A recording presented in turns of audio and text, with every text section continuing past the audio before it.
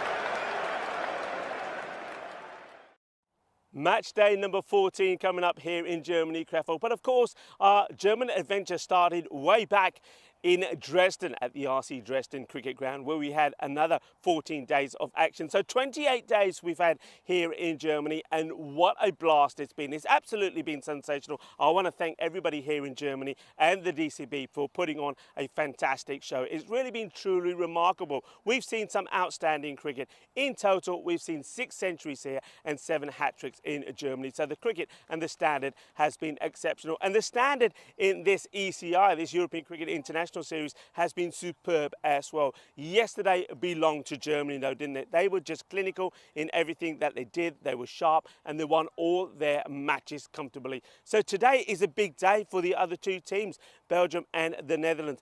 It's quite simple. Netherlands have to win every single match, win it well, and hope that Germany lose all of their matches here today. If that can be done, then we could see a surprise here. But the way Germany played yesterday, I don't think so. A little bit about this pitch before we talk about the cricket that we're going to see today. Hasn't it played well? It's been remarkable. I mean, a shout out to the City Hall here in Krefeld. The way that they've maintained and looked after this facility is absolutely superb. The outfield has been brilliant, and this pitch, I've loved it. I like the fact that it's nice and wide, and for a pitch that is artificial, it's very, very similar to a turf pitch.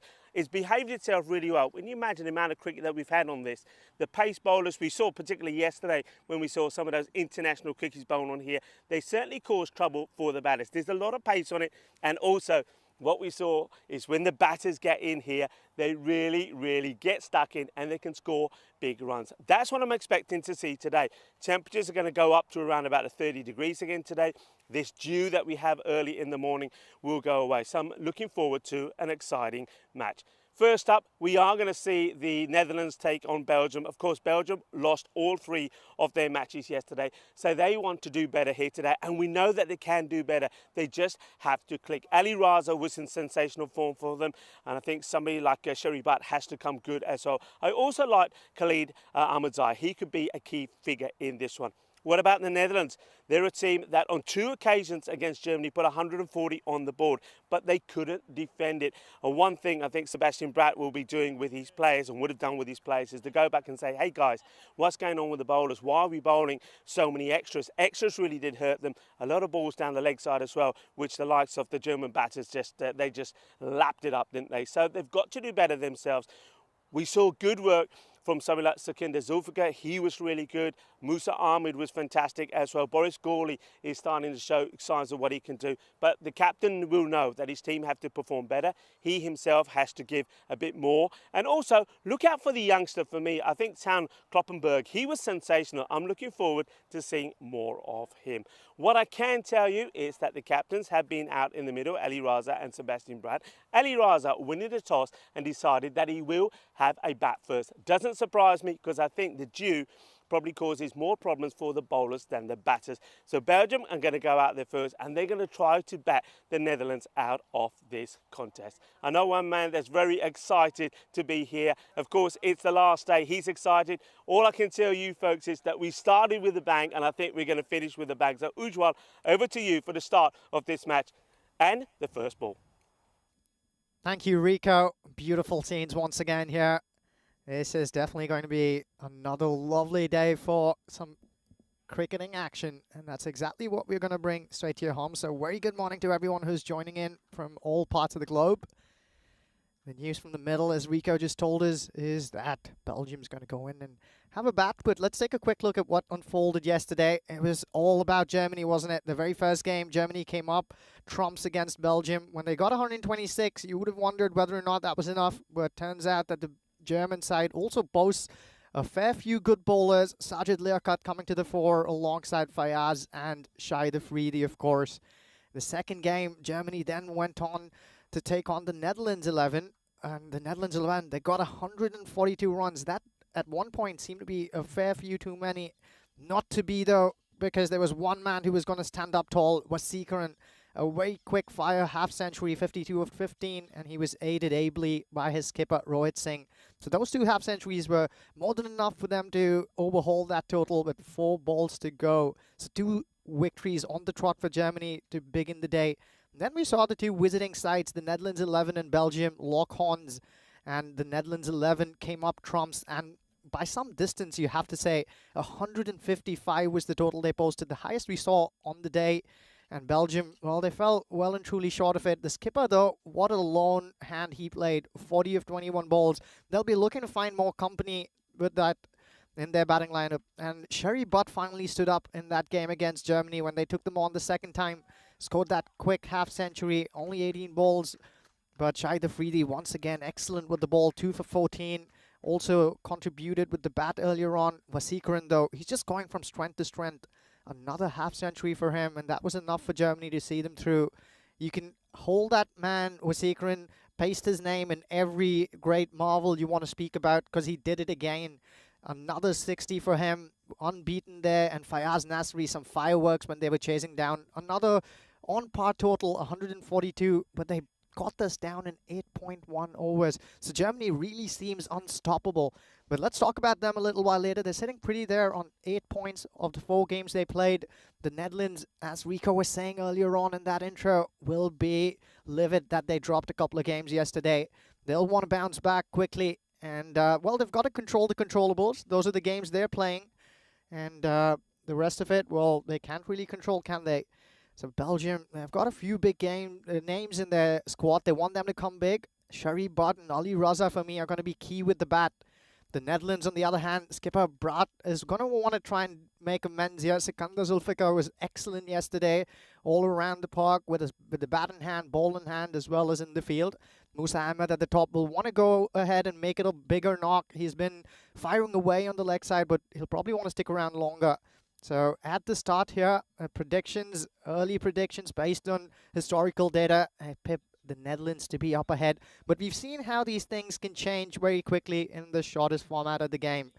So all to play for here for both these teams who have been pegged back by a very formidable German side early on in this series. To begin the proceedings, we will have Oliver Erlen Bass, who's been handed the new ball once again, the new shiny Grizzly. He likes to bowl those and vary the pace. He's been a little short, though, to my liking. Perhaps they've had a chat about that. Try and make use of this ball. Skipper Ali Raza to face. Well, there's the Skyer first up. The keeper's in the game. Well, bounces just away from him. They're trying to sneak a second here. Wow, that was a risky one, if you'd ask me. Ali Raza, a lot resides on the shoulders of this man. Not quite sure that second was on. Oh, that would have been a close one. He slides there into the crease on his pads. He doesn't want to get run out here. There's Ali Raza. So 2 runs on the board already for Belgium. And they get going. Lots of drama with the very first ball. All in Bass. He finds that Yorker length, doesn't he? Manages to get some bat there though, Ali Raza. He'd have been calling for all money if there was no bat there. A very good morning to Rob, Dave, and all the others who've joined in nice and early. We're well and ready, Dave. Thanks for asking. Well, this one, no doubt about whether or not he made good contact there. Easily sails over the infield. And I tell you what, that was just a 1 bounce boundary. And as this morning goes along, the outfield will get quicker as well. This one sort of plugged in the field right after bouncing. Plenty of dew on offer. Those of you who've been tuning in will be very familiar with that. Plenty of dew on this Crayfold outfield. But as the morning progresses, we'll see this outfield quicken. The ball won't plug anymore. And the runs will keep flowing. Ali Raza there. He'll be happy to get that first boundary under his belt. Well, this one's going. It's gone. A mighty 6 there for Ali Raza. He's continuing the good work he began yesterday. That's early pressure once again for Oliver Ehlenbaas. He doesn't want to be short to this man. Ali Raza, he's really quick on those swivel pulls. We've seen him execute a few to perfection yesterday. That's probably what the keeper's telling him as well. Stay a little away from that length. He smacks that one down the ground, but there's protection in the deep. And really good field placing once again from Sebastian Bratt. He has himself pegged at the long on region, but he's also rather wide. They've got their field placing spot on. For the most part, have the Netherlands 11. The 2 men who are in the deep are both on the leg side. They do know that these batters favor that side of the ground. Akash Raja is now on strike for the first time this innings. Plays this one nicely into the offside, but it will be the first dot ball that he'll play out. So already a fair bit of drama in that very first over. 13 runs on the board for Belgium. They'll be wary of this dot side as well. They're aching to put in the best work in this tournament. 15 days to go for the European Cricket Championship. We've spoken about this a few times. 31 nations that have been competing to get to this competition. And boy, is it going to be a delight when it takes flight. The skipper's also been very good at rotating his bowlers around and trying to instill some confidence into everyone who's taking a field. Well, this one's a little full. Just about enough bat to get that past the bowler. We've seen him do well hitter over Dyke, but particularly so with the bat yesterday. We started calling him overdrive because of the heroics he brought to fore with the bat in hand. As Akash Raja takes strike again. Once again, they find that Yorker length. We saw that Germany was really good at doing this consistently yesterday off the backs of one Shahid Afridi. I think if you have that ball in your arsenal, you should keep bringing it out as often as you can. Keep the batters quiet. Try and make the most of this.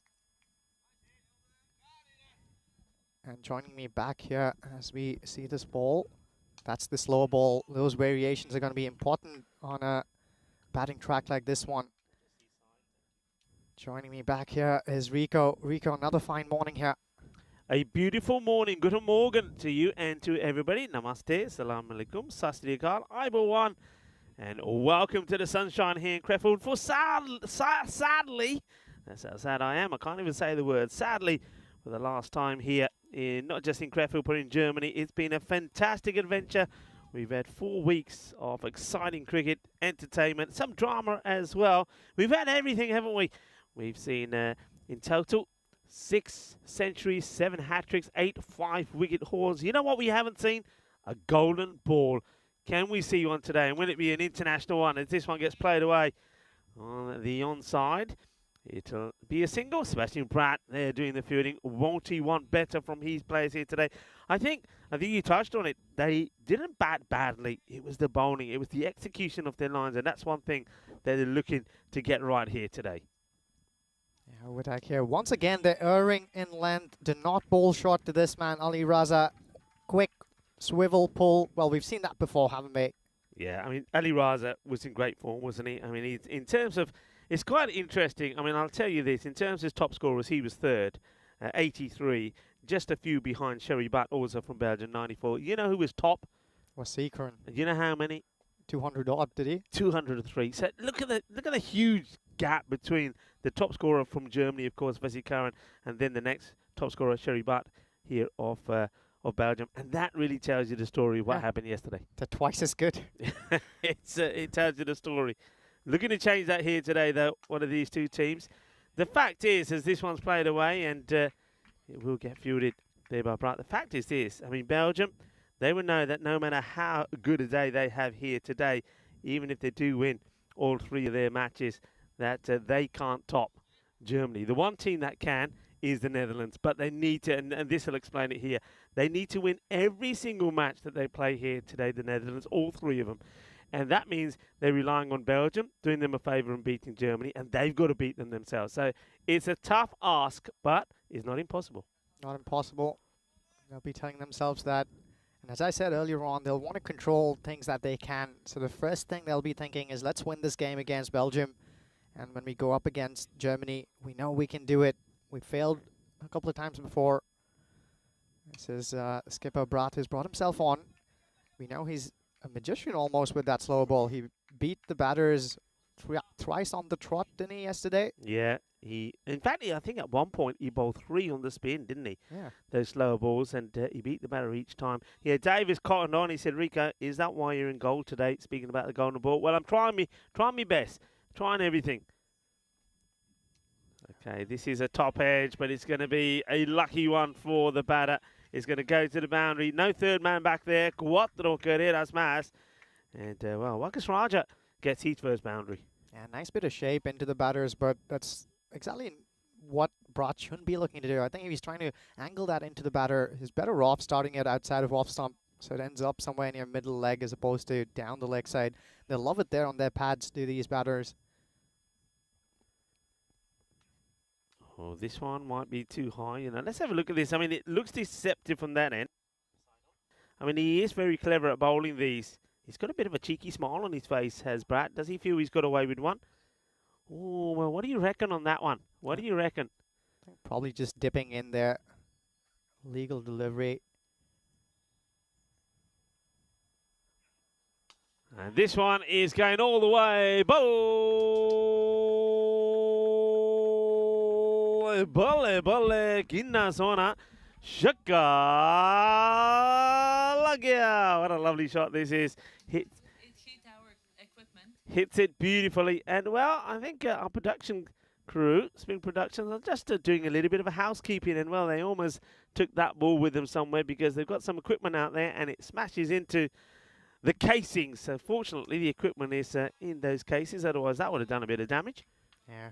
We've also observed that the Belgian batters have gotten off the blocks quickly, and one of the reasons why perhaps is this change in personnel at the top.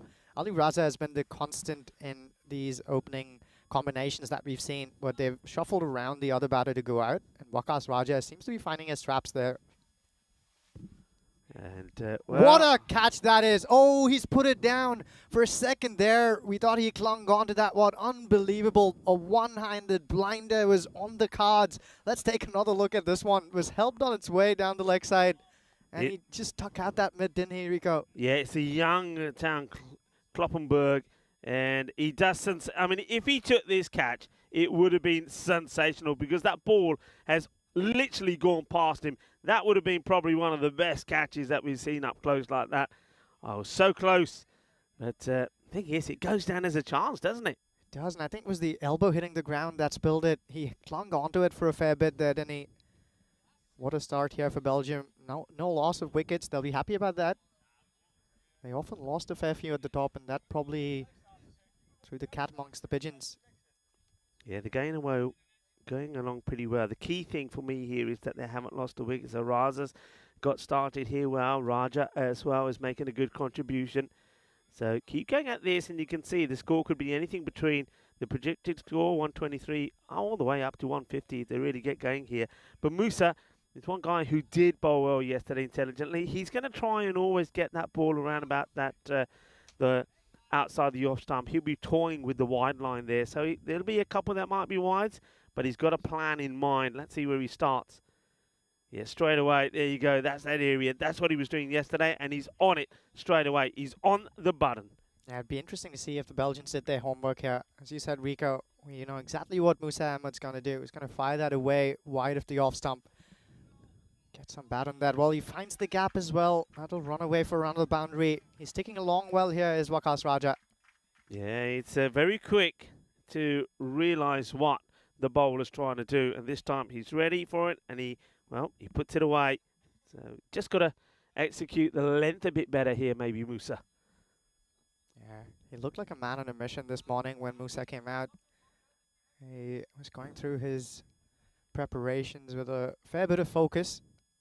Yeah, I think for me, he's somebody that could change the fortunes of the Netherlands if he gets going. We didn't see the best of him with the bat yesterday. Looked a little bit rusty.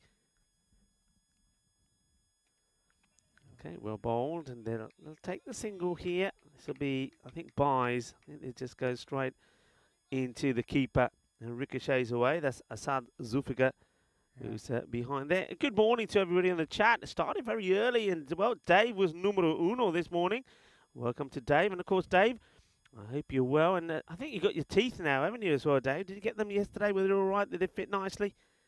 You see this one, that's played out in the off, and that's going to be 4 runs. That's a blistering stroke.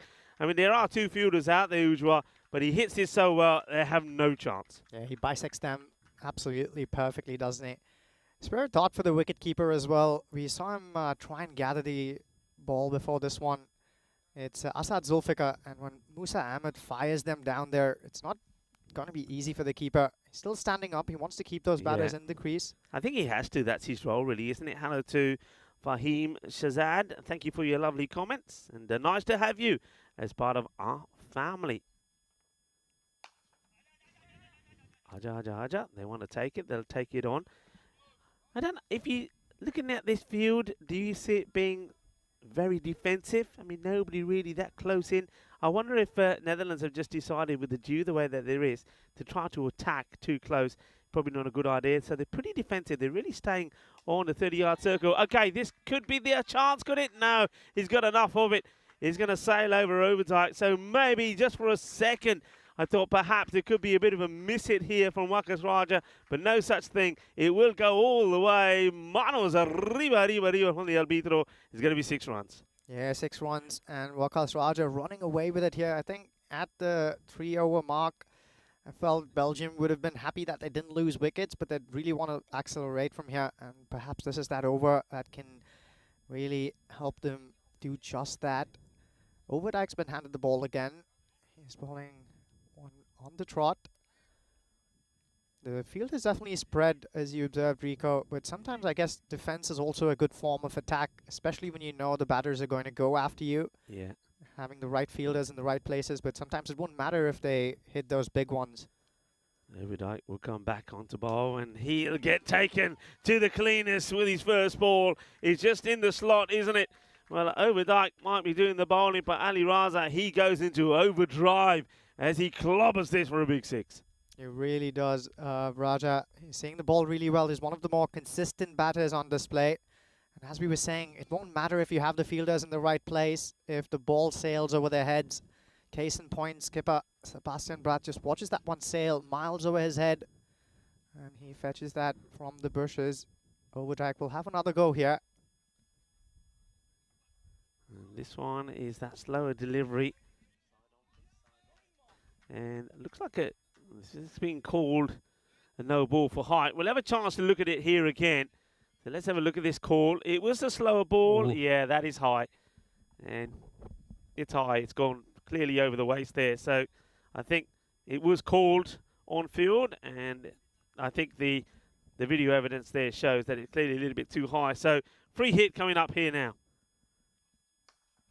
Plays it down onto the offside. It's a fielder up there, and I can tell you the ball when it comes back is going to be nice and soggy. So get the rag out and give it a good clean. The gym here in the mornings is quite amazing. It's like walking through a sort of paddy field, isn't it, first thing in the morning? Really is. No matter what shoes you bring to the party, you can bet your bottom dollar that are going to be nice and soggy. It's one of those things about cricket, isn't it, Rico, where the bowler always feels like it's been undone by the umpire.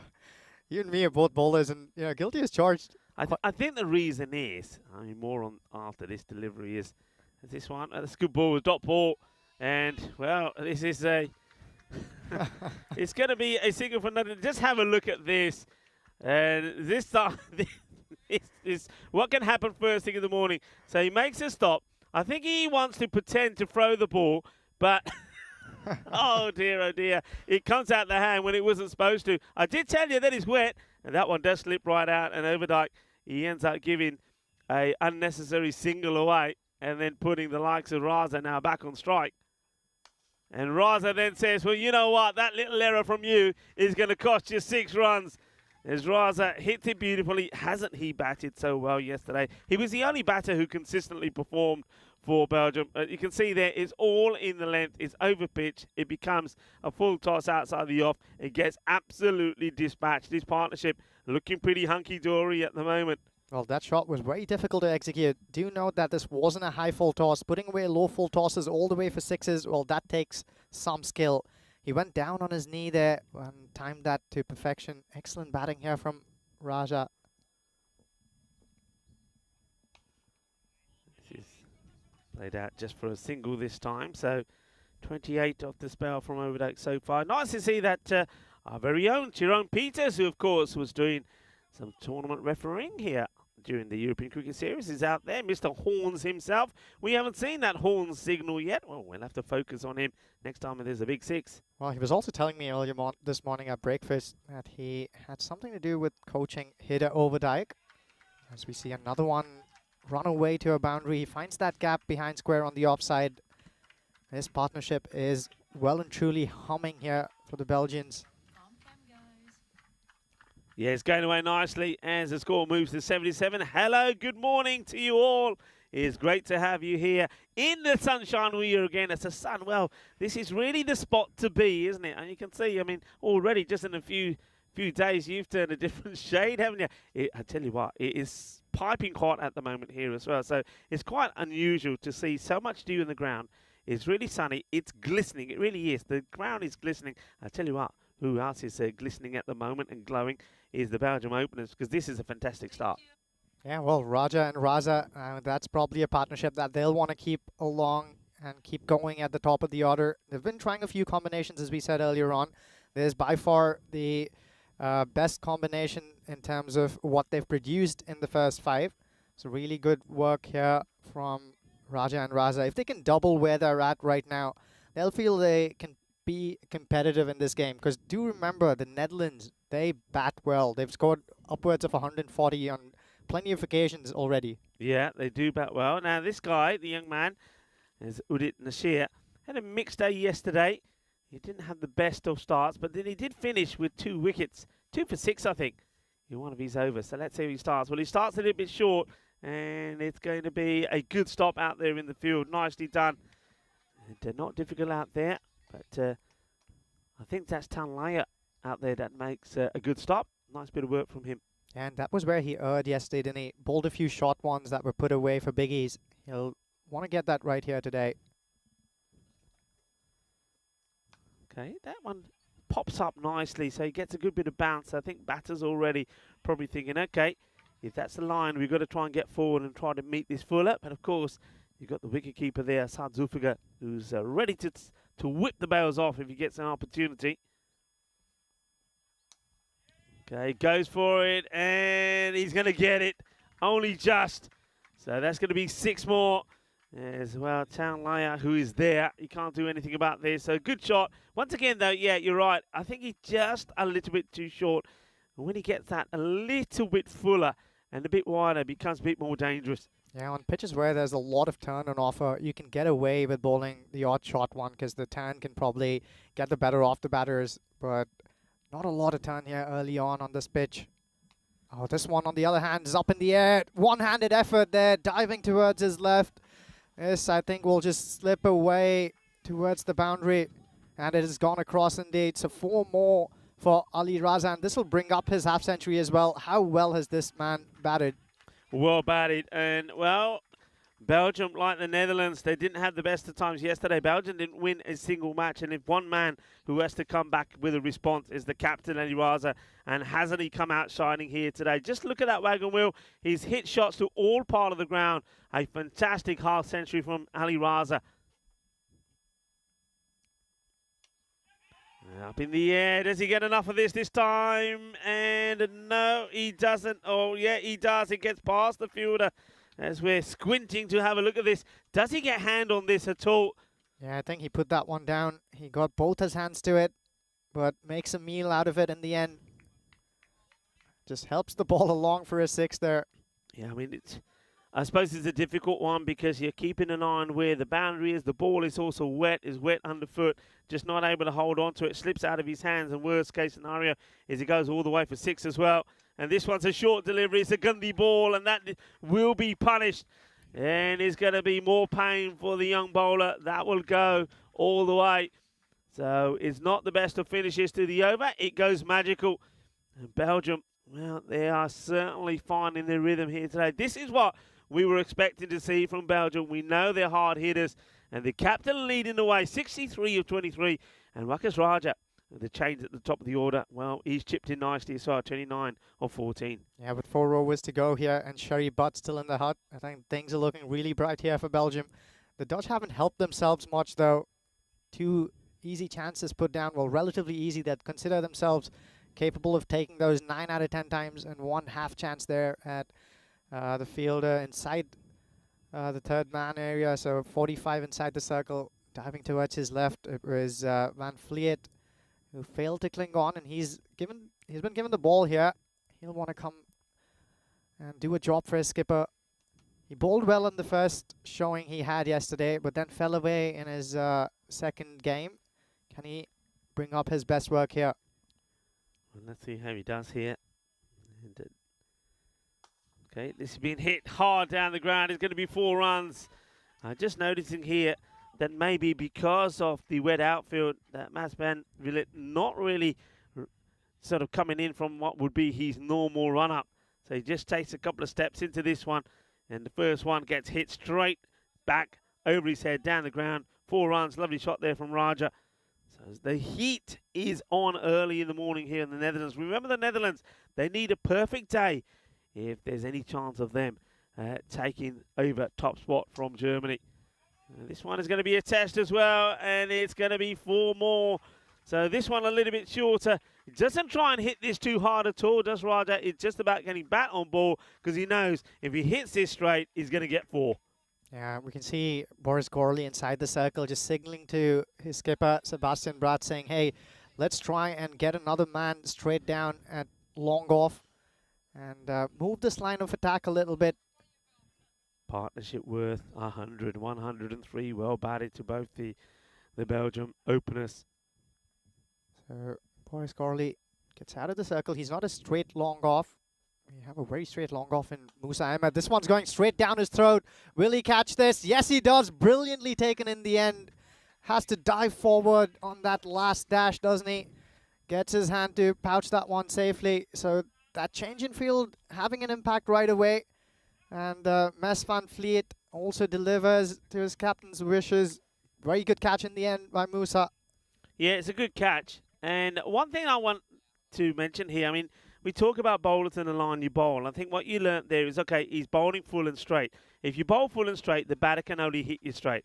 He got 2 out of the slot. They made a slight adjustment to the field. The next one's not quite out of the middle. The catch is taken. And then I think it's the basics, isn't it? Sometimes you just go back to the basics. Just get your bowler to bowl full and straight. Vary the pace a little bit. Get the slow ball in there. Wait for the miss hit and take the wicket. It's far better to bowl full and straight than bowl down the leg side or bowl short. And finally to get the breakthrough. Could this be the turning point in this one? Could this wicket slow things down? I don't know though, because Sherry Butt, he was in sensational form yesterday. 94 runs to his name. He was one of the top 2 batters yesterday. So let's see how he performs here. Exactly, Rico. This might also be a blessing in disguise with only 21 balls to go in this innings. They're probably not unhappy that Sherry Butt's out there. The 2 most explosive batters that the Belgians have boasted of so far. Well, it's a dot ball to start off with. Yeah, but one thing we know, Ujwal, is that, you know, things here on the network can change so quickly. One day you could be the star and you could have the hot hands. The next day, nothing seems to work. That's the way it goes. That's the way the game goes. That's the way sport is. And the Netherlands, well, they'll be hoping that, unlike Ali Raza, Sherry Butt doesn't perform the same way. Well, if you're going to get a full toss down the leg side, of course he's going to get punished. That's not a good delivery. We'll have maybe a chance to have a look at this side on as well, on the height. I think the height is okay. It looks like he's dipping, but not a good delivery. And once again, you see what I was saying there before. He's bowled full and straight. He's got reward. Goes too full, down the leg side, full toss. He's going to get punished. And, well, when a new batter comes in, that's what you want, a gift to get you going. And Butt gets that.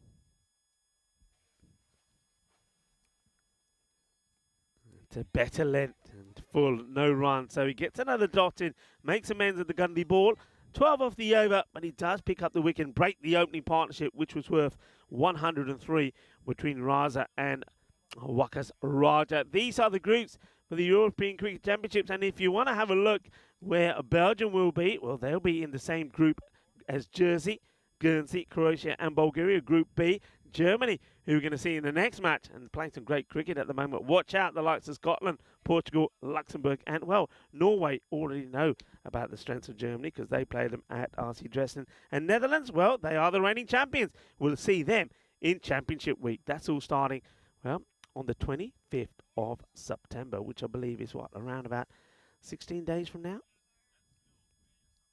Yeah, lots of exciting cricket up ahead of us. Back to the middle is Ali Raza, who wants to continue what he's doing, but this one's a skyer. It's going to fall into the safe hands of the skipper. Another excellent catch from Sebastian Bratt. He had to cover a lot of ground there. And how big a wicket is this one? This is the skipper, Ali Raza, after having brought his team to a very strong position. Tries to keep that momentum going. Only manages to get more height there, not the distance needed. Eyes on the ball there from Bratt, and he pouches that with an excellent slide to savor that. What a sensational catch, and what a bit of action on this one as well. Let's have a look at this catch again. It's worth looking at it again. He has to come from a long way. Now, things to consider. Wet outfield, so your feet are slipping underneath. Wet ball. Look at the way he takes this. Watch the slide. Sensational catch. That is fantastic. Well, anything that's come his way, he's taken. I think that might be his 5th catch in the series already. That changes things, doesn't it? Because you've got 2 new batters out there now. Ali Raza goes. A fine knock from him, but he has to depart for 63 of 24. Super catch. Well, one captain taking the wicket of the other with that sensational catch. So well done to Laya here. Gets the breakthrough. Yeah, there's another batter who Belgium would like to see perform, right? Zakil. He also came into the series with a bit of a reputation on his back, but hasn't really stood up to it and made it count. He'll want to make amends here. Sherry Butt, key person in these last few overs here for Belgium. If he can stick around for 10 odd balls, they'll be sitting mighty pretty on a really good target. He clubs this one into the leg side. A good attempt there, valiant attempt in the deep. Fails to get a hand on that one, Zulfikar. That'll be a boundary. So once again, Rico, we spoke about this yesterday. Sikandar Zulfikar, by far perhaps the pick of the bowlers for the Netherlands. They're saving him for the death again. But hasn't been given the ball. I wonder if he's nursing an injury, because he can only bowl another over here. There's the 8th one going on. Yeah, it's a bit interesting one. I think also, when I look at the squad this time around, I mean, there's no truce in the side. I get the feeling that Netherlands, they've opted for that extra bowler. As this one gets played away, I think they've opted to see more of Overdyk as well. I think they need him to perform well. So they probably have backed their batting and realised that maybe they need the extra strength in the bowling.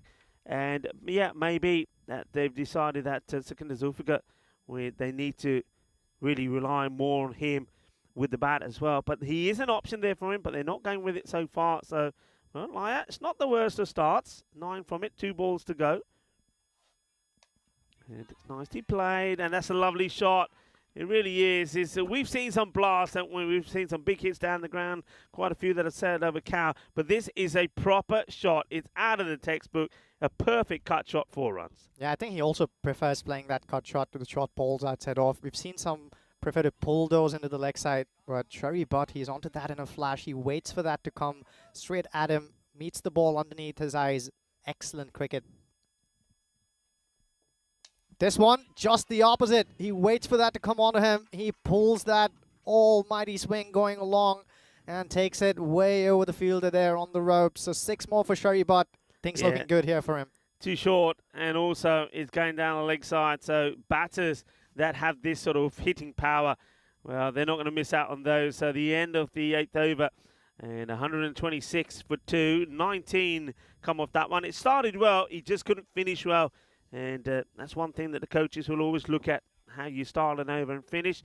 So there's going to be a, well, as Corey would say, probably a red cross next to the name there of Lyle to say, okay, didn't finish well with those 2 boundaries. I don't mind the 4, the cut shot, because that was a good shot. Wasn't a bad delivery. It was outside the off. It's fine. That's where you want to be. But the last ball, too short, going down the leg side. And the batter just says, thank you very much. I'll have that. Okay, we were talking about Zulfikar. Here he is. Zulfikar running in here to the batsman who spent very little time at the crease. Zakil, he's aerially played this one. Good attempt by the fielder at point. Tries to dive towards it, but this was always traveling away from him. So another streaky single here for Zakil, but he'll put the main man, Sherry Butt, back on strike with only a few balls to go here. Yeah, small margins, isn't it? If we have a look at that one there, there's been a couple of balls that have gone in the air from Belgium, fell just out of reach from the Netherlands fielders. Sometimes that's the way the day goes. This is blasted. Musa gets behind it. Superbly done from Musa. And you got to say that when you've got the likes of Musa at one end there at long off, and the likes of Sebastian Bratt and long on, you've probably got 2 of the best ground fielders in European cricket in those areas. That's the slower delivery. It's been crunched. But to the fielder who loses it for a moment but recovers. It keeps it to 1. Let's see the Overdyke there. His ex-coach, Tyrone Peters, is probably going to have a word or 2 with him. He's busy taking care of proceedings out there in the middle, though. Excellent umpiring throughout this tournament here, Rico. We didn't see a single howler, if my memory serves me well. Here's Zulfikar again. This one's been clubbed way over the fielder at deep mid-wicket. Probably the biggest 6 we've seen this morning. And Sherry Butt, that's one song, keeps going on. Well, this has been absolutely blasted, and we talked about Tyrone. Well, Tyrone, he gives the signal, doesn't he? Tyrone gives it the horns as he puts the hands up there. Tyrone Peters.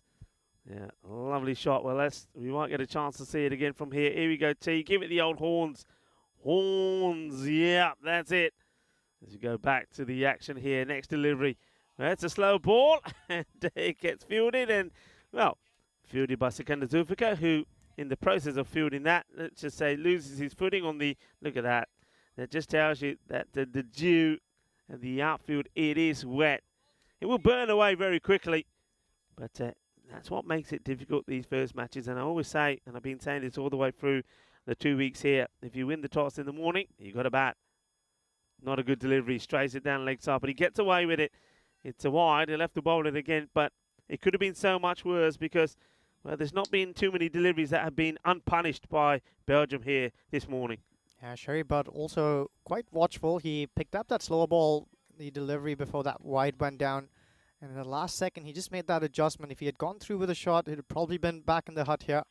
And this one's clubbed once again. That is mighty. He loves that area behind square on the leg side, doesn't he? Another short ball. Zulfikar was better off probably bowling another slower one here. But he doesn't, goes for the short ball option, and that's a wrong choice if that man you're staring down at is Sherry Butt. Yeah, smashed away. Sherry Butt doing the job, isn't he? Have a look at the bowling figures there. So a number of bowlers being used here. That's 8 in total. And that one from Sikandar Zulfikar also goes for 16. And it's hard to find any really good ones in there. No, I think everyone's gone for runs here. That belting that Belgium is handing out has been evenly distributed. No discrimination there from the point of view of Belgium. 6 more balls to go. Can they go up to the highest total that's been posted so far in this series?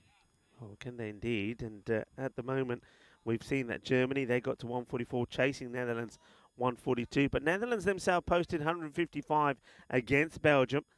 So Belgium are looking really to get to that and more here. I mean, what we got the last over here, 142 is on the board.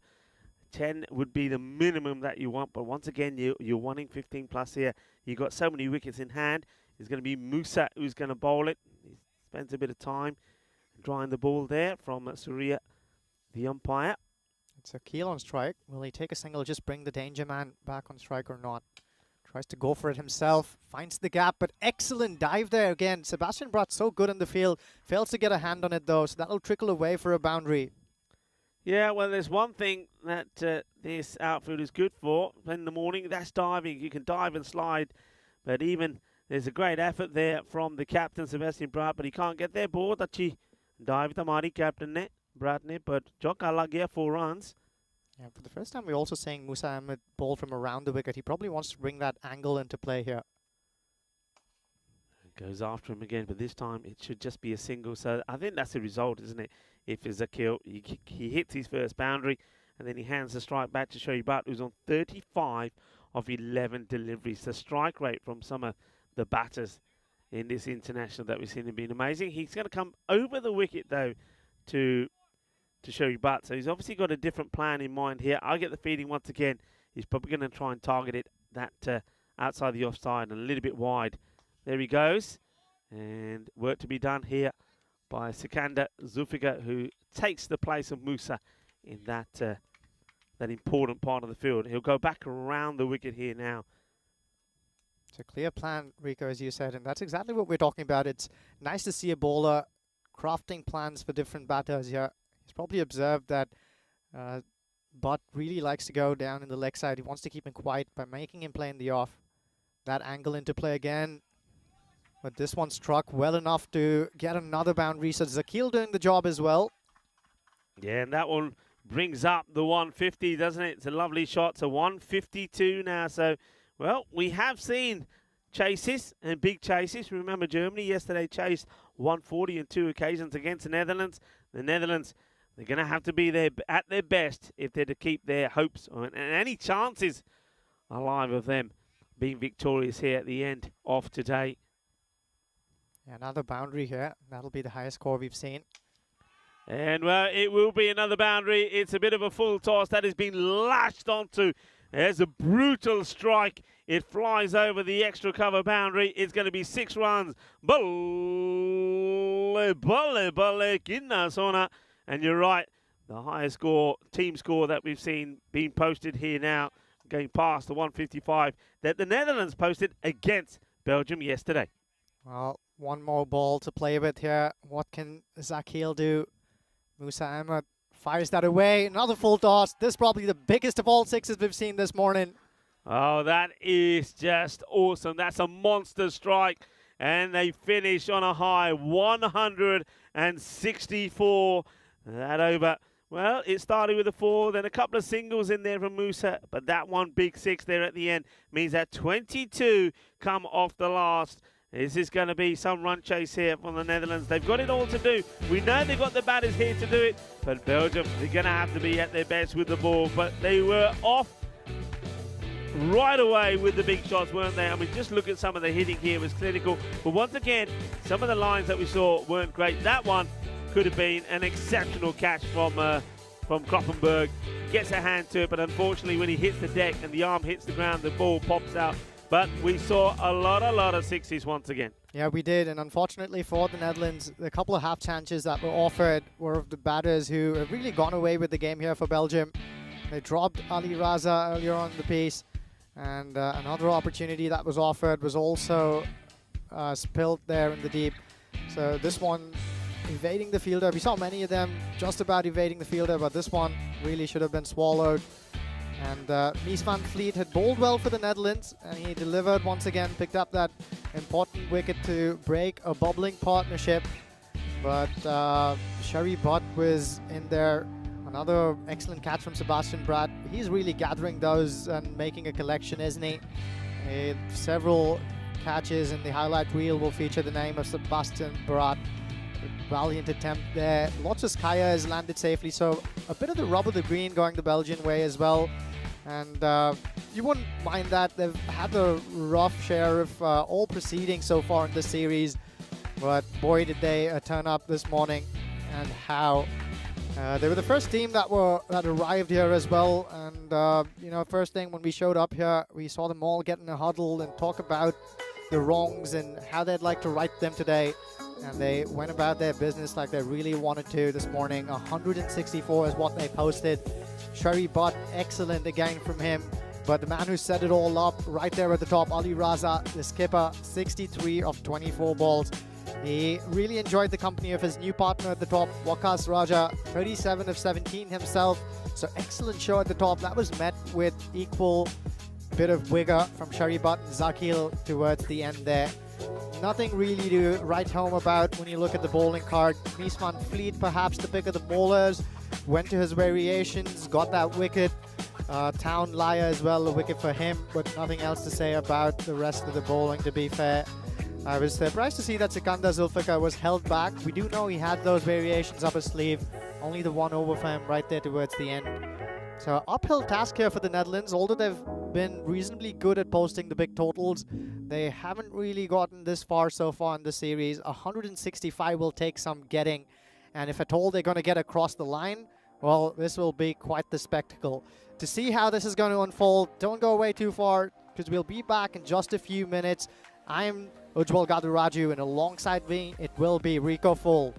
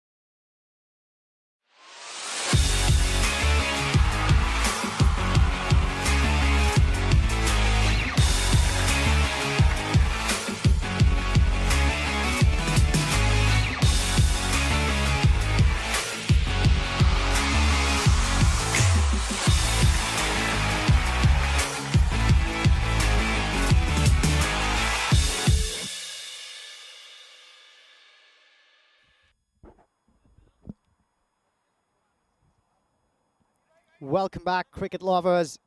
These are scenes you're watching from the Bayer Erdingen cricket ground here in Krefeld, Germany. And the German squad, well, they're sitting pretty with a bunch of victories. It's the Belgians who've locked horns with the Netherlands 11.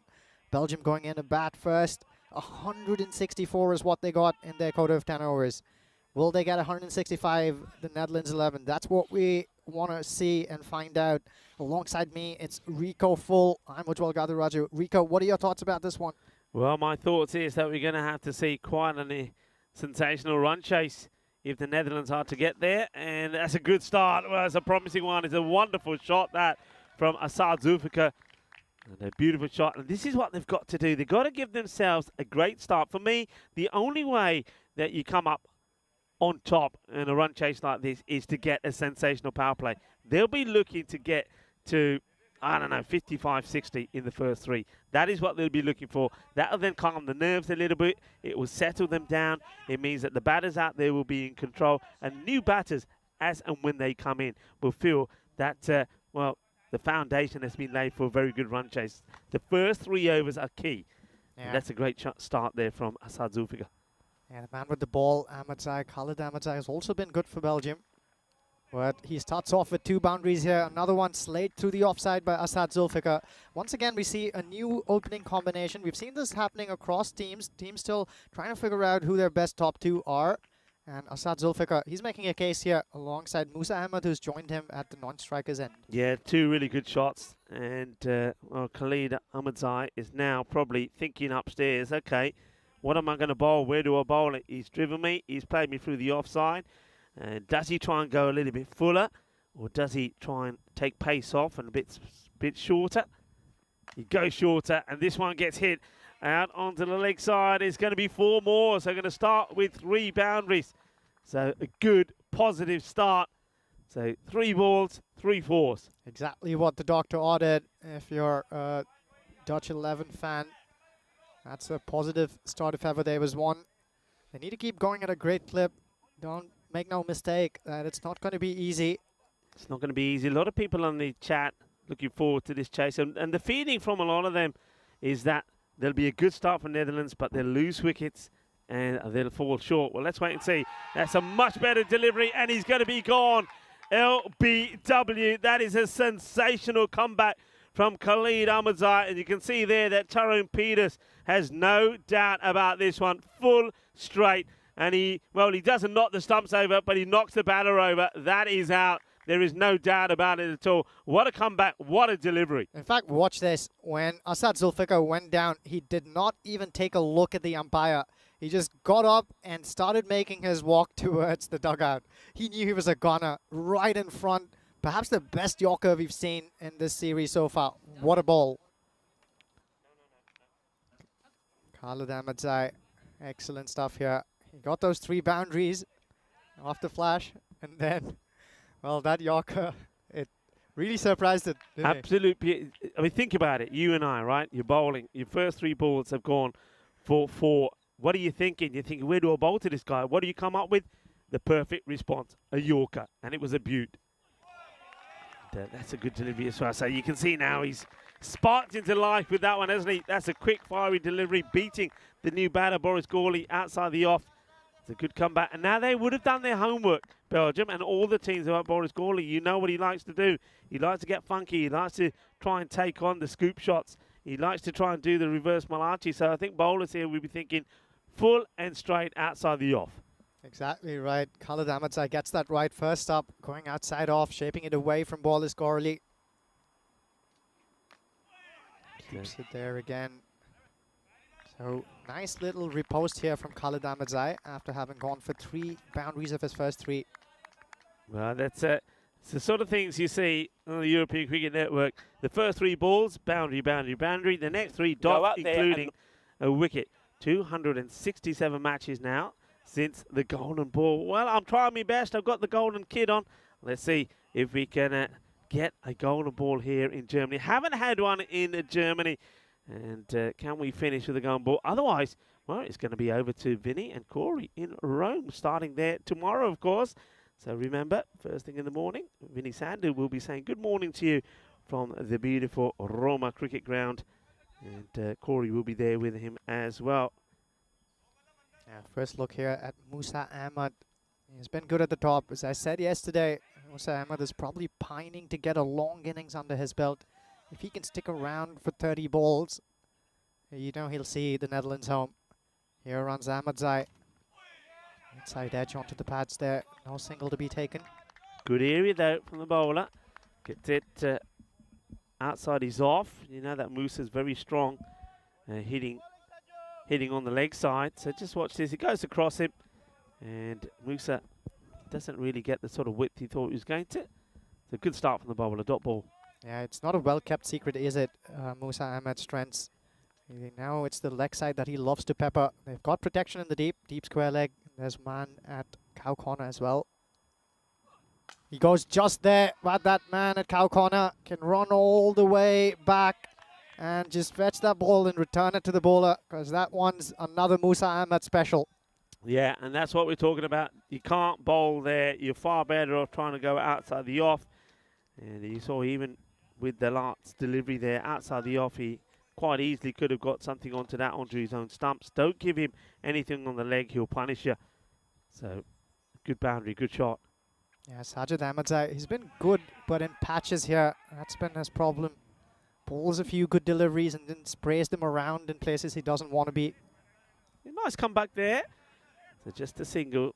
So hits like the toe end of the bat there from Musa. So Boris Gawley, he's faced 2 deliveries, not able to get off the mark as yet. Say what you will about Boris Gawley, but he's one of the more exciting batters to see at the crease, because you know something's going to happen. Yeah, that's what he brings to the equation. You don't know what he's going to do next. Okay, he plays this nicely outside the off. They take the single, and the running there, I have to admit, it was, well, he was just trotting. It's almost like he gave up from the moment he's hit this. Yeah, it's unbelievable. He wasn't trying to make his ground there, was he? Yeah, he wasn't trying there at all, Boris, so that was unusual. Just watch this. He plays his out. I don't know if you get a chance to watch it all. Probably not. We're going to have to go back to the action. Shot, and he gets a swivel on here. This will go all the way. Manos, arriba, arbitro. Too short. You can't bowl there. Well, not just to Musa. Any left-hander, you're bowling there to a left-hander, they're going to love you forever, because that's where they want it. The left-handers love the ball there. So he's got to get this game across Musa and outside the off. And if he can't, yeah, he's going to come around the wicket here now to have a go. Yeah. And if you see Musa Ahmad's wagon wheel from any big knock of his, you'll see that's the leg side that usually gets peppered. So really take this away from him. Pack your offside feel. That's what I'd be doing if I was the skipper here. Yeah, I think the captain's probably reluctant as well to do it, because he's probably saying and thinking to himself, well, I can do that, but really I don't want him bowling there, you know, because that's not the point. This is sliced away, and this will go all the way as well. I think he's going to have to put him up in the air once again. Will the umpire Soraya out there with Tyrone Peters, and of course Ayush is the third umpire. They've been led well this time by Charles Croucher. Yeah, too much width, gets played away. It's 6 more. There you go. Manos arriba there from Soraya. And that's the end of the over. And it's a good positive start. 32 off 1. You can see why this is so important when you look at that. Germany undefeated. Netherlands have to win all their matches to be on level points. But at the same time, they're relying on the Belgians and also themselves to win over Germany here as well. So it needs to be a perfect day for them. 32 off for the first 2. I said they want to be around about the 50 mark in the power play. So this over also needs to go some. Definitely does. They're just about on par with the asking rate. When they got started, it was exactly 16.5. We're going at 16 here. It's Boris Gawley. Just hits it straight back at the bowler. Good line and length here from Khalid Ahmadzai, not giving him any room whatsoever. Ahmadzai, just think the way he's turned things around. His first 4 balls were boundaries. The next 4 now have been dots, and he's picked up a wicket as well. But it's the response. It was the LBW. I mean, that's surely got to be probably the ball of this international series so far. It was quick, it was fast, it was deadly. I love the reaction from the batter as well. Just got up and made his walk to it. the dugout. That's a outside edge, which is surprisingly gone straight back behind the bowler and had enough on it for a 4. Well, I suppose you'd say that when Belgium were out there, they had a fair bit of luck. I don't think it was quite the outside edge, but I don't think it was quite where he was looking to play this. But he gets it dead straight. He's going to get a boundary. Yeah, definitely a bit of leading edge rather. Boris Gorley is off the mark though, in terms of getting a boundary of his bat. I want to get going here. We haven't seen him walk across the stumps just yet. It's a nice looking one and take another single. I just wonder, I mean, he must be under a fair bit of pressure as well. He's got to be, I mean, from the cricket that he's played, he's got to be classed as one of the senior batters, so he's got to perform and score runs. I think both of these two guys out there have. So he probably does want to play those shots, but at the same time, I think in the back of his mind, he'll know if he doesn't execute it right, if he ends up getting out, playing that sort of shot, that he's going to probably get a bit of a grilling. So he's got to really get himself in first. He's got to get the partnership going before he can start to get too funky. Yeah, he probably wants to marry responsibility with the rapidness he wants to go about. And that one, again, easily helped into the leg side. It's probably also a little high. We'll probably take another look at this one. But how easily did Musa Ahmad put that away? Let's take a look at this here. Gandhi, and that for me should be a no-e. I think bowling at that pace, I mean, you can and ah about whether it is or it isn't. But when you're bowling at that speed, that's got to be called for me. Well, I think touch and go perhaps, wasn't that headed just below the hip? Let's take another look at this one. Yeah, I mean, yeah, you could and ah where it is. But for me, bowling at that pace, I don't think you should be bowling there. I really don't. And if that doesn't get called, I think he's going to be unlucky. And I think it is going to get called. So Tyrone Peters is explaining. And I think that's a really good call. First of all, fantastic work from our crew there from Spring Productions, from Elvira. And I know Marta Maria here as well, and Valentine. So has it been called? I haven't seen this. I haven't seen the free hit signal, even though I did see Tyrone giving a lot of talk to the bowler about. Yeah, there we go. There it is, the free hit signal. So here we go. It is a free hit. And he goes for it. It should be, oh, he loses his footing. It will get caught, but of course, it's a free hit. So it won't be out. It'll just be one to the batter. Musa, again, looking at the bottom of his bat. He's probably not happy with the way that's going at the moment. So only a single from it. Just wondering whether he has a chat here with Tyrone Peters and says, hey, Ty, I think I need to change this one. Good catch there taken. Yeah, nice recovery after having slipped there. Ravi Tapilal. Okay, so a couple of balls to go. They're on 45. Goes for it, and that'll take him to 49. So 4 more. So I said they want to be at the 50 mark. And it looks like they're going to be there or thereabout, aren't they, with the ball to go. They're on 49. So Khalid Ahmadzai, and he's been sort of on and off. Well, he thinks he's done, and his spell is done. I don't think it is. I think he's still got a ball to go. Yes, he does, because there was the no ball. So Tyrone Peters says, wait, where are you going? Come back. Give me back your cap. You've still got to bowl another. All right. Huge delivery, this. Yeah, definitely. Khalid Ahmadzai, a little unlucky there. A couple of leading edges and outside edges that have found the boundary. They want to finish well here nonetheless. Bring out that Yorker. Yep, that's what he needs. He goes for it. And doesn't quite get it. The ball bobbles around. The batters don't take the... I'm surprised they don't go for this, you know. I mean, Netherlands normally are very good at taking these on. So it will be a single. Where is Boris going here? Boris is walking. Where's Boris going? Is he retiring himself out? What's going on here? It certainly looks like I see another batter coming out. What is going on here? Boris, well, he's made 10 of 8, and I think they've decided, and not for the first time with Boris, that he's going to come off. So Boris, that quite amazes me. They're on 49 off the 3 overs. Fair enough, Boris hasn't quite gone at the rate that we know he can do, but you haven't lost a wicket. But being retired out here, that's a big call. So Boris retired out, and it looks like that we're going to have Sukinder Zulfikar coming out there. So big call. So we're going to see the two. Oh, that is quite amazing. That's a tight call. What's your thought on that? I would have said, right, okay, Boris, we're watching you. Go big the next 6 balls, otherwise you're coming back. Yeah, I wonder whether they just felt Boris Corley is chewing up a few here and they need to go at a higher clip. But I'm with you on that one, Rico. As long as the team's doing well and they're on par with it, you might as well just keep going. Now that change in momentum, anything can happen in this game, right, Rico? A couple of good balls, 2 quick wickets, and then you'll just rue the fact that you gave one up yourself. Exactly. Full toss, just a little bit wide, and that will get played away. So, well, Syed Zulfikar, Sikandar Zulfikar, beg your pardon, certainly capable of making us eat our words. He's probably going to go there and flay the next few away for sixes, but I'm definitely with you on that one, Rico.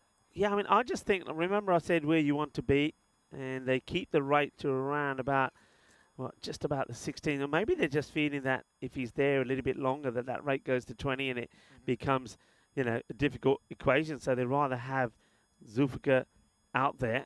Yeah, I'm sure they have their reasons for that call. They must have thought long and deep about that one.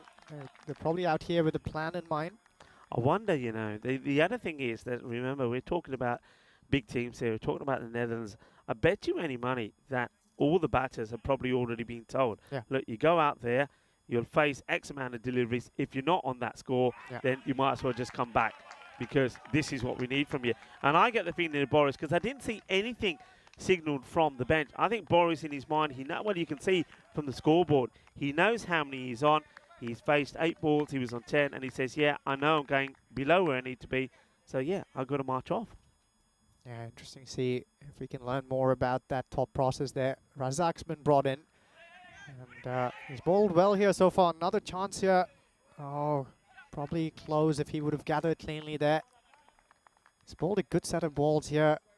Rico, he's only gone for 4 so far. He's bowled very well. And the change, all right, we're going to see now Sikandar Zulfikar about to face his first ball. And now we're going to know if that was a good move or not from this, because if he's got to get going, he's got to get going here now. Only a run a ball from this over so far, only 5. That really stings you.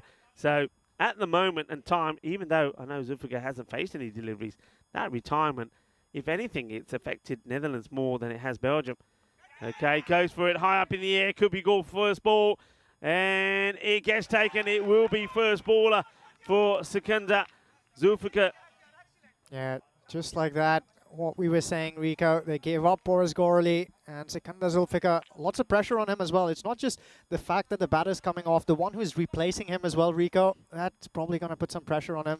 Yeah. Zulfikar goes for it first ball. Yeah, and he's going to get a goal. And so the first time we're going to see Derek this morning.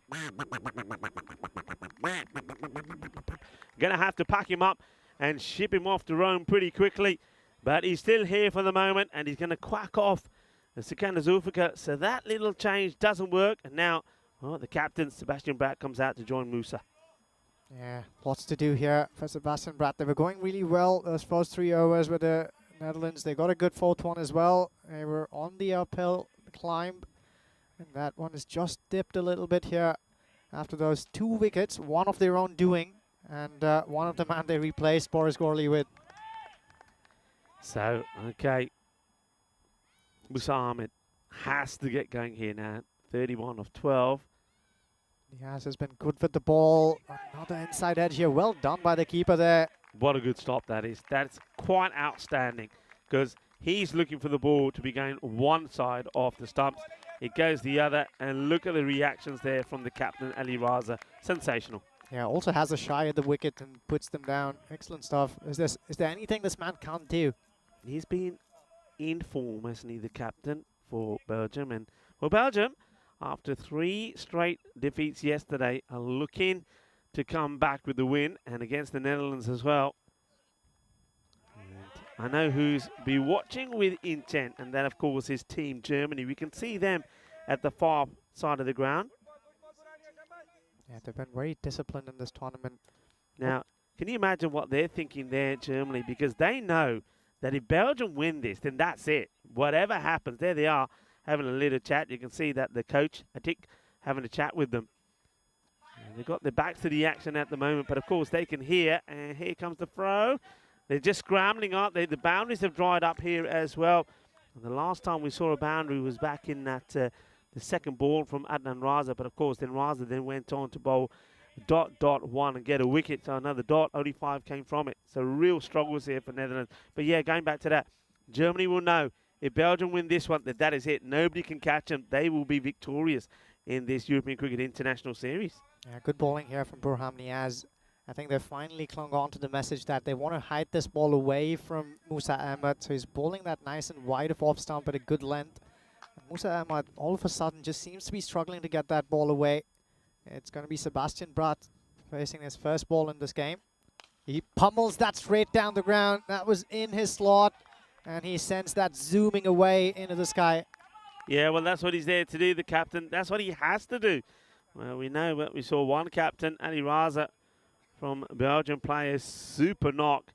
And now it's down to the other captain, the captain here of the Netherlands, Sebastian Bratt, to try and get his team back into this contest. He's got to go some, hasn't he? Because that rate is approaching the 20 mark. Yeah, it really does have to go. And we know that 2 good overs can make a big difference. He'll be looking to make this one of those. Bratt clubs this one into the leg side. He'll not find the gap, so it'll be down to a single here. Burham Niaz, very cool and calm and collected there. He has clear plans in his head. Let's see if he'll try and do exactly the same thing to Musa Ahmed, who's struggling to hit those good length balls wide outside of off stump. They still have protection in the deep on the leg side for him. Runs in again, Niaz. Use of feet, he smacks that one really far, does Musa Ahmed. After a few quiet deliveries, he's back in the game. Yeah, and he has to be back. He can't have these little periods where he switches off. He knows that more or less everything that comes his way has to sort of go to the boundary. They can't have dot balls and singles. They don't really gain anything from singles. So big hit. So approaching the halfway point here at 69 for 3. They would love another boundary just here now. And they go for it, and this is going to drop just short of the fielders running in. It was interesting that ball was bowled without the player who went to receive the ball even being back on the field. He only just made it. So they never obviously cottoned on to that. We saw that the fielder was running back into the fielder play, and he, well, the thing is, if he carried on running, he might have got to this one because he gets pretty close to it. End of the over, he finishes with just a single. So they're on 70, so they're sort of at 140 pace. Of course, that's not good enough. They need to get that acceleration in. This is where we are. Remember, last day here in Krefeld, and what a time we've had in Germany. Italy starts tomorrow. We're in Rome. Vinny Sandu and Corey Ruckers will kick off things there. What an exciting series that will be. And maybe after this Golden Ball drought, we'll have a flood of them in Rome. Then it's the Euros of cricket. The European Cricket Championships, where we're seeing here the reigning champions, Netherlands. Well, they're sort of not able to find their form at the moment. Let's see how they fare there, how they defend their crown. After that, we go to Croatia, Malta, and Spain. This one, well, it's an interesting call this for me because, I mean, there's no bat involved. It sort of hits him in the stomach. He goes a long way down. This is a good shout, you know. It's a good shout. The umpire probably deciding it's just going over the stumps. Yeah, probably pitched outside, like just outside perhaps. As we see Musa Ahmed climb into the next one. This one's gone a long way, so more exercise for the umpires there. The man who's been brought into the attack is this left arm spinner, Ravi Talibel. He can do some things with the ball in hand. Not to be just a bit of an over-pitch length there, and Musa Ahmed obliges. Yeah, so Talibel just perhaps a little bit short. That gets smashed. So Musa moves to 44. At the moment, holding the key. And this is the wicket that you know that Belgium are looking to try and get. Here comes Ravi again. This time that's too wide. Can understand what he's trying to do. It's worth the try, isn't it? See if he can get Musa coming down and getting the stumping in play.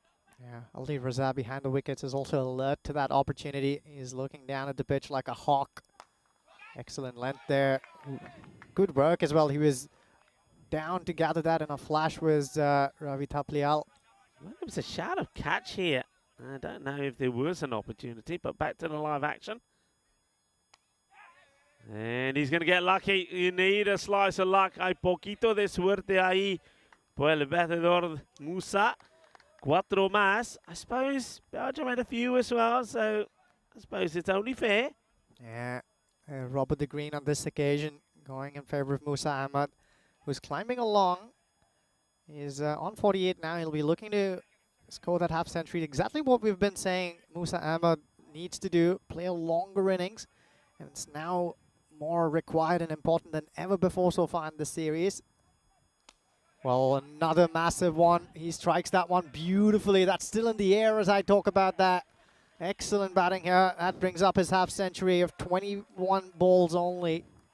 Yeah, well batted to Musa Ahmed. What a good knock it's been under pressure. Once again, though, just sliding this one down or drifting it down the leg side. Musa gets that foot down, plants it, and he absolutely smashes it. 54 of 21. Goes straight this time. The result will be just the same. 6 more, just the over that the Netherlands 11 have been looking for. Good use of his feet again. We saw for the other one, he went down on his feet on this occasion, goes across his off stump, but smashes that straight back down the ground. So excellent cricket from Musa Ahmed just when they needed it. Yeah, 23 come off that one. That means now that that rate that was 19 and tithering on the 20 mark comes back down to the 18 mark. Still a lot to do. That's a big ask, but like you say, just a couple of big overs like that, a couple of magical overs, and everything changes. So this partnership crucial. It's all about one man at the moment. Musa Ahmed, Sebastian Bright on 7 off 2. I still do think that retirement.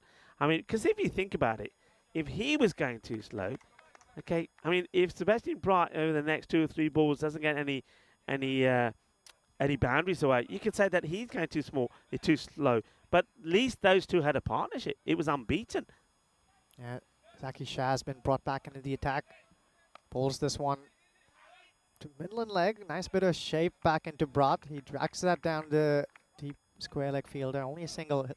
Positive there is Musa Ahmed's back on strike. Brat, you can see disappointed. I can tell you why. He's had about 3 deliveries in this short innings so far, which has been short, but he hasn't been able to find the boundary. Yeah, I think that last bit of shape back in him. He was onto him quickly too. Musa Ahmed here. Goes Big for moment. And taken. Well, that's the wicket they needed. Musa kicks out in frustration at himself as he gets called on 60.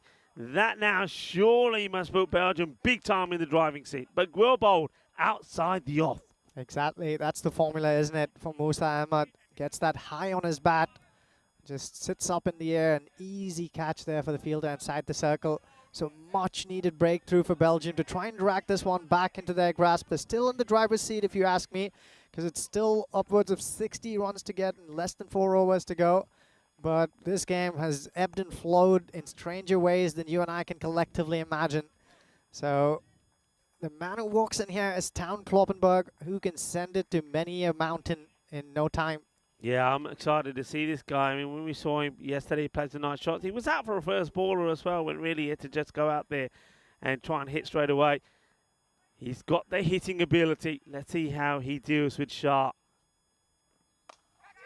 Hits it hard, but it's just going to... Oh, well, it does well, the fielder here, because this hits the ground and deviates, but he makes a stop, just a single. Yeah, nice recovery there, right in the last second from Ahmedzai, Sajid Ahmedzai. Really quick on the feet as well. He rushed towards the ball, saw it deviate and brought that little dive in. Here's Zaki Shah once again. Slower ball picked up by Brat. Smashes that straight to the fielder. Only a single.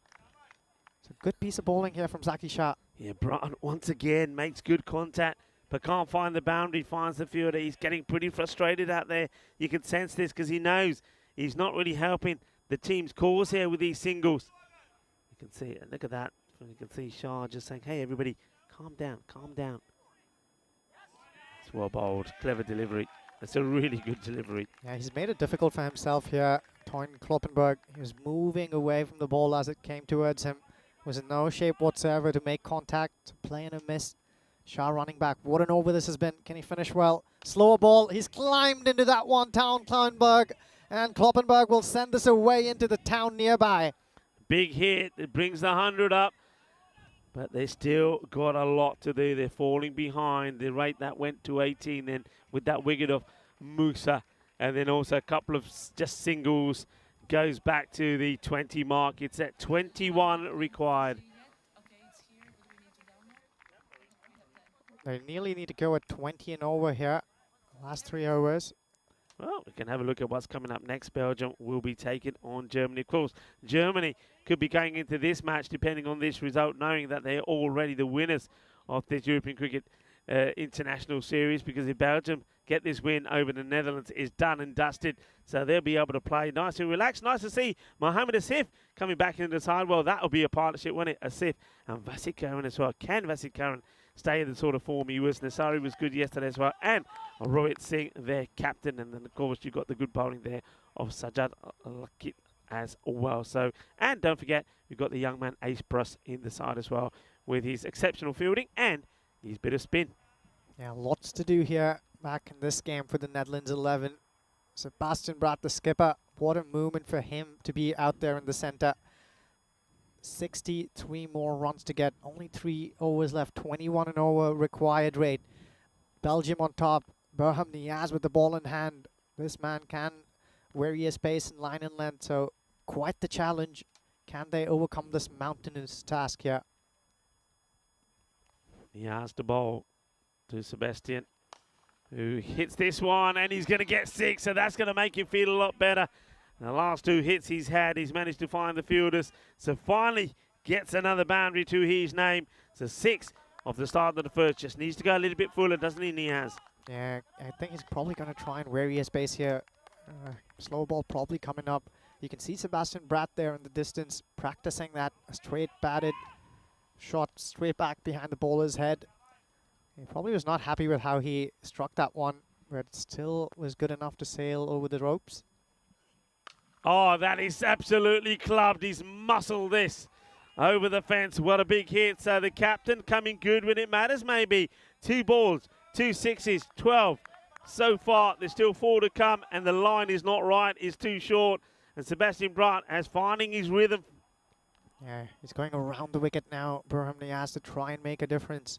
Can the skipper strike another one, make it 3 in a row? Now that'll put some pressure on Niaz. Braat. And it's, oh my goodness me, we have seen one of the best catches you'll see on the outfield. It's a one-handed super catch from Cherry Butt.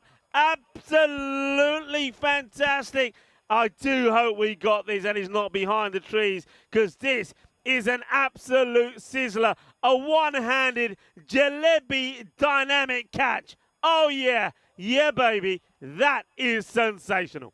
Incredible stuff from Cherry Butt. And unfortunately, I don't know if we got a shot of Sebastian Braat at the batter's end. Because Sebastian Braat, well, he could not believe his luck. He dropped his bat immediately in absolute disbelief. Incredible catch this is. This is an incredible catch. Because, yeah, I know what you're talking about, because as soon as he hits this, he can't believe it. He's thinking, yeah, 3 sixes on the spin, but it ends up being a catch as Overdijk now comes in. What a catch. What a moment. Absolutely sensational. Absolutely sensational. Catches win matches. That one, I think, there must have sealed this for Belgium. Well, this one's probably just gotten right on top with those that Fayaz Nasri pulled off in the deep the other day. How many speckies have you already seen in this one? What a catch there. Niaz runs in with his tail between his legs now. And then follows it with a dot ball. How things can change. 2 sixes. And then we thought the third is sailing over for 6. And then Cherry Butt has just, well, he's made the highlight of his career. That was sensational. As one of the best catches you've seen. He's looking our way and he's got a big smile on his face. That was awesome. Well, Cherry Butt will treasure that moment for the rest of his life. And remember, he can go back to it many a time. Well, this one has gone many a mile. That is a biggie. That's what they've got to keep doing. So that takes it to 18 of the over. They're needing 21. There's a ball to go in it. So this, once again, becomes such a huge delivery. Yeah, if he can get another big one off Overdijk, and they'll be well and truly in the hunt here. As difficult as a task it is, Mount Everest has been scaled. Impossible is a word in the dictionary of a fool. There's an adage that comes to mind here. Overdijk, can he keep that overdrive going? Well, there's a lot of people saying that's the best catch that they've seen on the ECN. This is get played away. Now they'll take 1. So, well, will they take 2? There's a misfield. They've got to take 2. And that's a bit of a clanger from the fielder. They're going to get 2 here. So they get the 20 off the over. So it becomes a magical one. The big thing is that they lost that wicket of Sebastian Bratt just when he was coming good. Yeah, going back to chat there, people can't believe it. Some people saying the best catch ever. And, well, everybody is so exciting. Incredible stuff here, really is. Wow, couldn't believe that. And, well, Chris Smith saying, wow, but no hope. And then it says, wow, because straight after that, we see the boundary, then the midfield there, the score, 122 for 5. They're needing 43 of 12 deliveries. Yeah, they're still in it, though, the Netherlands. If they can get... Well, the equation's simple when you think about it. Can they hit 6 big sixes out of the 12 balls they're facing? If they can run ones and twos in between, they'll get across the line. 6 big ones. That's what the skipper's probably hoping for back in the hut. Bad ball down the leg side, and they're running. And this one, if this is run out, is going to be criminal, but he's going to get there. Oh, that could have been a big moment. It really could. I don't think Raza was ready for that ball to come back. They rotate the strike, but they're going to get 2 from nothing here. Raza's first over only went for 5, so he lets himself down with that one. It's a slower ball, but he's not able to direct it right. Yeah, Adnan Razak has been excellent with the ball, though, in his first over. Let's see if he can bring back some of that. This one's just struck straight down the ground to Sajjad Ahmadzai. Very quick in the field, fires the throwaway to the keeper. It's all happening here. We're both excited in the comm box. 40 more to get from 11 balls here. Yeah. Well, you can see as soon as that ball went to the fielder there, Cherry Butt said throw. In other words, he knows that they're going to try and take the 2, get the throw in quickly. Kloppenberg climbs into that again, has more height than distance, I think. Fielder circling underneath that one. He'll cling on to that. So the Netherlands, they're falling away here. 40 still to get, 10 balls left now. And Adnan Razak, a well-deserved wicket for him. He's bowled beautifully so far today. He has, hasn't he? Bowled so well. This one, look, short of a length. And you can see Tan Kloppenberg trying to smash that over cow corner. What a good catch that is. He comes in, gets himself underneath it, he'll go. So disappointment for the youngster, 16 years old. As we see the new batter now come out there, and it's Oliver Allenbass, and he must be feeling, well, I'm going out there to do what exactly? Because when you have a look at what they need, they still need 40 runs of 10 balls. It's so 4 and over. That's that's almost impossible. Yeah, my hat goes out to Toyn Kloppenberg. That was one of the slower walk-offs I've ever seen on a cricket field. He was dragging his feet off the ground there. Wanted to bring out the heroics for his team, not to be. The man who has walked in, though, Oliver Ellenbaas, can he be the man that the Dutch want him to be today? Adnan Razak fires in that Yorker length ball, meets it with Lee. Only be a single, though. Yeah, and singles just don't cut it. It just puts you further behind in this contest. So what's going through the minds of these batters here now? Surely they're feeling that it's going to be an impossible task. Well, these 3 balls have to go if the Netherlands are to pull this off. Razak runs in. Firmly hit, and the man who took the one-handed jalebi catch is not going to drop that, is he? Sherry Butt takes another. And that is going to be the end of Overdyke as well. He had to go for it. There's no other way. You can't be saying, you know, there's no other option. Got to go for it. But once again, you see, not able to get underneath it, not able to get the bat right under that ball. So he hits it pretty hard, firmly. But Cherry Butt takes another catch, 126 for 7. The Netherlands are going down here. They got a win against Belgium yesterday, and it was a convincing one when they put plenty of runs on the board, 155, and the Netherlands, they were 123 for 9, a win by 32 runs. But Belgium are getting their revenge over the Netherlands, and I bet you it's feeling pretty sweet. Definitely is for the Belgians here. And a collective show. They put on a really good show with the bat in hand, but with the ball as well. Multiple bowlers putting their hands up and saying, well, I'm going to do the job for you, skipper. Adnan Razak, 3 for 9 of 10 balls in a T10 game in the context where the batters have to score at nearly 16 and a half an over. Incredible stuff from him. Yeah, he's bowled really well. Sensibly, what he's shown here is not about how quick you bowled. It's not about banging the ball in. It's about getting the ball in the right areas and bowling to your field, and he's done that so well. Starts off with a full toss here, and I think we might have a look at the height on this one, but I think it's going to be okay. And Rico, now probably a right time to talk about that decision with Bolas Gorley, right? 7 wickets down. The man who walks in is Udit Nashia. Yeah. We don't know too much about his big hitting ability, but would have been handy, wouldn't he? Boris Gorley still being around. Yeah, the thing is, let's see this delivery first as the last one from Razak, and what a spell of bowling it's been. Well, that man there, those bowling figures, that's won you the match. With that and one of the best catches I think a lot of people have ever seen on the European Cricket Network, or maybe ever seen anywhere on the boundary from Sherry Butt. A catch that was taken and could remove the captain. Yeah, probably the spell of the tournament so far for me, Adnan Razak. 3 for 9 of 2 overs. That is absolutely magical. Yeah, and what we've seen here, I mean, we see that spell of bowling there. So we're talking about the best catch in, well, that we've seen in a long time, that from Sherry Butt. I'm talking about the best ball that we've seen, that one from Khalid Ahmedzai to get that wicket early on. The LBW, of course, when he was hit for 3 boundaries on the spin by Asad Zulfikar. And yeah, so going back to your question, I just think, again, it's about team tactics. If you've got a plan and a tactic in place, then you follow that. And I think if the tactic was, well, if you're going too slow, no matter what the match situation is, whether we've lost a wicket or not, if you as an individual are going too slow, then you come back, then they follow that pattern. Me, though, I like to look things at the pattern of play and the way the match is. I think the way the match was going there at the time, with 49 on the board, it was a good partnership. I wouldn't have retired him out. I would have said, all right, you know you're running a bit slow, but hey, Musa at the moment is carrying it, is carrying us. Just get going. So, yeah, in hindsight, that's what I would have done. But, of course, teams, they have plans, and you've got to be ruthless to be winning. And I think Netherlands always felt that if they felt behind, to try and come back into it was going to be very difficult. And that's exactly what's happened. The only qualm, though, that I have with that is the fact that Boris Gorley had already played 8 balls. So he'd had his eye and he spent some time at the wicket. It's pretty hard to get going from the word go. I know these batters train for the T10 game to go from the ball 1, but easier said than done on most days. I would have, been happy to let Gorley go for it. You could send out a message saying, man, you have 4 balls, just keep going for them. I'm not quite sure if that happened, though. This is all just going through the motions at this point. This is only not even a theoretical prospect at this stage. 29 more needed. Zaki Shah will be happy to run back, deliver these 2 balls, and celebrate with the rest of the team once this is done and dusted. Yes, and Netherlands are getting some late boundaries here. Alan Bassi moves to 11 or 5, 2 balls to go.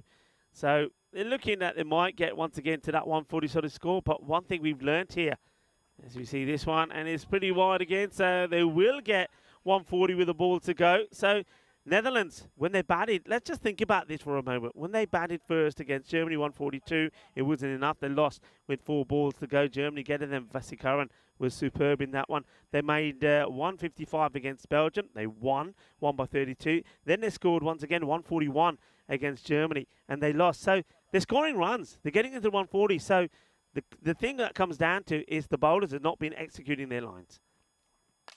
And just another one that's been hit. Obviously, Sherry Butt, you can make that 3 for the game for you. This man's never going to drop a ball that's within his reach. Easy pickings, another wicket falls, and this has been a convincing victory for Belgium. What is a very formidable side in the Netherlands 11. Quite a few good cricketers in that side. So, deserved winners of this game here, Belgium. And, well, if they can play this well, they'll also trouble Germany. Yeah, and, well, speaking of Germany, we know that is the next contest we're going to have. Belgium are going to be taking on Germany. Germany, who won 4 of their matches yesterday, and now they also know, with Netherlands going down there, Germany know that they have won this series. But I think their coach and their players will be saying, that's not enough, just because we don't want to let ourselves down. We had a supersonic day yesterday. Let's go out there and win our last 2 matches as well. Let's do it in style. That's what we're looking to do. Talking about style, it was a stylish start, wasn't it, from Asad Zulfikar? But then there was that one after he was hit for 3 boundaries. That's probably the best delivery that we've seen in this series so far. It was an absolute, well, what I would like to say, a boogie-oogie grizzly fireball, which knocked the batter over. What a delivery it was. But then we still had Musa out there. He was firing well. Boris Gorley came out. Wasn't at his best, but then they decided that they were going to retire him out. It was a decision that will be a big talking point. I mean, you've heard my views on it. You've heard Ujwal's as well. But the Netherlands, they decided, well, that's the way we play. And then the man who comes out to replace him gets out first ball. Yeah, that was a game-changing point, wasn't it? But while Musa Ahmed was still at the crease, there was hope for the Netherlands. And the skipper joined the party. And You just thought this was the partnership that should take the Netherlands home. Musa Ahmed kept going. He took a liking to the left arm spin of Ravi Tapilal. A couple of mighty blows down the ground and on the leg side. But then this clever bit of bowling made Zulfikar go for it, and he got holed out inside the circle. And that's when the wicket started to tumble. Sebastian Bratt, he had other ideas. He wanted to keep going.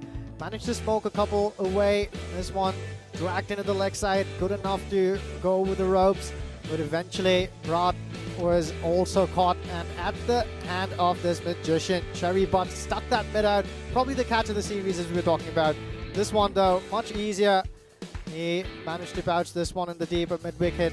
Cherry Butt, though, he'll go on and catch two more. The man with the ball in hand who made it all happen for Belgium, though, for me, Adnan Razak, take a bow. Yeah, Razak really well, and also I think that wicket early on from Khalid Ahmadzai, that was very important because they were off to a flyer, weren't they, the Netherlands? And then, of course, the catching of Cherry Butt. With Cherry Butt, don't forget, he played his part with the bat once again. He scored a very fine 36, but then those catches, and I will say this, the catch of Sebastian Bratt was that the match. I know that Razak bowled really well, 3 wickets, but that catch for me, just when Bratt was starting to go, could have changed that contest. Because when you look at this now, all right, they got to 140. It's a win by 24 runs. Sebastian Bratt, did he have 24 runs in him if that catch wasn't taken? I think yes.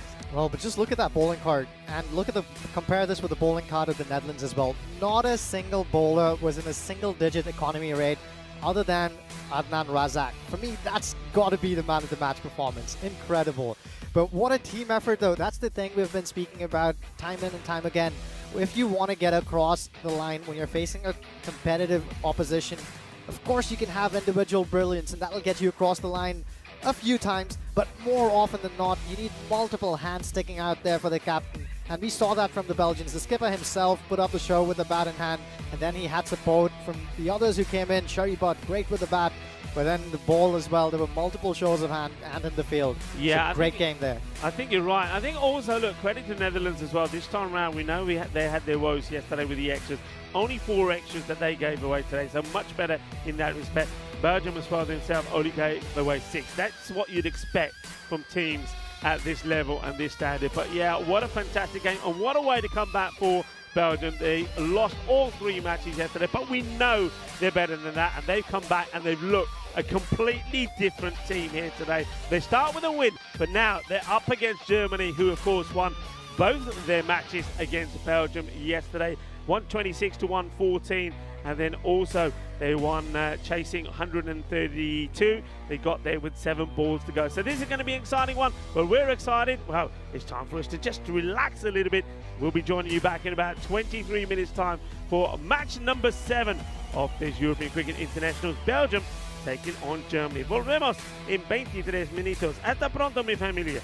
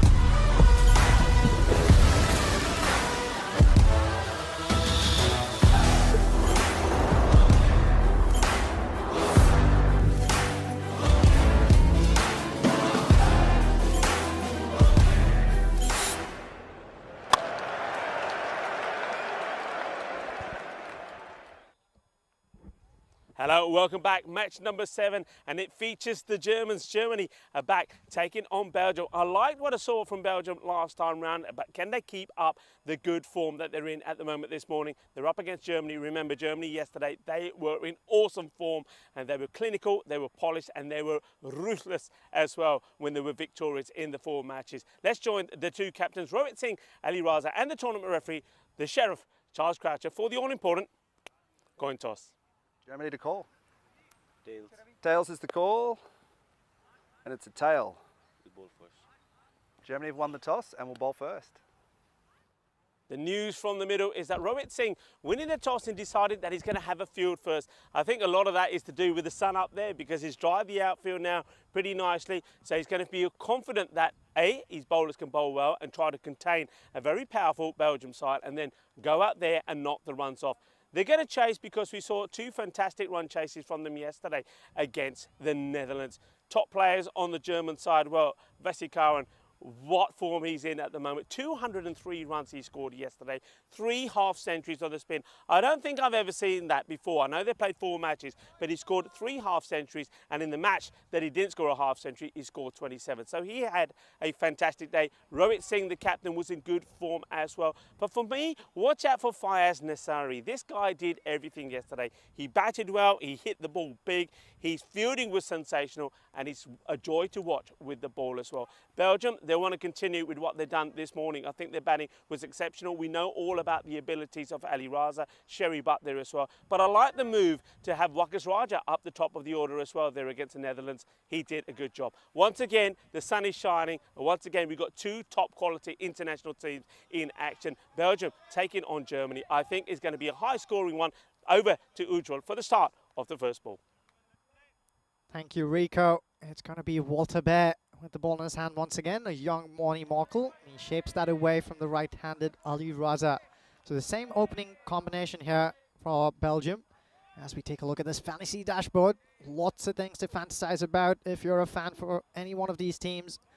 Many star players in there are gathering fame with every performance they're putting in. Sherry Butt, Ali Raza for the Belgians, Wasikaran for Germany have been mega stars already. This one smoked all the way for a 6. Ali Raza, we've seen him holding his shape really well throughout this series. He does that once again. Walter Bear gives him that width that he likes so much. He has this natural shape away from the right-handed batter, and we do know that Ali Raza loves width and offer. So he'll want to start this off somewhere around middle and off as opposed to outside of off stump shaping away. You don't want to allow Ali Raza to free those arms. Tuck him up for room is the formula I think that can work here. He's got protection deep on the offside. It's Ace Pros who's circling that area. That's where he wants to be. Just as I was saying, tuck him up. He has that steep bounce. He's a tall man, is Walter Bear. Also what inspired me to give him that moniker. He does look like a young Morny Markle. Do chime in, let me know if you think you agree or I've got that one totally backwards. The other fielder in the deep is Hamid Wardak, who's manning the boundary at deep square leg. So almost exactly opposite where Ace Pros is on the other side of the field. Sajid Liaquat, a very experienced campaigner, walks up to Walter Bear. He's having a chat with him, trying to talk to him about the field placings most possibly. Ali Raza is back on strike here. Tries to get some bat on that. Doesn't do though. Well, that's just going to run away for a boundary. So that'll be 5 wides. against the run of play. This is not what Germany wants. You know, these extras can come back to bite you. As we see that he's getting some medical attention here, Ali Raza. That ball that rose up sharply from Walter Bear struck him just around the elbow region. Now with some time that's been brought into the game because of that wide ball that wandered away to the boundary. Gets that much needed medical attention. So good positive start here from Belgium once again. And I have Rico Fall joining me back in the cube. Rico, this is a good start here. It's a very good start. Yeah, Belgium, they'll be boosted. Of course you'll be boosted. You just had a win, 164 to 140 against the Netherlands. So it's the first win after having a bad day yesterday. So they're looking to continue from there, and they're hoping to, well, they did one over the Netherlands, who beat them yesterday. Germany beat them twice yesterday. They'd love to get revenge here. High up in the air, this is a chance, and it will be taken. So that's a big wicket, Ali Raza. And you can obviously was hurt there by Walter Bear, and now Walter Bear, well, after hurting him, now delivers the knockout blow. Just doesn't get this right, does he? I don't know, he's going to play this all wrong. Rather than sort of flick it off his pads, he's going to go the aerial route. He gets it wrong. He gives his wicket away. That's a big moment. That's the end of Raza. He goes for 6 of 2. Well, that's exactly the line I said he should be looking to bowl. He has that natural shape away from the right-handed batter. He lets that one go at middle and leg there and shapes back towards off beautifully. Ali Raza, his eyes lit up when he saw that one angling towards the leg side. And he only managed to get some bat. It shoots up into the air. And Sajid Liaquat, well, he won't get easier catches than that one. He should look at his mate Fayaz Nasri to get inspired to take some blinders. He took a few on the boundary yesterday. Can he do that again today? He'll be back in play. These fielders at long on and long off were constantly in the game. He's been sent back here to field at long off as Fayaz Nasri. The man at deep square leg, Hamid Wadak, has been brought back in. And had to follow that wicket. It's Rahimi who's walked in. He's also a powerful batter, isn't he? He's got those big shots in him. Loves the leg side. There is some gap there. Walter Bear. Make that 2 and 2. Gets the outside half of the bat on that one. Rahimi only manages to send it long enough for Rohit Singh to take another sitter. So 2 sitters here for the German fielders to get them going. And this dominance from the team in red continues. Yeah, it's going to be a slow, miserable depart as he clunks himself on the lid, singing, ki kar ditta, ki kita, ki shot maria, and he apni wicket de deti. Well, he gets the opportunity, doesn't he, to go number 3 ahead of Sherry, but he gets a golden. I can see what he's thinking. He's there to get a move on in the power play, but the wicket goes, and he's going to be a golden. Not a good side, is it? It's a slow, lonely walk off. And so we have a chance for a hat-trick here from Walter Bear. So let's have a look at the hat-tricks here. We've seen plenty of them. That was the first page. Turn it over. And as I've mentioned already, we've had so many here in Germany. Have a look at that, 7 in total. And 4 of those have come in Krefeld. Raja Mubashir was the last man to get a hat-trick. So Walter Bear on a hat-trick ball. And he's bowling to Sherry Butt, the man we saw take a sensational catch in the last one. Oh, what a ball to get on that hat-trick delivery. Excellent line and length. Now that is Marty Markle for you. Yeah, that's a great delivery, isn't it? What a ball. Just watch this. Comes in, moves away, doesn't play at it. And, well, Sherry Butt, he was the player of the match in the match number 6, the first one that we had here on day 2 of these internationals, because of his score of 30, and I think he's great catching. Well, this one's officially played again. We'll just land safely behind the bowler's head. Super first over from Walter Bear, just 13 coming from it.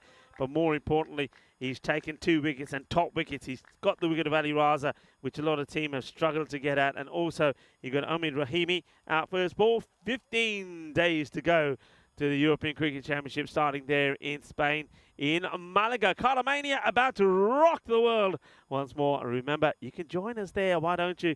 Come along and, well, enjoy the international action. And if you like what you're seeing here, what we saw yesterday and today, well, you're going to love Kardama, because we're going to have, well, a month of it there in Kardama.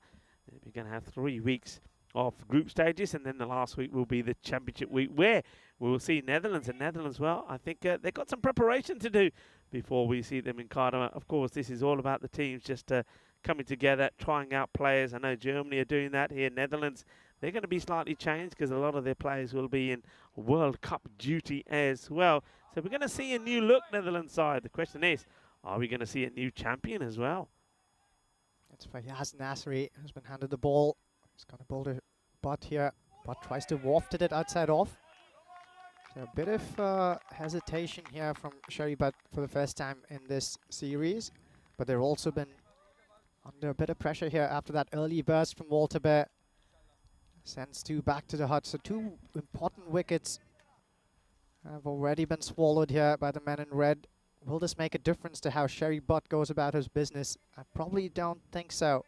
Hamid Wadak has been brought back into the offside. So they're really going to focus and squeeze that line. Don't stray towards the pads of Sherry Butt is what Bowler is telling himself. But this also means a lot of gap there behind square on the leg side. Well, he goes straight back behind the bowler. Nobody's there. Walter Bear can't get across. So that'll be a boundary. He throws his head back in pain.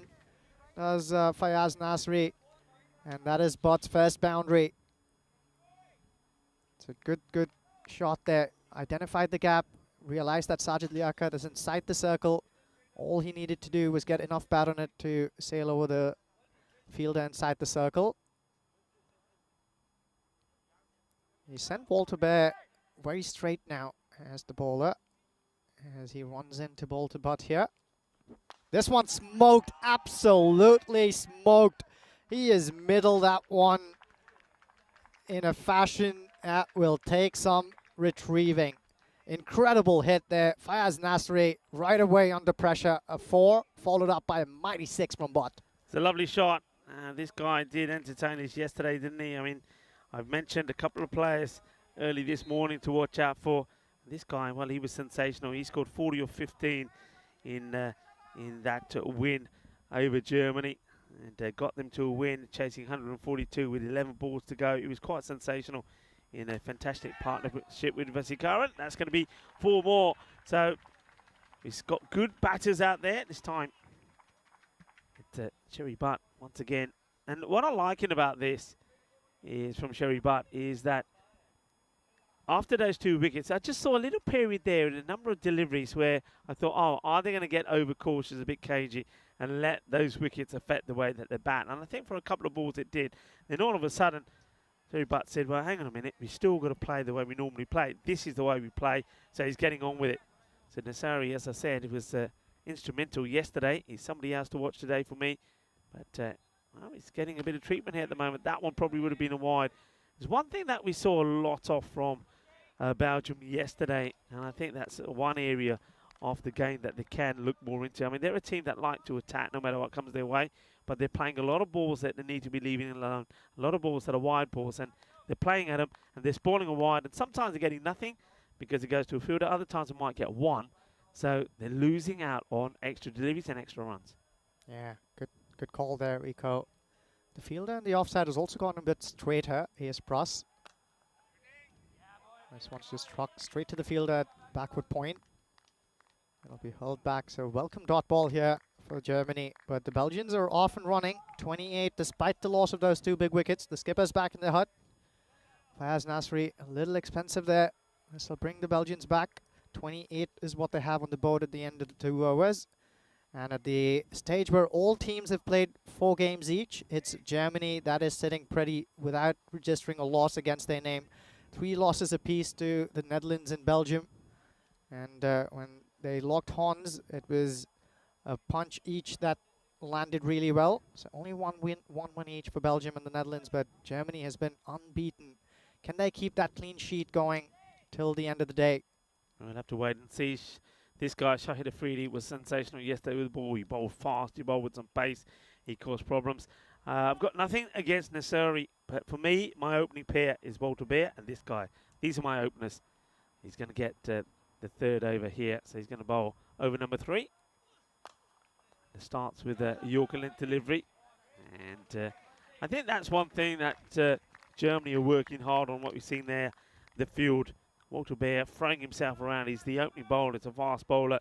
it's good to see him diving around, stopping, and that rubs off on the others. I think fielding is so important, and I know that that's one area that Germany are working hard on, getting those little improvements in that can turn out to be match-winning moments. Not a good delivery down the leg side this time, or wide will be called by the umpire.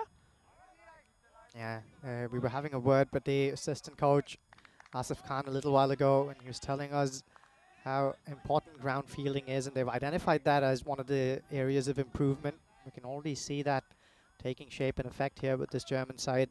They've been throwing themselves around in the field and have already taken a few blinders. And oh well, this is the thing what we're talking about. I mean, it's right on cue, so this is where they want to improve.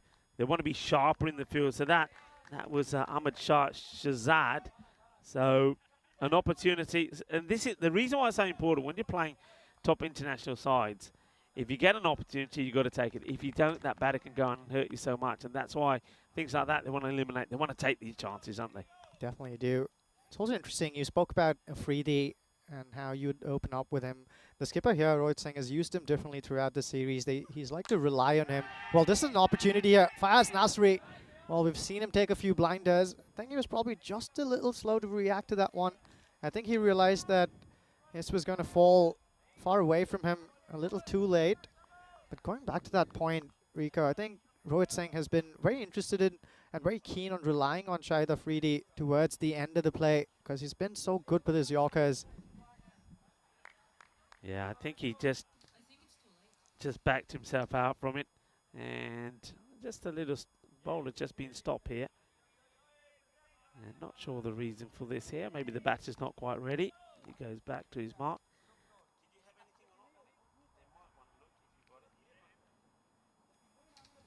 Which one? No, it's too late. I didn't save it. Shahid Afridi here. He's just going to run back to his mark. I think a minor technical snag there. And it's Wakas Raja who is on strike now. He got going in the last game. He'll be looking to carry on that good form. The new opening partner who walked out with Ali Raza. We've seen this happen yesterday of the same bowler, didn't we? Shahid Afridi. I think he's got this run-up that has him throw his knees up high, and I think one of those knees just smacked the ball straight out of his hands. Well, I tell you what, Afridi, whatever he does to these Grizzlies, they don't like him, do they? They try to get away from him. And anyway, he gets it back in his hand. Yeah, I think when he's running, he just clobbers it with his knee, doesn't he? Anyway, here we go again. Well bowled, really well bowled. He sort of darts this into that area that makes it so difficult for the batter to get to, and he gets a bit of the away movement as well. Very good delivery. Yeah, and you've spotted this before, Rico. Shahid Afridi's bowling action, you can almost break it down into different phases, don't you? And this very last bowling stride of his, that's where he gets all of his energy from. He almost stops a little bit before he gets to that bowling stride, something perhaps he can take a look at later. But that last bit of bowling stride puts in a lot in that. There you go. High up in the air. Is the fielder in play here or not? Is it going to go over him? It does just. It's going to be 6 runs. It's a matter of centimetres, wasn't it? Nasuri was there to try and get this back into the field or play. If you could remember, we already saw one incredible team catch, which is already on the social media being watched by millions. It was a fantastic team catch yesterday. Yeah, what you didn't see in that frame was Rohit Singh, the skipper, came charging towards Fayaz Nasri to see if that opportunity could be created again. Short ball. And, we'll have a look at this. Definitely one for the. I don't think it goes over the batter's head. Let's have a look. See where this ends up. It's pretty close to. I mean, he is off the ground there slightly, but I think it's a good call. That's one. Would have been one for the over, but it is the over anyway, so it doesn't matter. And I think that's a good way to finish with a bouncer because you can get away with it there, and the batter doesn't. Knows there's no more to come, so you're not going to waste it. 38 for 2 at the end of 3. Yeah, nice bit of bowling there from Shahid Afridi after having gone for a few. Still relatively quiet, you'd imagine, for we're in the first 3. Only 2 fielders manning the boundaries, of course. They'll be happy to push a few more men onto the ropes. We see that deep square leg is in play now, as is a fielder at long on, long off They've sort of built a circle here around the straighter half of this ground. There are men who are also stationed at deep cover, I think he's moving towards. And there's also a man square on the offside. No one behind square on the leg side. No one behind. No one on the leg side at all. In fact, all the way from the keeper till the fielder at deep square leg. So he doesn't want to stray towards the pad. Yes, so Dudley Cut normally does keep a good line outside the off. That's the signal there from Nilkesh Patel, saying that it is the end of the power play.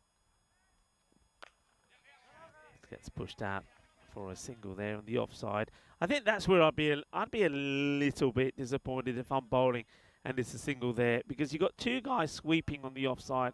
So I'd be saying, right, I've got three men in the ring there. One of you's got to stop this single. Yeah, they're probably also happy that Cherry Butt's not on strike though. Sajid Liaquat here running into ball to Raja. Raja just sort of stops this shot, doesn't he? He's quite happy just to hand the strike back. So this is this is one thing that we didn't see from Belgium against the Netherlands. They just didn't hold back, and I suppose the reason for it is that they had such a fantastic start that it just kept the momentum going. Here they're trying to maybe just rebuild a little as well. Once again, good areas from Liaquat, good delivery, full and single. There's ace. I'm pretty sure that we might see him in action pretty soon. Maybe bowl the next over. We'll have to wait and see whether the captain wants to deploy spin. But at the moment, I think you just keep going with your seamers. They haven't really gone after him. Yeah, Sajid Liaquat as well. He bowled well in the first game, and then I think he had a off day in the second one. So he'll want to be nice and tidy here. It's a good start from him. Tight lines and lengths. Well, goes for this one, and knock maybe. Yep, right on the top of the roof. Well, I knew that was coming. It's a big hit, and for those of you that are wondering what we're saying the knock for, well, when we think these balls are going to be in the direction of the producers when they're in their little engine room behind us, we say knock to say incoming, and bang, that was right on the roof. Big hit, 6 runs. Liaquat here brings out the Yorker from his arsenal. That'll only be a single. It's a good riposte after having been hit straight back behind his head. He'll want to be more disciplined here, Liaquat. Yeah, of course, we've got Helena with us in the engine room now with Elvira. We also have Marta Maria here and Valentine. So we've got the full crew here today, full toss, and this gets absolutely peppered. Well, a good set of first 4 here from Sajid. But after that, he's just sprayed it around a little bit. 2 big 6s in the over. Yeah, they might just want to have a look at the side on here as well. I mean, it's a quick delivery.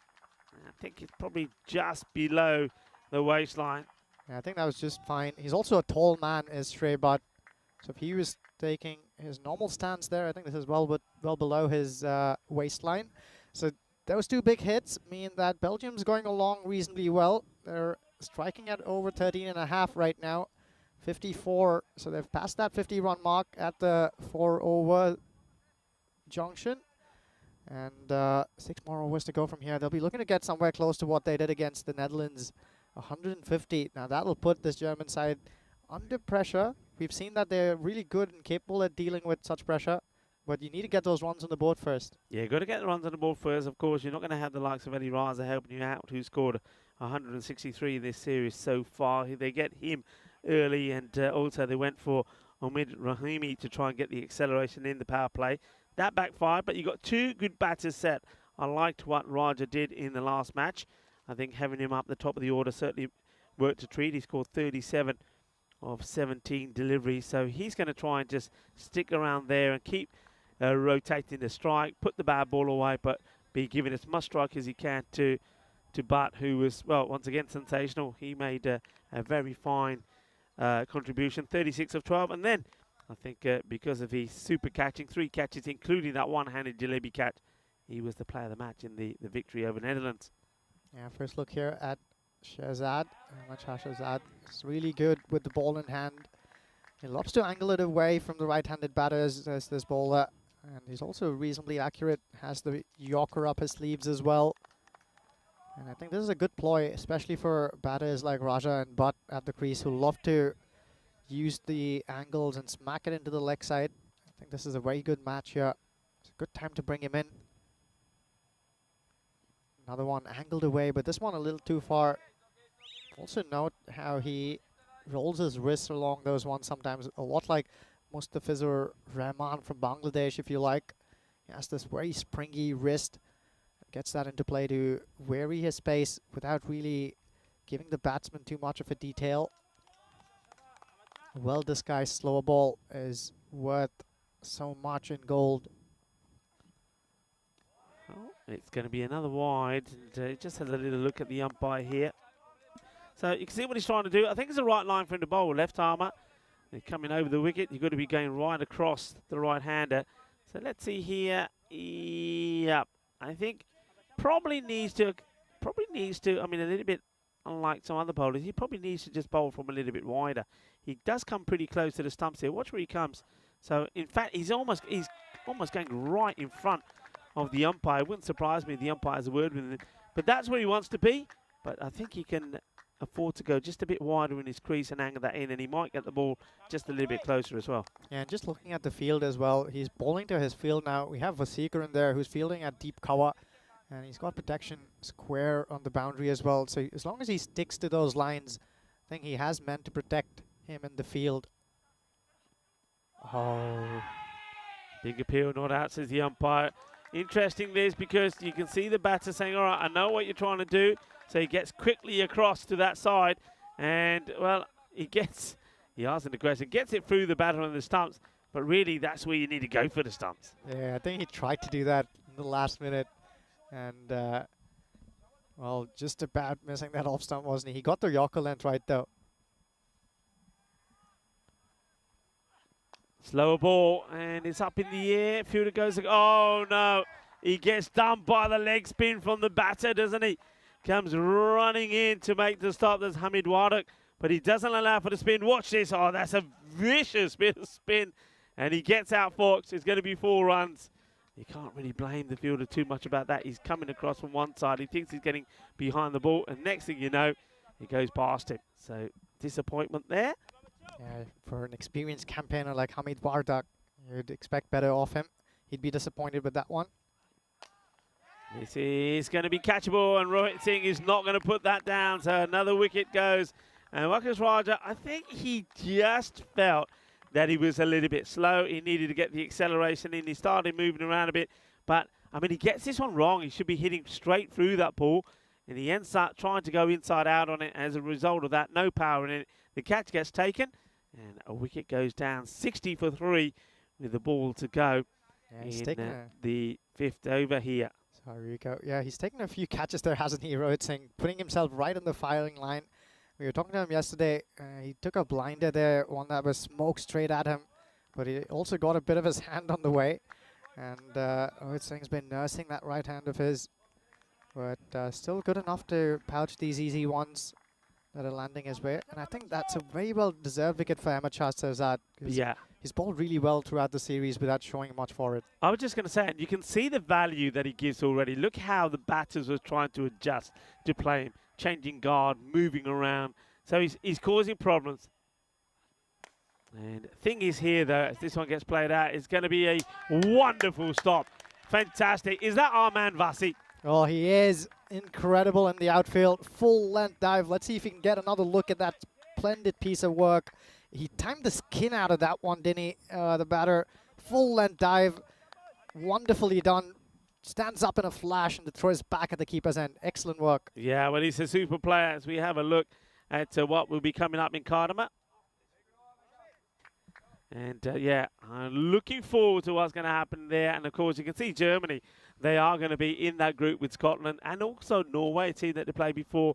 Hello to everybody. And yeah, nice sunny afternoon here developing at the Bio-Oudingham Cricket Ground in Crefeld. I'm seeing some sensational cricket. Belgium, they got a win against the Netherlands first up. They're trying to make it 2 wins on the spin, taking on Germany. But Germany at the moment maybe just have the upper hand with that wicket falling there. Excellent stuff from the man in red once again. They've just continued their dominance on this tournament. They're imposing themselves on this Belgian team who did a really great job against the Netherlands 11 just before this game. So you thought this would be a feistier contest. Yep. But so far I think the game's balanced reasonably well. The Germans, though, picking up wickets just when they need them. Just when they need him, and now time for a bit of spin. And Ace, when he comes on, he's always tested batters. He's been pretty unlucky, hasn't he, in this series? He is making his international debut. Young man that, of course, is based in South Africa. He's come along to play some cricket here in Germany. We saw him play in the European Cricket Series, 19 years old. And when I saw him in that European Cricket Series, I thought this guy's pretty sensational. We haven't seen him with the bat wearing the German colours. This one gets played away, and it's going to be 6 runs. That's a good, clean hit, and that's powerfully struck. I mean, there's no pace on the ball here, so you've got to hit hard, and Sabir Zakil does exactly that. Yeah, you've been telling me about this, about Rico. We've seen him play a lot of cricket underneath the ECN banner, and this man is not delivered with respect to the expectations he's built for himself over a period of time. What a time to come good for Zakil. Can he keep this going? Well, he tries that. Struck right in front there, I think. But perhaps that was just pinning away. Let's take another look at this one. I wonder whether there was any bat on that one. Also a stifled appeal. So perhaps nothing there on that one.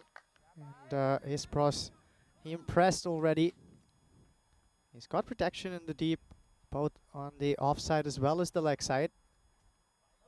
Yeah, you can see the umpire just saying, you can't put your cap down there either. Yeah, hide it behind. Yeah, can't have the cap on the ground because the ball could hit it. So, just noticing there with the bowling there of Shazad, I mean, the umpire was probably running a bit out of patience, Avinash, with him running right in front of him. So that's something to watch out from when Shazad does come back, but he can't be running in front of the umpires. Uses his feet, goes for it, and gets it proper. That is a big hit, and for a moment there, I thought maybe Ballantyne was going to be in danger up in the tower. What a lovely hit. You'll see this, a good shot of this coming your way. And Ballantyne, yeah, he was shaking. And Ballantyne seems to be, normally, there he is, there's our man Ballantyne up in the tower. Normally it's the girls up there that are being targeted. At the moment, it's Ballantyne. Every time he's up there, the Grizzlies are taking a liking to him. Top shot, good footwork. Yeah, funny Valentine, is he? Zakil, though, is taking a liking to this offering from Pris. Doesn't quite get this out the middle of the bat. He plays for it, doesn't he? Gets into position pretty early, does Sabir Zakil, but doesn't quite get it right. So it'd just be a single, which means that, well, Shari Butt will have a go here. Still ticking away quite nicely. Currently at around about 130 pace, just below. Yeah, he's also got some style about him, Ace Pros. There's a lot to like about this young man. Sports some bling as well. Exciting little prospect here for Germany on the horizon. As Sharibat keeps it ticking along together with Zakil here. A tiny little partnership building here, but they really need to press the accelerator right about now. Just 3 overs to go from here. Yeah, it's a time to go, isn't it? I think these two batters will acknowledge that. They know they've got to go for it because you've got some of those good bowlers going to come back in and have a go at you as well. Nasari has still got a over to go. I think even the likes of Walter has as well. So there's still plenty of good bowling come, even Afridi. So it's not going to get any easy. You're going to have to go at it and go big against some of the big bowlers. You're going to go back here to Ahmad Shah Shazad. So, yeah, what I was saying about him is he's running in front of the umpire, and I think the umpire, Avinash, has to deal with this. Yeah, he can't be there. So right now here, he's done this too many times for me. They're going to get lucky. He could be out. He will be out. This is going to be out. Rohit Singh does not miss. And the umpire wants to check this, but this will be out. Yeah, good piece of cricket here from Rohit Singh. He was trying to get another catch there. Was racing and herring towards that ball that was up in the air, but he still had enough time to pick it up. And, well, not even in the frame there. He was at least a yard out, was Zakil. He just about planted his bat down and in despair found that he was going to be well shot. Look at this one. He's at least a yard away from it. Rohit Singh lets that one go. His bat has not even gotten back to the ground. So well shot of his ground. Good and sharp piece of work there from Rohit Singh. Very alert to the opportunity. A lesser fielder would have probably tried to make a dive for the ball and would have probably also missed out on that run-out opportunity. But not Rohit Singh. He's on the scorecard for the 3rd time, thanks to the work he's putting in the field. But excellent stuff once again from Ahmad Shah Shahzad. And this is horse for the scores. Both Shari Butt and Zakil love to drag that ball into the leg side. And he's been bowling these tight lines, stifling them for room, trying to ping it there and thereabouts in the off-stump line, shaping it away. He's got protection in the deep there. That's what we say time and again. Trying to understand what your plans are and bowling to your field. It's so vital in the short form of the game. The new man who has walked out is also a capable hitter. It's Khalid Ahmadzai. It's Butt on strike right now. Oh, this is a no-y, I think, for me. Let's have a look at this side on. And let's have a look. So I think you can see that the batter's a bit disappointed. He hasn't made the most of this. That, I think, is too high. Yeah, I get the feeling that's got to be called. Let's see if they make a change here. Oh, I don't like to see bowlers get. I don't like to see bowlers get away with that. I think you've got to be tougher on those calls. Yeah, Machar Shahzad here. Here comes a throw. Oh, close to being another. And once again, it was Rohit, whose radar's been pretty well tuned in. In comes the throw. Yeah, I think he would have gone here. Let's have a look. Yep. Oh, that was close, wasn't it? Bowler as well, nicely behind the ball, good backing up. Yeah, the thing about the waist-high no balls, Rico, I think you should also take a look at where the batter is and where he's making contact. Because if the ball's on a trajectory, that would be legal if the batter is at his crease. As we see, another one smoked way over the fielder on the offside. Another big one here for Sherry Butt. Yes. Hasn't been as explosive as in the past, but he's reminding us what he's capable of. Yeah, you're right, he hasn't. I think he's just been a little bit concerned with the wickets that have been falling. He hasn't been able to bat with the freedom like he could before. And I mentioned saying that when we saw that great big partnership between Ali Raza and Wakas Raja, that what that meant is other batters that came in could bat with freedom. They didn't have to worry about getting out. And I think Sherry just worrying a little bit. This is another one that's pretty high. Oh, this one gets past. I think that's Walter there. This is a disappointment. So 4 signalled here, but once again the height. You can have a look at the height here. Nice to see that Nishay is in the chat. Hello Nish, hope you well. Yeah, this one just dipping slightly lower. So he has bowled a few full deliveries, but he doesn't get away with that one. Hi Nish, hope you well. Oh, I haven't heard from Nish in a while. Lovely to see you out here, Nish. Had a lovely time calling games with him in Cyprus a while back. He's going to get played for another single. So they just haven't, what we haven't seen here is those the sort of back-to-back sort of boundaries that we saw. We haven't seen 3 or 4 sixes or boundaries in and over that we were seeing when Belgium were batting against the Netherlands. And as a result of that, you can see that they're just struggling a little bit with that score, 88 for 4 at the end of 7. This gives you an idea of some of the places that we've been and what's coming up next. Of course, the season is coming to an end pretty quickly, but just look at some of those places. Of course, starting in Malta, we will be going to Malta again for the Malta Encore after the European Cricket Championships. We'll go to Croatia first before Malta, then Spain. Of course, we'll be travelling, and some of the crew members who are travelling to Rome after today. I know that the likes of Maximo and Corey are there already. Derek will be moving on pretty quickly. We'll be DHLing him right after the last match here today. So everybody waiting to continue with the action, the excitement, the drama, frenzy of European cricket there in Rome. Nice shot played away as Afridi does come back into the attack here now. Yeah, this will be interesting to see. Afridi loves to go for those Yorkers. This is a vital partnership to break, especially if he can send back Sherry Butt.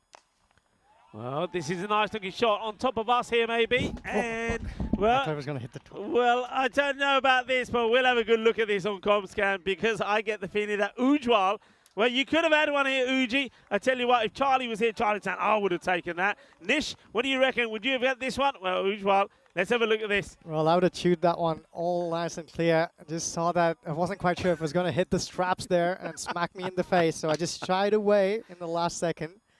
But yeah, the Stallions, they were telling me to get some practice this week. I think, well, Khalid Ahmadzai is trying to get me some of that. Had the opportunity there. And but the thing is, though, you're right. When it goes up in the air, this is what people don't realize. When it goes up in the air coming our way, obviously once it goes so high, we ain't got a clue where it is because the roof, roof comes in the way. Well, this one is only going one direction as well. There's going to be 6 more. Well, we were saying that they were a little bit slow. Well, Khalid Ahmadzai is trying to get the acceleration in now. And this is not a good delivery to somebody that likes to pull and hook. But yeah, just going back to that. And it's the same, of course, for where our scorers are, for the tournament referees. When that ball's coming our way, we lose it. And then all of a sudden, the next time we see it is when it just dips down. And that one just caught a little bit of the cube when it came down. But, well, Ujwal, I'm lucky, and, well, you're lucky, and I'm glad didn't catch any of you. Otherwise, there would have been a lot of students that would have missed you on Monday. 100% with that one, Rico. Also a little disappointed that I just didn't brave it out and go for it, although I couldn't see it in the last minute. Oh, that's the Yorker we were talking about. Brings it out, does a freebie. What a comeback from Shahid Afridi Jr. Comes and he knocks the stumps over of Khalid Ahmadzai. Well, Ahmadzai is pretty good at bowling a few Yorkers himself. Well, that was spot on. Wasn't the right shot to play, was it? Look where he's trying to work this. He needs to be hitting straight. He doesn't. And the stumps get clattered. The castle gets knocked over. Well, look at that. Stumps all over the place. The chalk goes all over the place. Timber is the word. Well, the 100 did come up courtesy of those couple of boundaries, but also he loses his wicket in the process. Yeah. Important wicket there, Afridi there. I've gotten to see a lot of that from him before. Well, Chris in the chat's telling me that both Charlie and Nish would have had that. Well, believe you, mate, if I get another one, I'm going to go right for it. I was blinded for a bit there and just chose to get out of the way. We have a couple of important games coming up as well, so let me get my excuses out of my bag. A couple of important games, qualifiers in Berlin in a weekend's time or so. But don't field on the boundary. That's my tip. Oh, well, Rico, you should have seen me take a few blinders in my day. I'm sure you have. I know that you're a pretty good catcher. Oh, well, this one gets worked away, but what's the hide on this?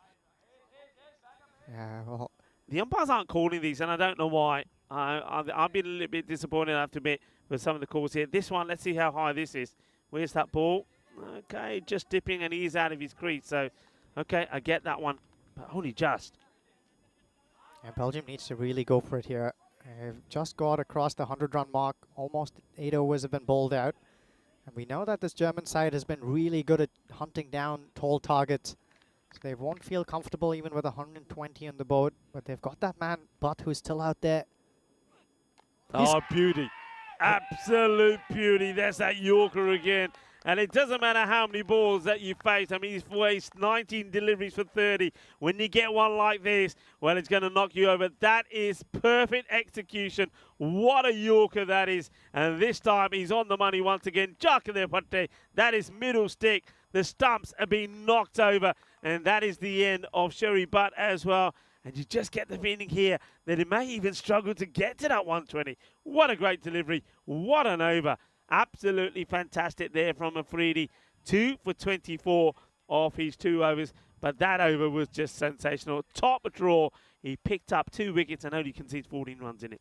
How incredible is that? I haven't seen anyone bowl and execute the Yorkers as well as Shahid Afridi has in this game. It makes you wonder sometimes whether or not bowlers should go and try and bowl and execute those 6 times in a row. If you fail and miss a couple of times and still deliver, I think that's a good way to go about it. We see that at the international level, of course, when some of the teams that are more established, top 3 certainly have these bowlers who run in and bowl Yorkers, ball after ball in the shortest format of the game. Yeah. It's down to Zaki Shah and Bern Niaz here to take Belgium to some space of respectability here. To do otherwise, and the man with the ball is going to be Fayaz Nasri. So we see a few changes in the field. The man who is square on the offside has been brought back inside the circle, Ace Pras. And he's pushed back the fielder who is at short mid-wicket. And he's changed his mind again. So Ace Pras goes back. He's bringing back Wasikaran. Seri is the bowler. Where can they get to here now, Belgium? It's a nice looking shot. That's 4 runs. That's beautifully played. A little bit over pitched. It gives the batter a little bit of room. And Zaki Shah says, yeah, I'll have it. Thank you very much. Yeah, he's standing a long way outside leg stick. So you can see already from that, from me, that he wants a little bit of room to be playing out in that area. So I get the feeling here that Nasri needs to sort of go a little bit wider and angle the ball into the batter. Yeah, he'll be looking to do that here. Really changing and chopping these plans of the men in red in this last over. Ace Cross has now been sent back again, as has with Seekern.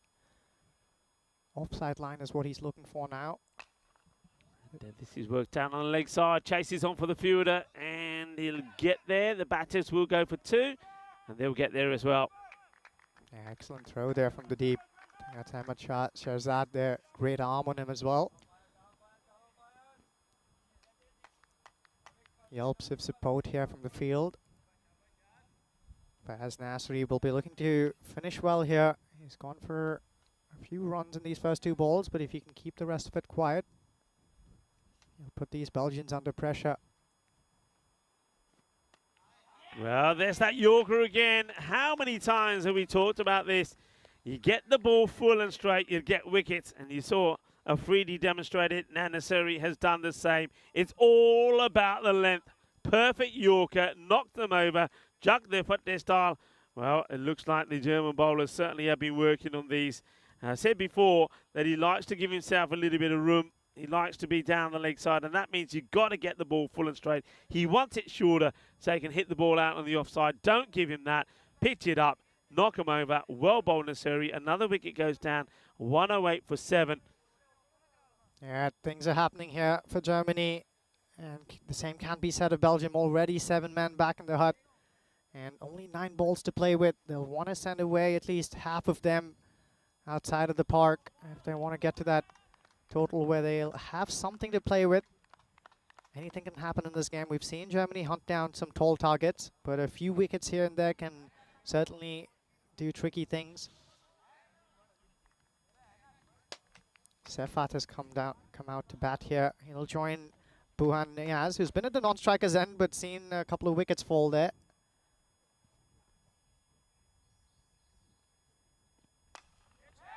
Goes up in the air and taken. No mistakes from Arithran Vasikaran, the man who's always smiling.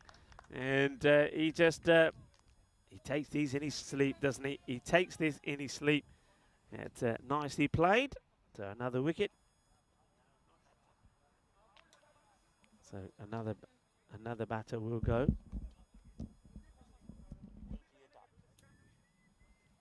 Right, so this is all happening here for Fayaz Nasri. He bowled an expensive first over, but he's back now here, bowling the penultimate one, and has already taken a couple of wickets. Well, tried to get away from Derek, but Derek caught up with you. And that was the first bowler, of course, for the batter. That has to go, so they're falling pretty quickly. And yeah, great catch taken there by Vasikaran to remove Safat. He's going to go for a first ball golden, and Derek was there just to catch him before he hid behind the trees. So Safat, I think he's he's got to be fired up for when they do the bowling here. But like I say, I was saying at the time when we saw a couple of those important wickets, they may struggle for the 120, and that struggle continues here. They are also 8 down. They're in danger maybe of even being bowled out here. Nasiri 2 for 21. He's followed up that great over from Afridi, doing very much the same. Well, as Nasiri, he's bowled a couple of good pebbles here. He's on a hat-trick here. Goes for it, and That's a it's hat-trick! gonna be taken. The hat-trick is there, so well done. What a moment this is for Nasari. He picks up a hat-trick. It's a good catch. You can see the batter didn't want to hold back. He wanted to go for the shot, did Marid Ikrami. He goes for it, but that is an international hat-trick. The What a golden catch. Derek as well is going to come out, I think, here, Rico. The golden Derek is going to come out. Well, here's the golden Derek. You can't hide from Derek, but we have an international hat-trick here from Nasiri. Well done to him. The batter wants to go for it. Doesn't get it right. What a good catch this is. The ball is dipping. Takes it low down. Look at the way that the foot slips there as well. But nicely done by Shahzad. Yeah, he made it look nice and easy, didn't he? He was sliding away there almost towards the end, but his hands were right underneath it. Excellent piece of bowling. So, bang, bang, bang is what Fayaz Nasri has done here with his ball in hand. Only 1 wicket left here for Belgium. Can the men in red bowl them out? If Nasri gets the 4th here, Rico, I can tell you, fans will go wild. Yeah, well, he's on for a double hat-trick, isn't he? And he's well bowled. It gets clipped away. They're not running. He doesn't want to run, so you can see. I don't know why, but Niaz is saying, not running. They're probably thinking, I think I need to be on strike. You're the number 11 batter. I'm number 10. Leave me on strike. Oh, well, I'll tell you what. I think you take whatever you can. So have a look at this. We have seen a hat-trick. Absolutely fantastic. Brilliantly done.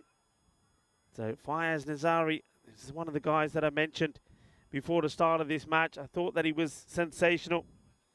I mean, what he did yesterday with bat, with ball, and in the field. Now he takes a hat-trick. Sensational. Excellent stuff here from Fayaz Nasri. And for the first time, we're going to see Hamid Wardak with ball in hand.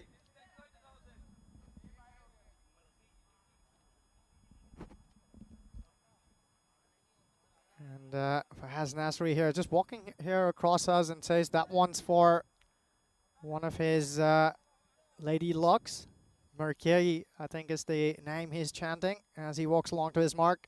Well, this one's an almighty heave across the line, Niaz.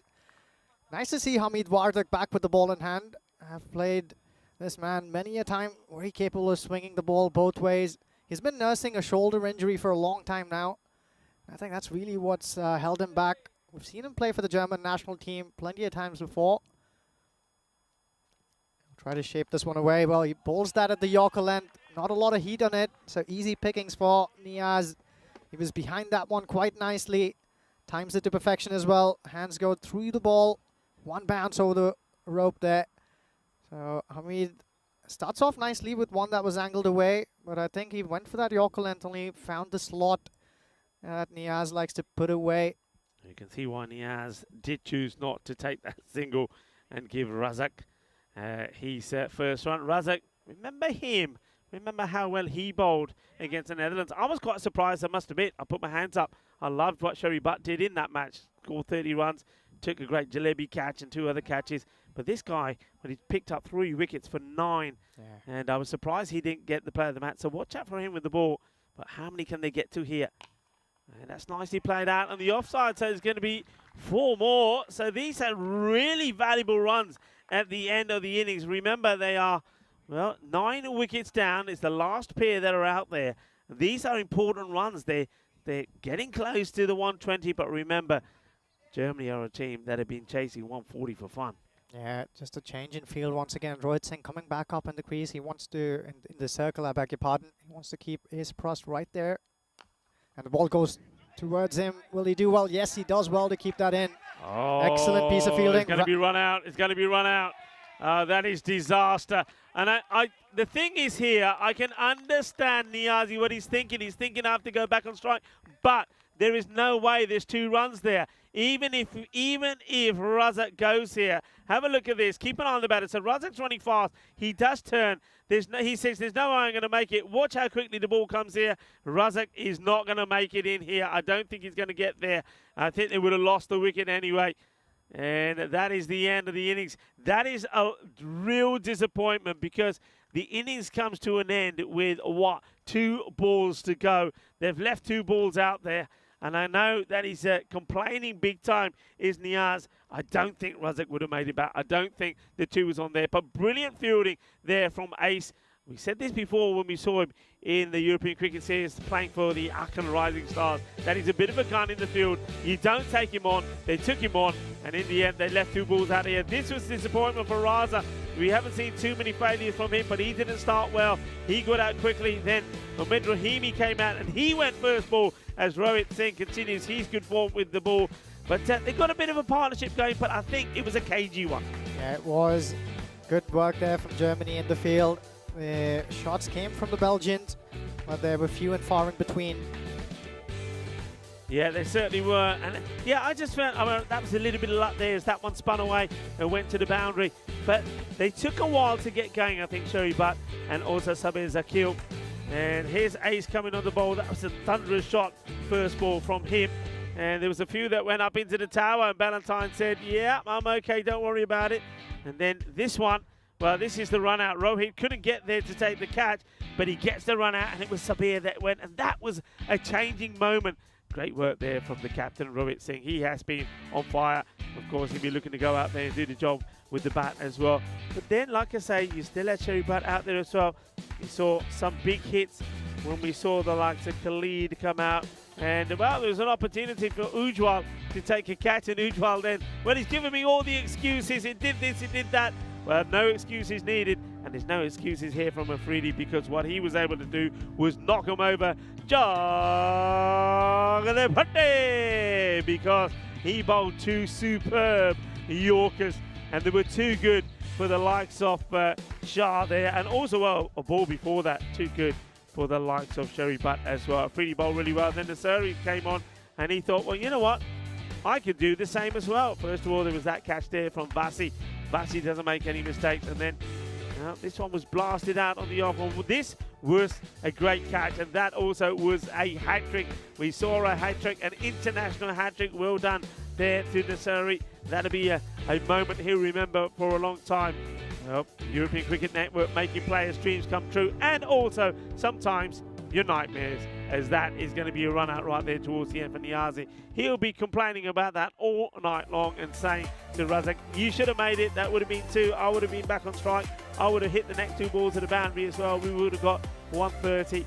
I don't think so. I don't think it was worth taking a risk when you are 9 wickets down. So they're going to be all out, the first time that we've seen a team all out. That's going to be disappointment for Team Belgium. Remember, in the first match on day 2, match number 6, they were sensational with the bat. They scored 164 and they batted the Netherlands out of the contest. This time round, they get bowled out with 2 balls to go for 117. Let's have a look at the bowling figures there. And 3 wickets there from Fires Nasari. It's a hat-trick, an international hat-trick as well. 2 from Afridi, who bowled brilliantly, got the Yorkers going. And another man who got the Yorkers going there pretty well was Nasari. But don't forget the one over there from Walter Bear. They didn't even use him back again.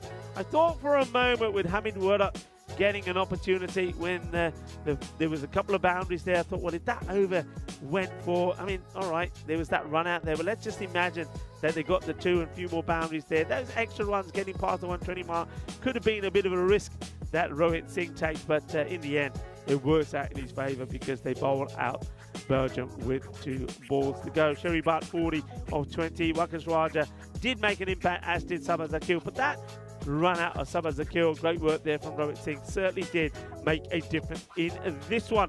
Well, the reply from Germany, trying to make it 5 out of 5, coming up in around about 10 minutes time. Join me then, Rico Full, and also Ujwal the Professor, as we're back for the conclusion of match number 7 in this international series between Germany, Belgium and the Netherlands.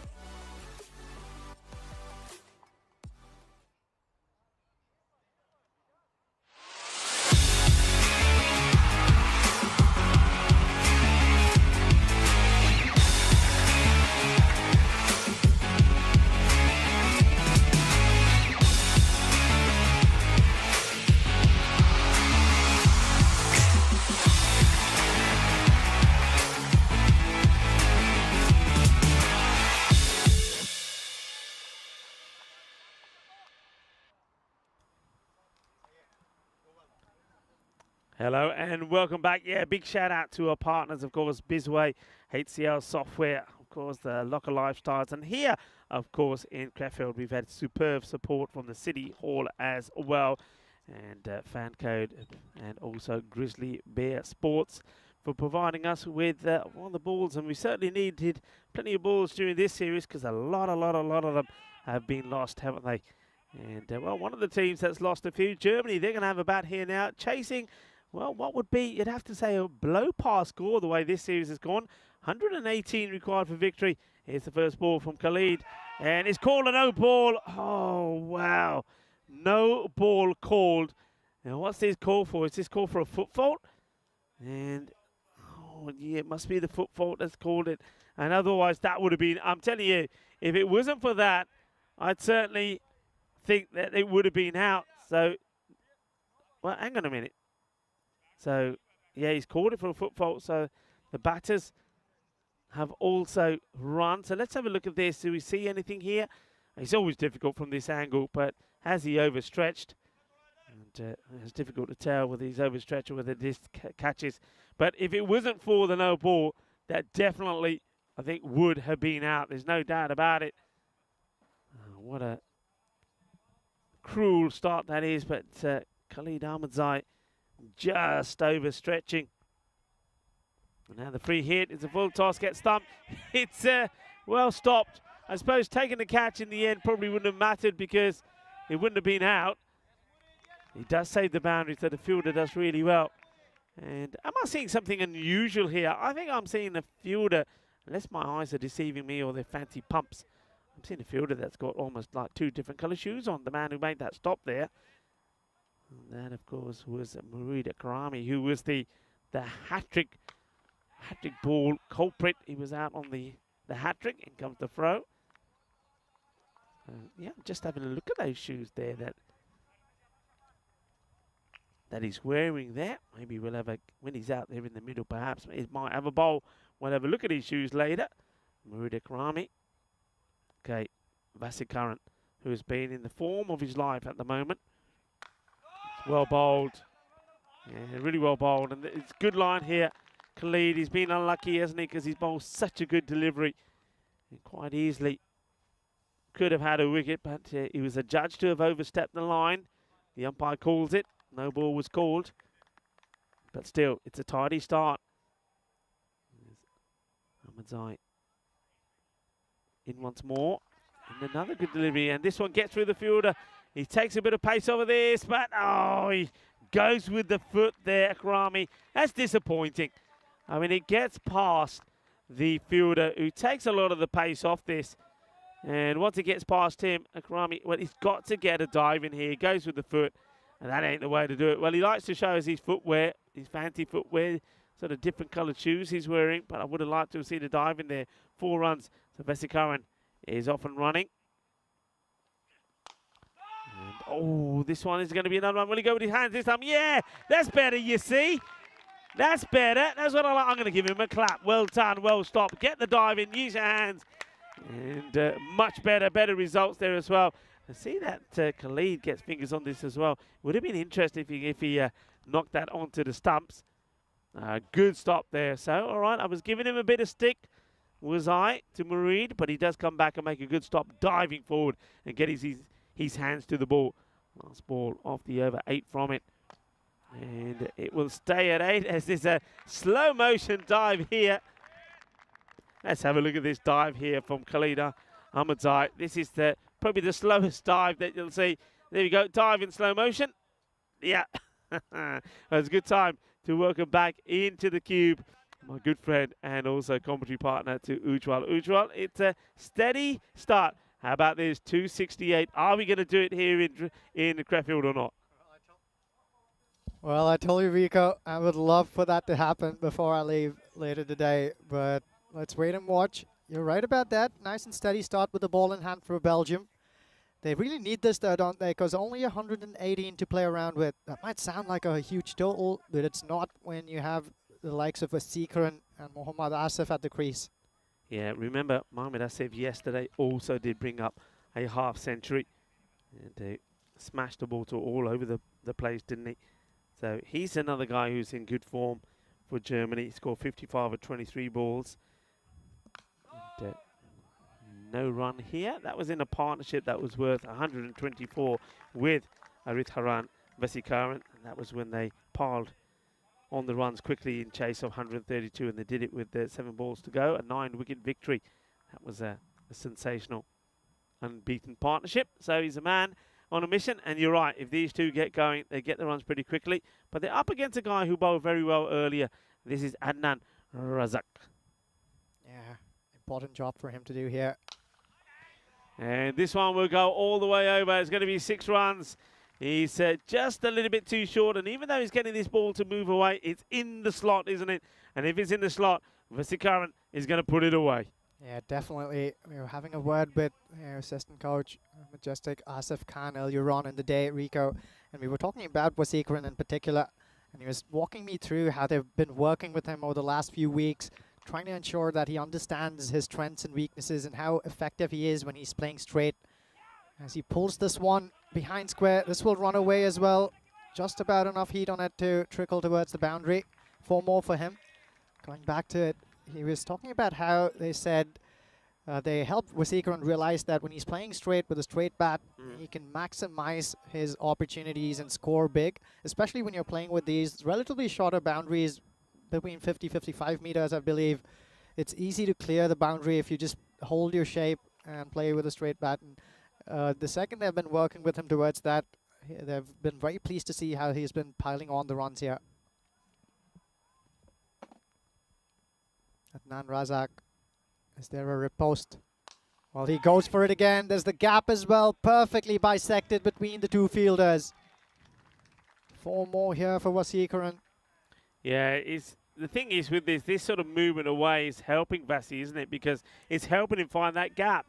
Because he's hitting through the ball moving away from him. So by the time he's making contact, he's getting it right in that gap. So I wonder if you see Ali Raza just trying to make that gap there a little bit tighter, because that seems to be the area that's being targeted. You can see that Adnan Razak is pretty keen.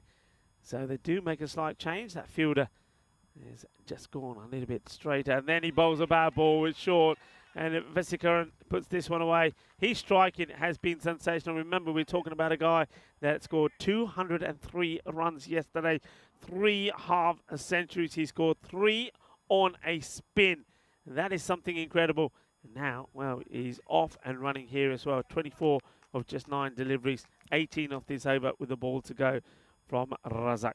Here's a good question. When was the last time this man was dismissed? Because if my memory serves me well, he's the last couple of Oh! Should have been then. Well, yeah, the last couple of half centuries he scored, he was unbeaten. That one, how costly will that miss be? It went relatively slowly to the field at point. He had time there, Rico. Got both his hands to it, diving away to the left. That was a good attempt there in the end from Shagarai Sefat, but doesn't manage to cling on. Or was that Buham Niaz? It looks like it was Buham Niaz there, diving away to his left. Yeah, opportunity doesn't get taken, so that's disappointment.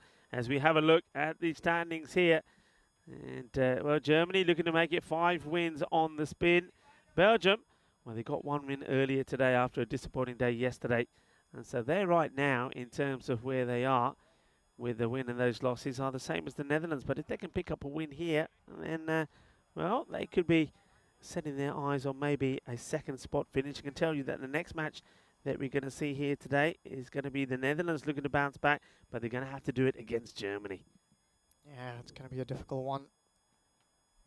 Let's see if Ahmadzai gets it right the 2nd time here. This one spooned up in the air. Opportunity taken. Catch taken, and Mohamed Asif is going to go pretty cheaply.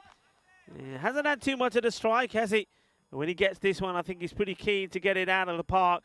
He doesn't get it right. A nice catch taken in front of us here. So no issues this time round for the fielder. So that is the breakthrough that they want. So Asif will go just for 1 this time round, but still plenty of good batting to come. Plenty of good batting to come, but the Germans haven't really been under a lot of pressure just yet. On both occasions when they were staring down a mighty total, the batters in the top order came really good. So the lower middle order and the middle order hasn't truly been tested. This is one way that the Belgians can stay in the game, keep plugging through and making inroads. In walks a man with a lot of talent, Fayaz Nassiri. He's already taken a hat-trick in this game and has dedicated that to his lady luck, as he called her, Merghai. Can he do the job with the bat in hand? Yeah, what a lovely moment for him. I mean, he gets his name in the Hall of Fame. We'll maybe be able to show you that during this match. And it's well bowled. Good delivery. And of course, that's what this is all about, of course, for these players as well. It makes their dreams come true. And isn't it interesting that all of the coaches that we speak to nowadays, when we do these TCIs, they're telling us the same thing, that the reason that we're seeing this growth, this development, and all of these newer stars coming into play is because they're seeing the opportunity not just to play cricket, but also to play and it being streamed live across the world. So players are coming out because they want to showcase their talents, and we've certainly seen plenty of those talents showcased here. And yeah, Nassiri, he's got his name in the Hall of Fame. It's a moment that he'll remember for the rest of his life. The European Cricket Network making players' dreams come true, and a lovely moment that he's able to dedicate those 3 wickets to the love of his life. Absolutely, and 100% spot on with that, Rico. An anecdote I just came across earlier on speaking with assistant coach Asif. I'll talk to you about that right after this one. Taking it on, they'll get there. It's a bit of a miscue. He's bowled really well, Khalid Ahmadzai. Can you imagine if that first ball, if he didn't overstep, that would have been out, and things could have been very different here. And that was a brilliant Yorker too. Had him right in front. Yeah, just going back to that quickly to bring some perspective here on the impact that the ECN has had. Imagine hundreds of families in places like Afghanistan and the Indian subcontinent getting, well, this one's been pummeled straight down the ground. That's one of the flattest sixes you'll ever see on this ground. 6 to Fayaz Nasri to get him underway. Well, just picture this, all the cricket lovers around the world. Imagine you've been hearing tales about your family, about the cricket they're enjoying in a land far, far away, and all of a sudden you can actually see your loved ones, and they've started getting increasing data packs just so that they can watch their family and their loved ones play the sport they love so much. It's quite a story. Chase on, but the fielder can't stop this. It's going to be 4 runs. Both अच्छी effort अपनी मारी सफेद ने, but चौका लग गया. And goes up and over, doesn't he? Necessarily doesn't quite get this where he wants to, but you can see the chase. He chases hard.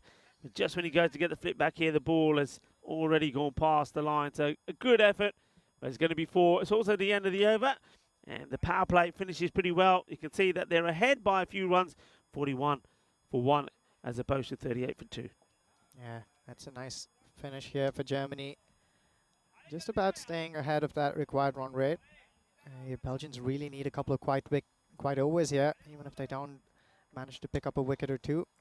Wasikran, though, that story goes on. 27 of 11, and he's looking like he's hungry for plenty more. Yeah, but you're right in what you're saying, about, players that are playing their families, the loved ones back home. Because don't forget, a lot of the people that we meet, or the players, I should say, that we meet, I mean, a lot of them still do have majority of their family, if not all of their family, back home somewhere, in another continent. So what a way it is for them to communicate with their families and say, oh, by the way, I'm going to be playing over the next 2 weeks cricket. You can tune in and join me. So, it's a fantastic opportunity for the players. This one's been hit pretty well and will be stopped. Nicely done. As the fielder comes across, that's Sherry Butt, who's, patrolling the part of the boundary areas he is. And, I mean, we talked about Nassiri, who's out there, who's got a hat-trick. He'll be showcasing that to everybody that he knows. What about Sherry Butt? That catch, I mean, that catch, that's going to go, I'm telling you now, that's going to go on the social media, and it might even go viral because it's one of the best catches that I've seen. It's just amazing catch. So you got already there, you got another star in the making, another internet sensation there.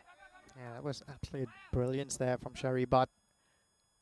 One-handed blinder there. Bastian Bratt, the Netherlands 11 skipper, could not believe his luck. Yeah, well, that's the thing that we didn't unfortunately catch on the camera, did, because we saw it, the way that he just hit that ball thinking, yeah, 3 sixes on the trot, thank you very much. Catch is taken, he just stands there, drops his bat in disbelief and says, you're kidding me, how? It's Nasri again, back on strike. Sefat goes straight at him, an inside edge, but he's got enough meat on that Fielder does well, or does he? No. He lets that one slip. Just got a hand on that one. Well, a bowler will consider himself unlucky. First, that was dragged off the inside edge. But this man's so strong, Fayaz Nasri. Yeah, Raja there. He gets a hand to it, but unfortunately, I think he's played that onto his own knee, and then the ball ricochets over the boundary rope. He's a little bit unlucky.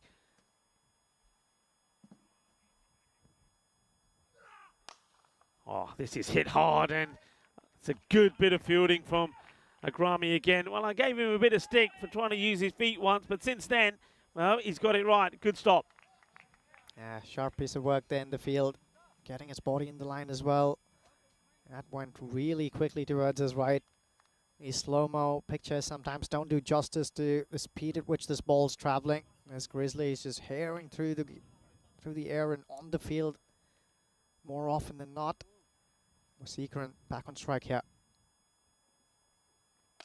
Smash, and that would go all the way. Bulle, Ginna Sona, Shaka Lagya. Well, this has been hit sweet out of the middle of that bat. Sweeter than a bowl of glad jambu. What a big hit that is. 6 runs. Where's the Ras Malai, Rico? Pull that up. That's my favorite dessert when it comes to Indian sweets. Yeah, a lot of people always go, what's Ras Malai? And I try to explain to them. But you know what I had, and thanks to, Sandeep Kamboj, if you are tuning in, is of course the player for RC Dresden in Dresden. More on that after this delivery from Safat. It's a good delivery in the block hole. Well, he came up, he was known as the Jalebi man because a couple of days before the day I'm talking about, he turned up with jalebis for everybody, and they were delicious. But then a day or two later, when he wasn't even playing, he came up with this mixed box sweet selection. And in there, I've never seen them before. So there were gulab jambus, right? And can you imagine, they then had a little slit in them, so they were opened up. And inside them was a ras malai as well. That sounds delightful, Rico. I was in heaven. I literally was in heaven. All I needed was a few aloo prawns, as I would have thought, yeah, that's it. This is the best day ever. I just hope no one's eating too many of those. That would be a straight, easy way to get like a heart attack. But, well, that does sound delightful. I'd like to go get myself some of that, though. Giving heart attacks for many people out there, fans especially, or these two are out there in the middle. Fayaz Nasiri and Haritaran Waseekaran. Okay, miscue, opportunity. You got to take it. And it's been taken. That's a really good catch. Backs himself to take this. You would have thought that the fielder running into it, Khalid Ahmadzai, would have been screaming at Sabir Zakir and saying, it's mine. I'm in the better position to take this. But he says, no, I've got my eyes on it. I've got the shades on. I'm looking the business. I'm going to take it. And he holds on to it. That's a really good catch. And, well, it is Fayaz Nasari that would go for a quick 4-18 of 8 deliveries. Yeah, that was a brief stay at the crease for Fayaz Nasiri. Has a bit of an impact, though, with the bat. He'll be happy with that. The man who walks in here is the skipper, who's been in fine form. Scored a quick fire half-century alongside the man who's going to join Waseekaran earlier yesterday. And had a nice long chat with him as well, Rohit Singh. And he seems to be evolving into a skipper that he'll want to be one day. Definitely been playing with more responsibility. He was talking to me about how this responsibility that's been handed to him has also had an effect on how he's just been looking at life outside of cricket. And that was refreshing to hear. A young man spewing wisdom that's well beyond his age. Yeah, he's grown a lot in the 2 years from when, I think I was with you when we did the T20s right in Dresden, where I think Norway were there, and what was the other team? France. Yeah, it was Norway and France, yeah. And, I saw him there. I don't think he was he the captain there? I don't think he was the captain. I think Ganeshan was still around. Yeah, but he came out and he played some, well, Germany then, they were a completely different side to this. They were in trouble, and on 2 occasions he came out and he got them wins from nowhere. But from there, he has grown as a person, his personality, and he's become a bit of a leader, as this one has been absolutely clobbered from Waseekaran. That's going to be another 6. He now moves into the 40s. You know what, Rico? I think we need to come up with a new word to describe a Waseekaran 6. That one's been absolutely wasigged. Yeah. I like that, wasigged. Now, Are we going to see? I mean, I'm not going to say it. Not going to say it because everybody will say it's you, Rico. You did this. But no. But just going back to Rohit, yeah, he's developed into a good captain. His people skills are good. I like seeing him out in the middle there. He's one of those captains that has a way with his players. He talks to them. He's got a calming influence on them. When the bowler looks like he's having a bit of trouble, he's there having a chat. He supports the field. And I think you also mentioned it. He's also puts himself in the firing line as well, where a lot of those catches are. We see him take catches. We see him get involved with run-outs. So he's a key player, and he's certainly getting the team to gel. And one of the things that when we were talking to some of the setup, the management setup there of the German side, one of the things that we both said is that what we like about this German team at the moment is the team play within themselves. They all respect each other. They all fight for each other. And they are playing as a team. And if you can start playing as a team, individuals will get better and your performances will get better as well. Yeah, the sum of many of these individuals is greater than the whole. As Wasikaran, beautiful wrist through that ball there. Watch him climb into that cut shot. Waits for that nice and late. Meets it right underneath his eyes. Look at him wait there. Excellent piece of batting. Does that so effortlessly there, Wasikaran. That one was seeked. Yeah, it's a lovely shot, isn't it? He's been on such good form. And the good thing I like about him is it's a Sunday. His family are here. His friends are here. They're watching. They're just watching a guy who at the moment is in the form of his life. Oh, tries to heave that one away. Just loses his shape ever so slightly. He'll not want to do that again, Wasikaran. But this man's bowled well. Although he went for a few here, Burham Niaz picks up that important wicket. I think he's been a reliable bowler, though, on the whole for Belgium. They'll go back here, Belgium, and take a few learnings from here as we take a look at what you can watch tomorrow. It's day 1 of 12 in Italy, Rome. It's going to be Vinny Sandhu bringing you all these scenes alongside Corey Rutgers. And, well, 5 tantalizing games for you to watch out for. Roma Sisi, Royal Roma, the Asian Latina, Roma Campanella. Lots of teams in action there. Lots to watch out for. Yeah, going back to the action in the middle, I think Wasikaran's been one shining star here throughout the last few days. But what's been the difference here in this competition is that he's found able allies consistently. Look at that one go high and wide away from that fielder. He's done it again. I cannot believe it.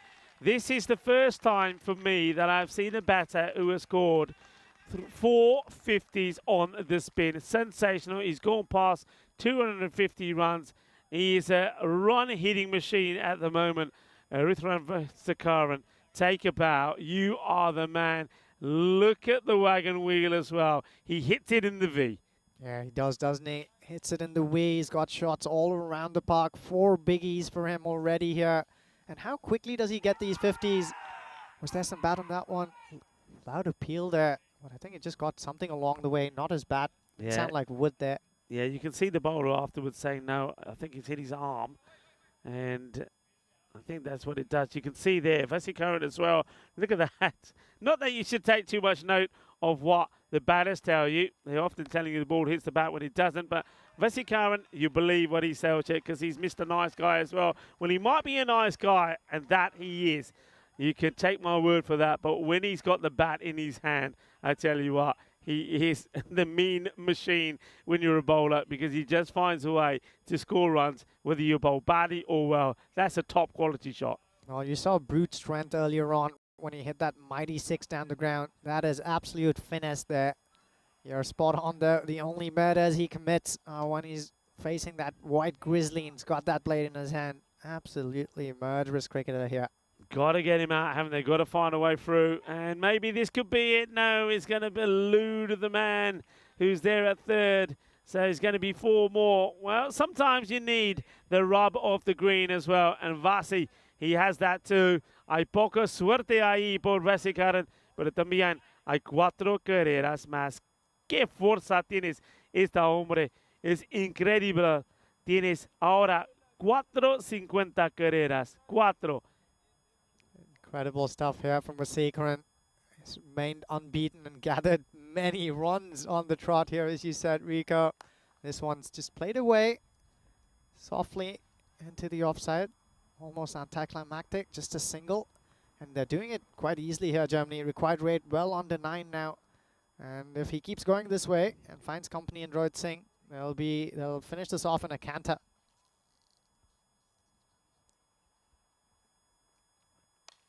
And a bit more misfortune for Shah. The over will end with 19 from it. Is another wild swing. Not quite where Rohit wanted this to go, that's for sure. It, loses his shape there a little bit, and the bat sort of swivels in his hands, but he's going to get a boundary. 86 for 2 at the end of 6. Well, I think the formula here is if you have Wasikaran and help him face 20-odd balls, he's going to take the game away. Look at the rate at which he scores. 60 of 23 balls. That's the game for me. Yeah, a lot of people saying, come and tell us, Rico, what are the scores that Vasi has put on. So before this match, yesterday in his first match, he scored 27 of 12 deliveries. Then he scored in match number 4. We saw him score first, let's have a talk about match number 2. That's when his first 50 was 52 of 15. Then in match number 4, he put on 64 of 28 deliveries. He finished today with 60 of 21, and he's on 60 of 23 here as well.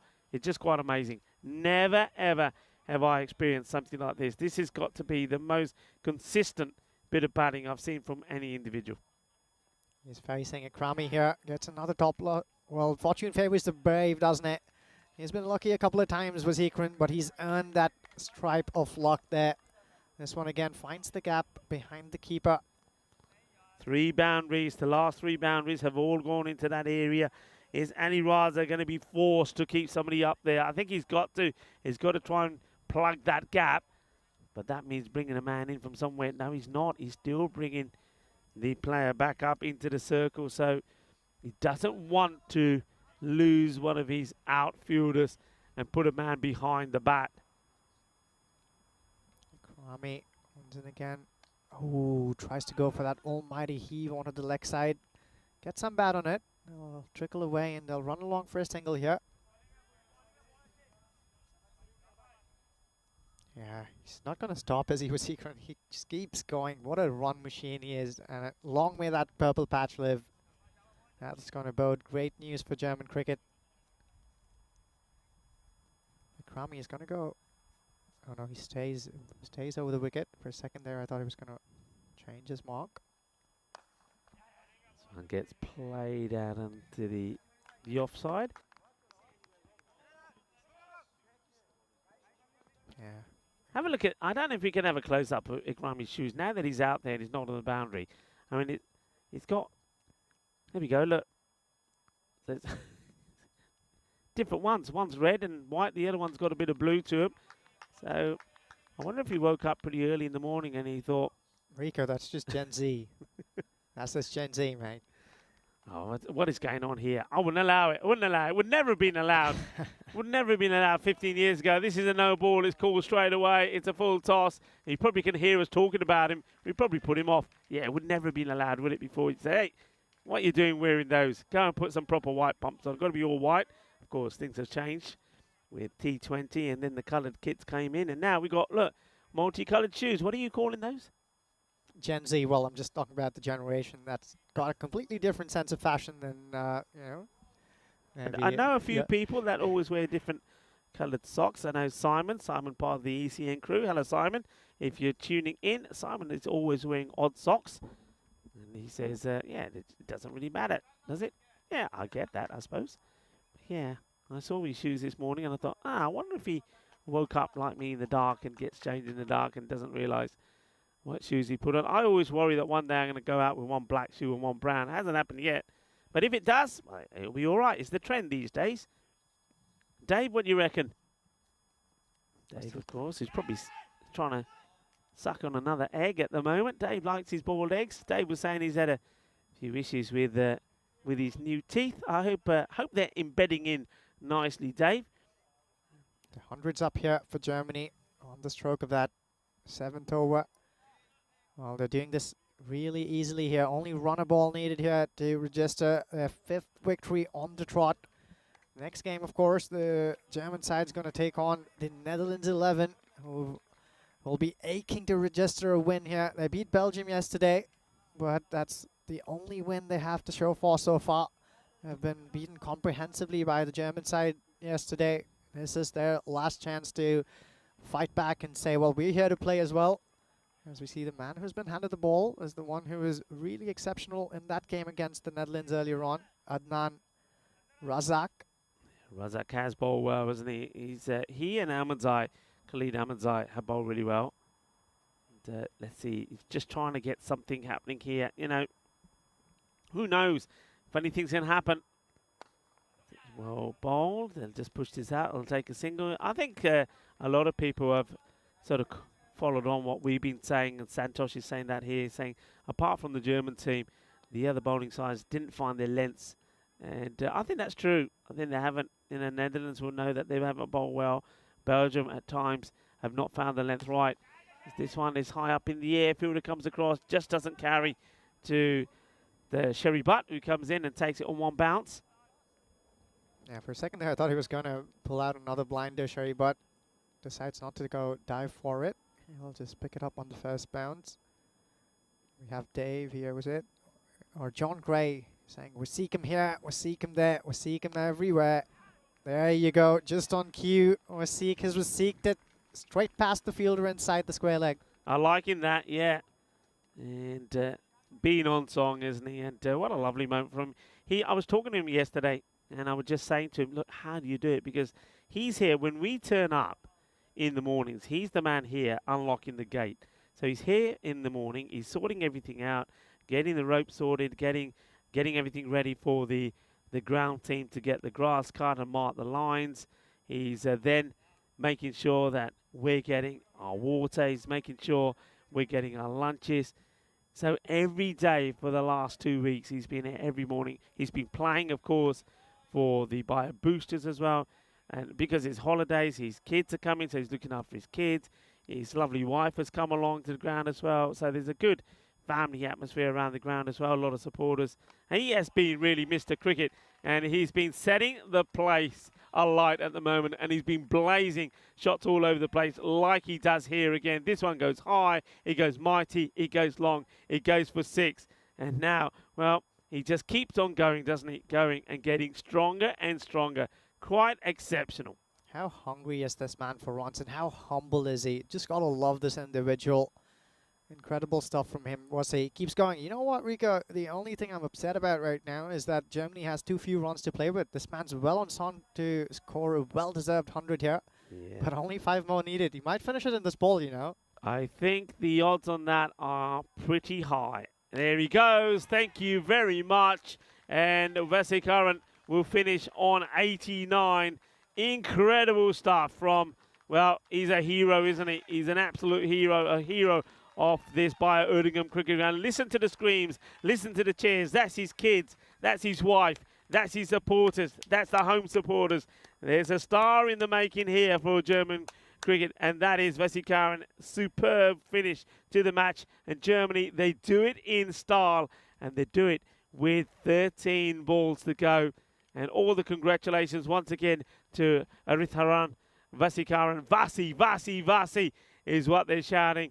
He's been absolutely superb. Well done, well played. And once again, well done to Germany as well. They make it 5 on the spin. Well, you can't be more clinical and comprehensive than this. This German team has absolutely dominated all the 3 facets of this game in the competition. Another similar performance here, dominating with the bat. This is funny there. Look at the Belgians. Take a look at Vasikaran's bat, trying to check if there's something special about it. You see Burham Niaz taking the bat from him, giving it a little tonk with his elbow and with his knuckles.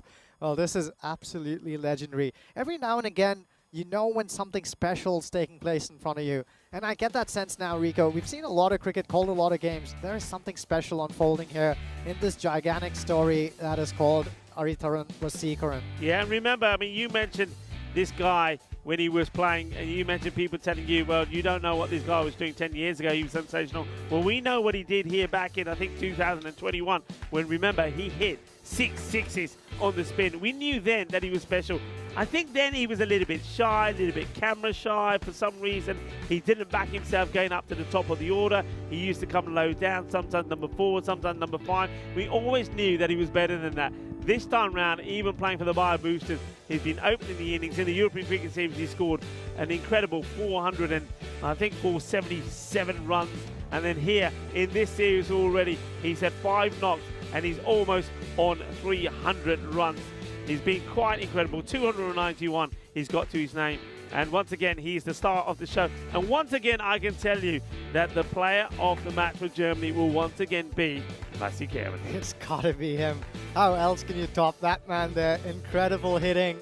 As I said, honestly, if there were 12 more runs available, this would have been a Wasikaran 100. What a special that would be. Well, this one's already incredibly special. Look at him smoke them all around the park. We took a look at his wagon wheel at the stroke of his half century.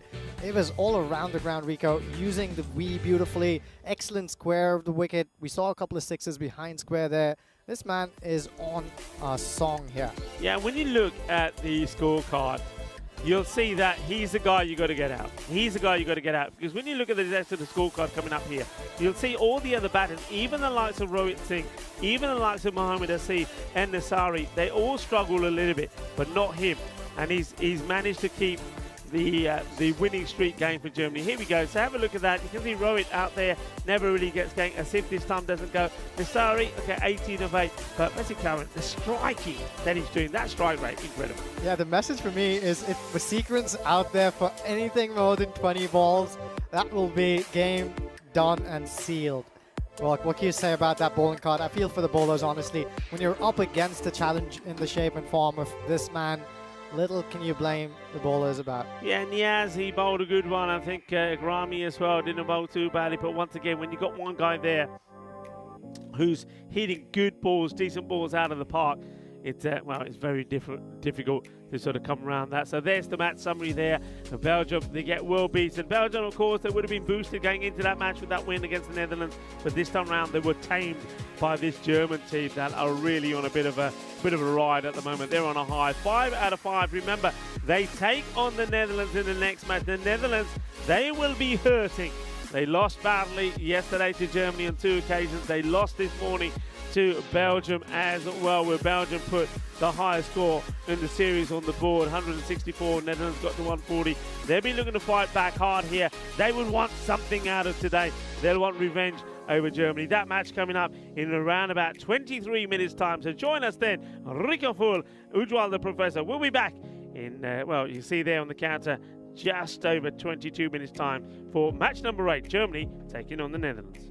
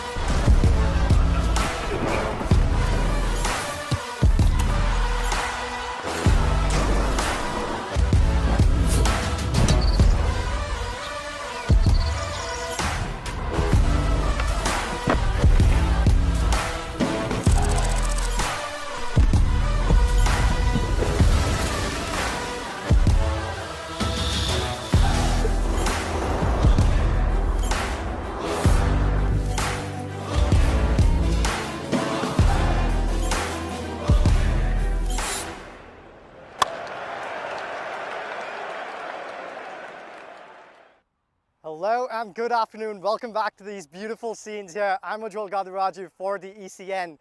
We've already seen a lot of scintillating cricket here.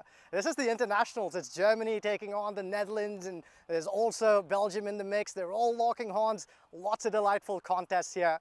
Germany has thoroughly dominated throughout the series. We've seen a lot with the bat, ball, and in the field from them. Belgium, well, they showed that they can put up the big show as well. They've already felled the giants in the Netherlands today. But plenty of action to go. It's going to be Germany taking on the Netherlands again. Let's see who'll come up trumps this time.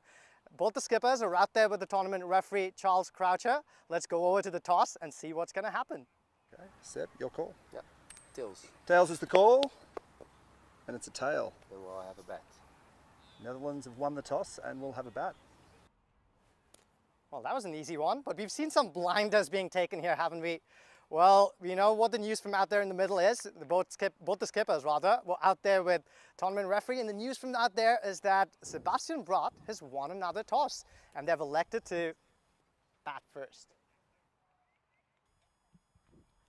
Thank you very much to the professor there, the professor of cricket maybe, to Ujjwal, giving us the insight on what happened out there in the middle. And as you saw, that it is the Netherlands and their captain, Sebastian Brott, that has won the toss and decided that they will have a bat first. Let's have a look at the lineup here. So I'm liking the fact that Van Troost comes back into the side. I think he added a little bit of oomph into their batting.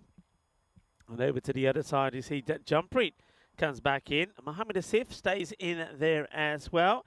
And one thing that I don't see out there is there's no Vasi Curran. So no Vasi in this one. So we're not going to see him add to the 291 runs that he scored. So how will Germany bat and play without the likes of Vasi Curran in their side? I think they've still got other good batters. It's not a bad spot, really, is it? When you get Jampreet Singh come in for Vasi Curran. Jampreet, of course, batted very well yesterday when he had the opportunities as well. A man that we saw playing in Dresden. So he made 36 of 18 against Belgium yesterday. And I think he showed that he is able to up his game in this shorter format as well. But the Netherlands, they're the team. They've got to up their game. They've got to go big here, haven't they? And I think I can see a change perhaps from them already at the top.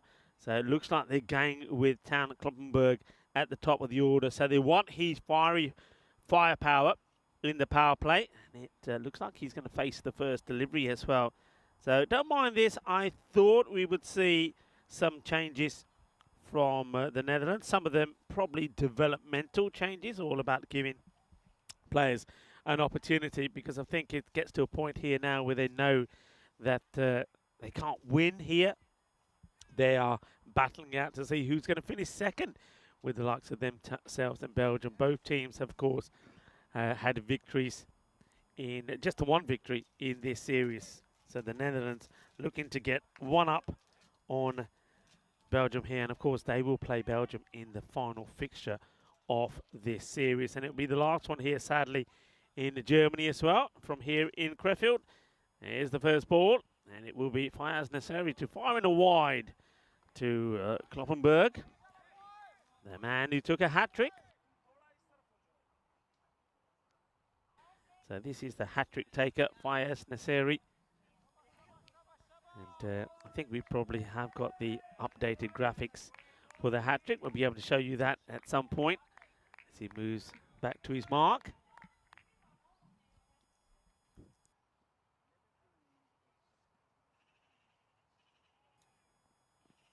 And playing with that line, he's going to just squeeze this inside. And there you go. Oh, that was quick. Page 1, page 2. We've gone on to page 3, I think, now. So let's see page 2. Coming up. Oh, he's there. He's on page 3. Fayaz Nasseri, 3 for 21. What a moment it is for him. And he's up there in the 2023 Hall of Fame. Hat-trick number 31 to this man, Fayaz Nasseri. And that's up and over. It might even go all the way over, actually. The umpire having a good look. He says, no, it's 4 runs. He's a big, strong man. He fancies himself to get something on this and gets a big, thick chunk of the bat onto it. 4 runs, so they're up and running on the first runs off the bat. Young lad, out there at the moment. You can't believe, looking at him, and he's, well, 16 coming on 17 is Kloppenberg. Certainly one of the stars of the future. He's out there with Musa Ahmed, who's the non-striker. Smashes it, gives himself a bit of room. I mean, it's quite wide from his body, so he's not going to be able to get all the power in it, but it's a good shot to play in the power play. Nice shot to play, gets it over the fielders. Not being forced into making a change here is Rohit. Then he just goes over and has a little chat here with Nasiri, and I think this is probably a bat break. Yeah, it is. So the bat has been broken, and a new one has to come out. But I hope that wasn't his favourite. That one is broke, and he says, all right, which one you want? He says, well, I don't think that's one of mine, but all right, I'll have it. Even the bat looks a little bit small in his hands. I don't think he's happy with the choice that he's been given. He's looking at that one like saying, yeah, I don't really want this one. I don't like this one. And he had a couple to choose from, and this is the one he went for. Okay, let's see how this one goes. 2 boundaries to his name to the young Kloppenberg. And he takes himself away from this one. A little bit too much movement. And the Nasiri, just an extra few steps to go up to the batter and say, really? Well bowled. A little bit of extra movement here, I think, from Kloppenberg. I think he's far better off just standing a little bit still and trying to get the power in the shot. See how he deals with this one. I think Nasiri might even fancy banging one in, you know. No, he sticks to that area wide of the batter. Doesn't get a wide here, and I think this is all to do with the movement. Yeah, look how much he jumps outside the off, and I think that's very good umpiring. I don't think you can call that a wide because he jumps out there really early. It's a good bowling from Nasiri. You can see that Kloppenberg is trying to put him off his line and trying to get him to bowl in an area where he can get hold of it. And this is just scooped up in the air. It'll be a good catch if he can get there. Oh, just fingertips from Jampreet. And they're going to get 2. It was a bit of a nothing shot. He's really backing himself to play this shot this way. But I would stand still. Look where he goes here. I think if you're the batter here, I think you can be the clever one by saying, well, you're going to fire this wide because you think I'm going to move. So I'm going to stand still and I'll take the wide. And that's so wide. Well, there we go. It's a change of a bat. He now gets another. This is more like it. He looks a bit happier now. That happens at the end of the over. We just remind you that there's 15 days to go before we see you in Spain, in Malaga, at the Carnama Oval. Coming down and join us, joining the fun. It is the Euros of cricket. 31 nations and only 1 European champion. The current champions are the Netherlands. Well, Netherlands, well, maybe they're trying out a few things in this series. They certainly haven't looked like the champions that we know that they are. Of course, there are going to be some changes to the side. We're going to see some of the players that we've seen before at Carnama there. A few of them will be absent because they'll be taking part in the World Cup. So there's going to be some new names. I think that's why they've got some of the youngsters here with them in this series. The likes of Kloppenberg, who's out there. The likes of Udith Nasiri. So they're trying a few things out here in Netherlands. It'll be interesting to see what their final draft will be. The defending champions, starting on the 25th of this month. First over goes for 11. In comes Afridi. Oh, that's a vicious delivery and a bit of a backward roll here from Musa. Dangerous ball. There's no doubt about the height on this, and well, he goes all the way up to the batter. That's nice. And look at Musa here. He's doing the backward roll, down and out. Now, this is a really nasty delivery. Gets out the way of it, and you can see that Shahid Jr. going all the way up to Musa and saying, look, sorry, buddy, comes out all wrong. We know that he probably went for the Yorker, which when he executes, well, are devastating deliveries. So it's going to be a free hit, and Musa will be looking to get his own back now after being knocked down and out. Oh, it's another. Oh, dear. Well, that's the second. So he bowls one more, he's off.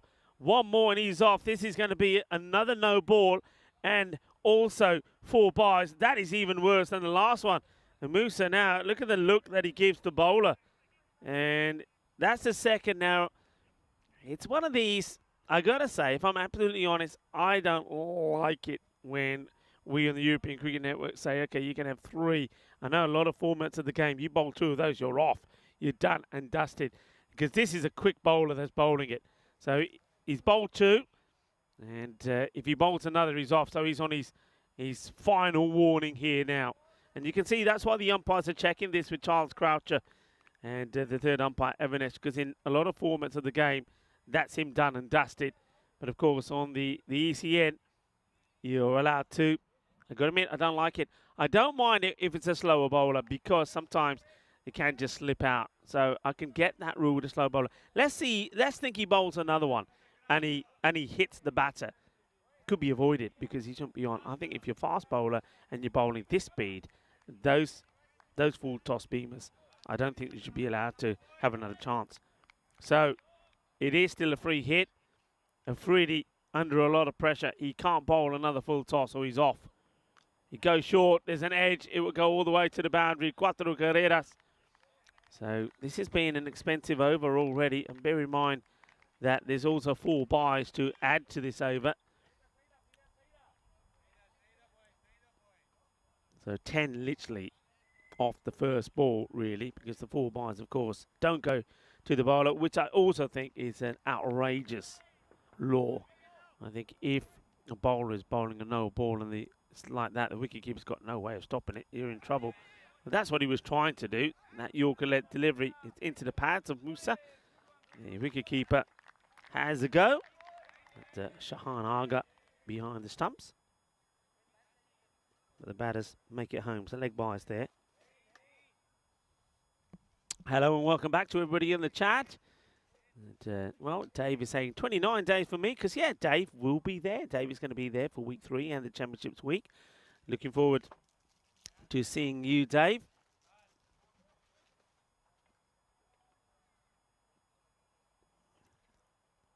In comes the next delivery, and this is in the pads. A bit of an appeal here. Just, Alam Sheikh is saying hello. Hello to you. Saying, how am I? I'm fine. And he's asking, where's Rico? Where's Vinny? Vinny's going to, well, Vinny right now is in Rome, in Italia, because he's getting set up there with Corey Ruckus to talk you through the start of the European Cricket Series in Rome tomorrow. So tune in, and you'll hear Maximo and Corey and giving it some banter. And at the moment, the man who's giving it some stick is Kloppenberg. He gets a boundary there, plays his way on the leg side. And, that's what he's got to do. Got to keep the runs going.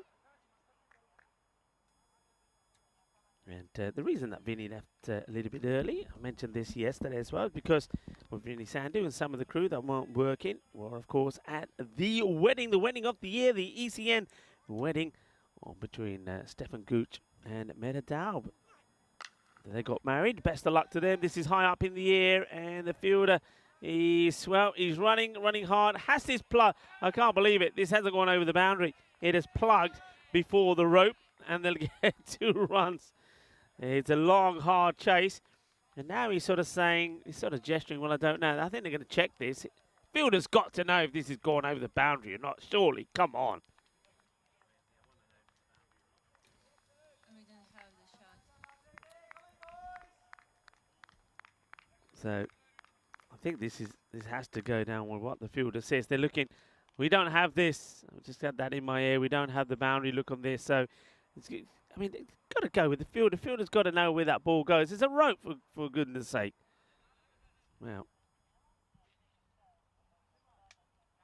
I think they're just checking on what they're going to give this one. We can't help them here.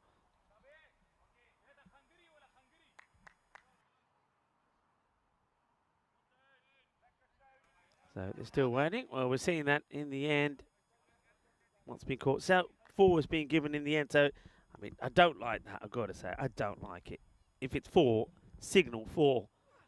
And, well, I can signal this one from here. For that fielder who doesn't know if the ball went over the rope or not, well, this is 6 for your reference. Yeah, good hit, nicely struck. As, well, Town Kloppenberg gets this right out of the middle. Yeah, I mean, sometimes, come on, fielder, you're running, chasing after the ball. You see it go over the rope. You've gone over the rope to pick it up. How can you not know? And if it hasn't gone, turn around and say it hasn't gone. This is what we're looking at here. Germany, 5 out of 5. The Netherlands are second because of net run rate. They've won 1. Belgium have only won 1 as well. So it's a big match this for the Netherlands. They can get a win here.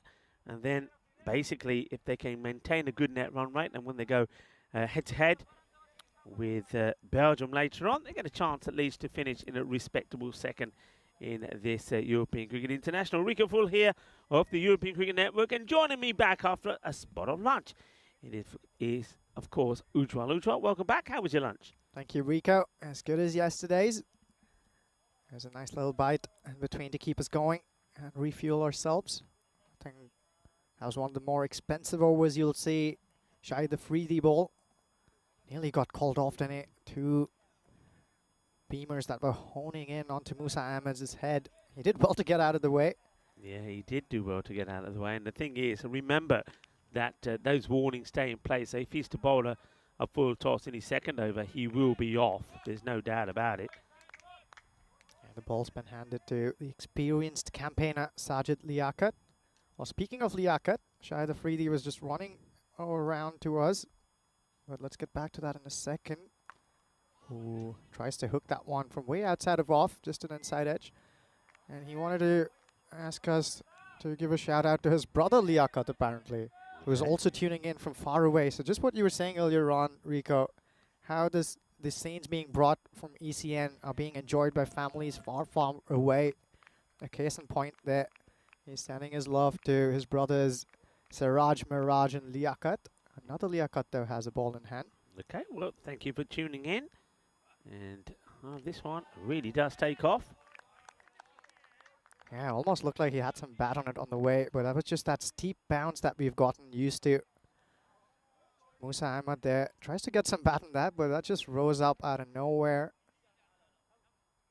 Sajid Liaquat has certainly seemed a more determined man today. Trying to keep it nice and tight, bowling the right lines. This one's up in the air, opportunity. 2 fielders, Fayaz gets there. He will catch it. Fayaz Nasiri. And boy, does he like to blow those kisses to the cameras as well. Watch out for this strapping lad. He'll be up and about in the scenes of German cricket. But just as I was saying, Sajid Liaquat, he seems like a man who really wants to deliver today. Must have gone back and realized that he sprayed it around a little bit yesterday after having gotten it right initially. Nothing about that today. Spot on with those first 3 balls, and he's got that mighty important wicket of Musa Ahmed. The man who's going to walk in is one who'll want to give this ball a hiding. It's going to be Hidde Overdijk who'll take center stage to join Toyn Kloppenberg. Things are beautifully poised here. The Netherlands clearly want to post a big total here. They were on 36 at the end of 2, going at 18 and over. Well set to make most use of this power play. And then walked in Sajid Liaquat. 3 excellent balls so far. But we've seen how overs can get pear-shaped towards the end of them. Is he going to make a meal of this one or stand up tall and come up trumps? Overdijk here will be looking to get off the mark right away. Well, he does just that. Just about enough bat on that one to carry it away from Hamid Wardak. That will trickle away to the boundary as well. The boundary of the first ball. Doesn't have protection in the deep at long on. The 2 men were outside on the boundary ropes. The one at long off. And there's a man at deep mid-wicket as well. But they're having a thought about that. And on this occasion, Sajid Liaquat says, well, I've had a change of heart. Why don't I move the man back to long on? And Hamid Wardak will just cut across to field inside the circle. Liaquat to Overdijk. Use of feet again. This one's uppishly played into the leg side. Has that gone all the way? We'll wait and watch. One bouncing over the ropes. So back-to-back boundaries here for Hidde Overdijk. He does like to go into overdrive. That is a good piece of batting right after he got to the center. Sajid Liaquat will want to bowl a good last ball of his over. It's already gone for 8 after that fine start. Exactly what we were talking about.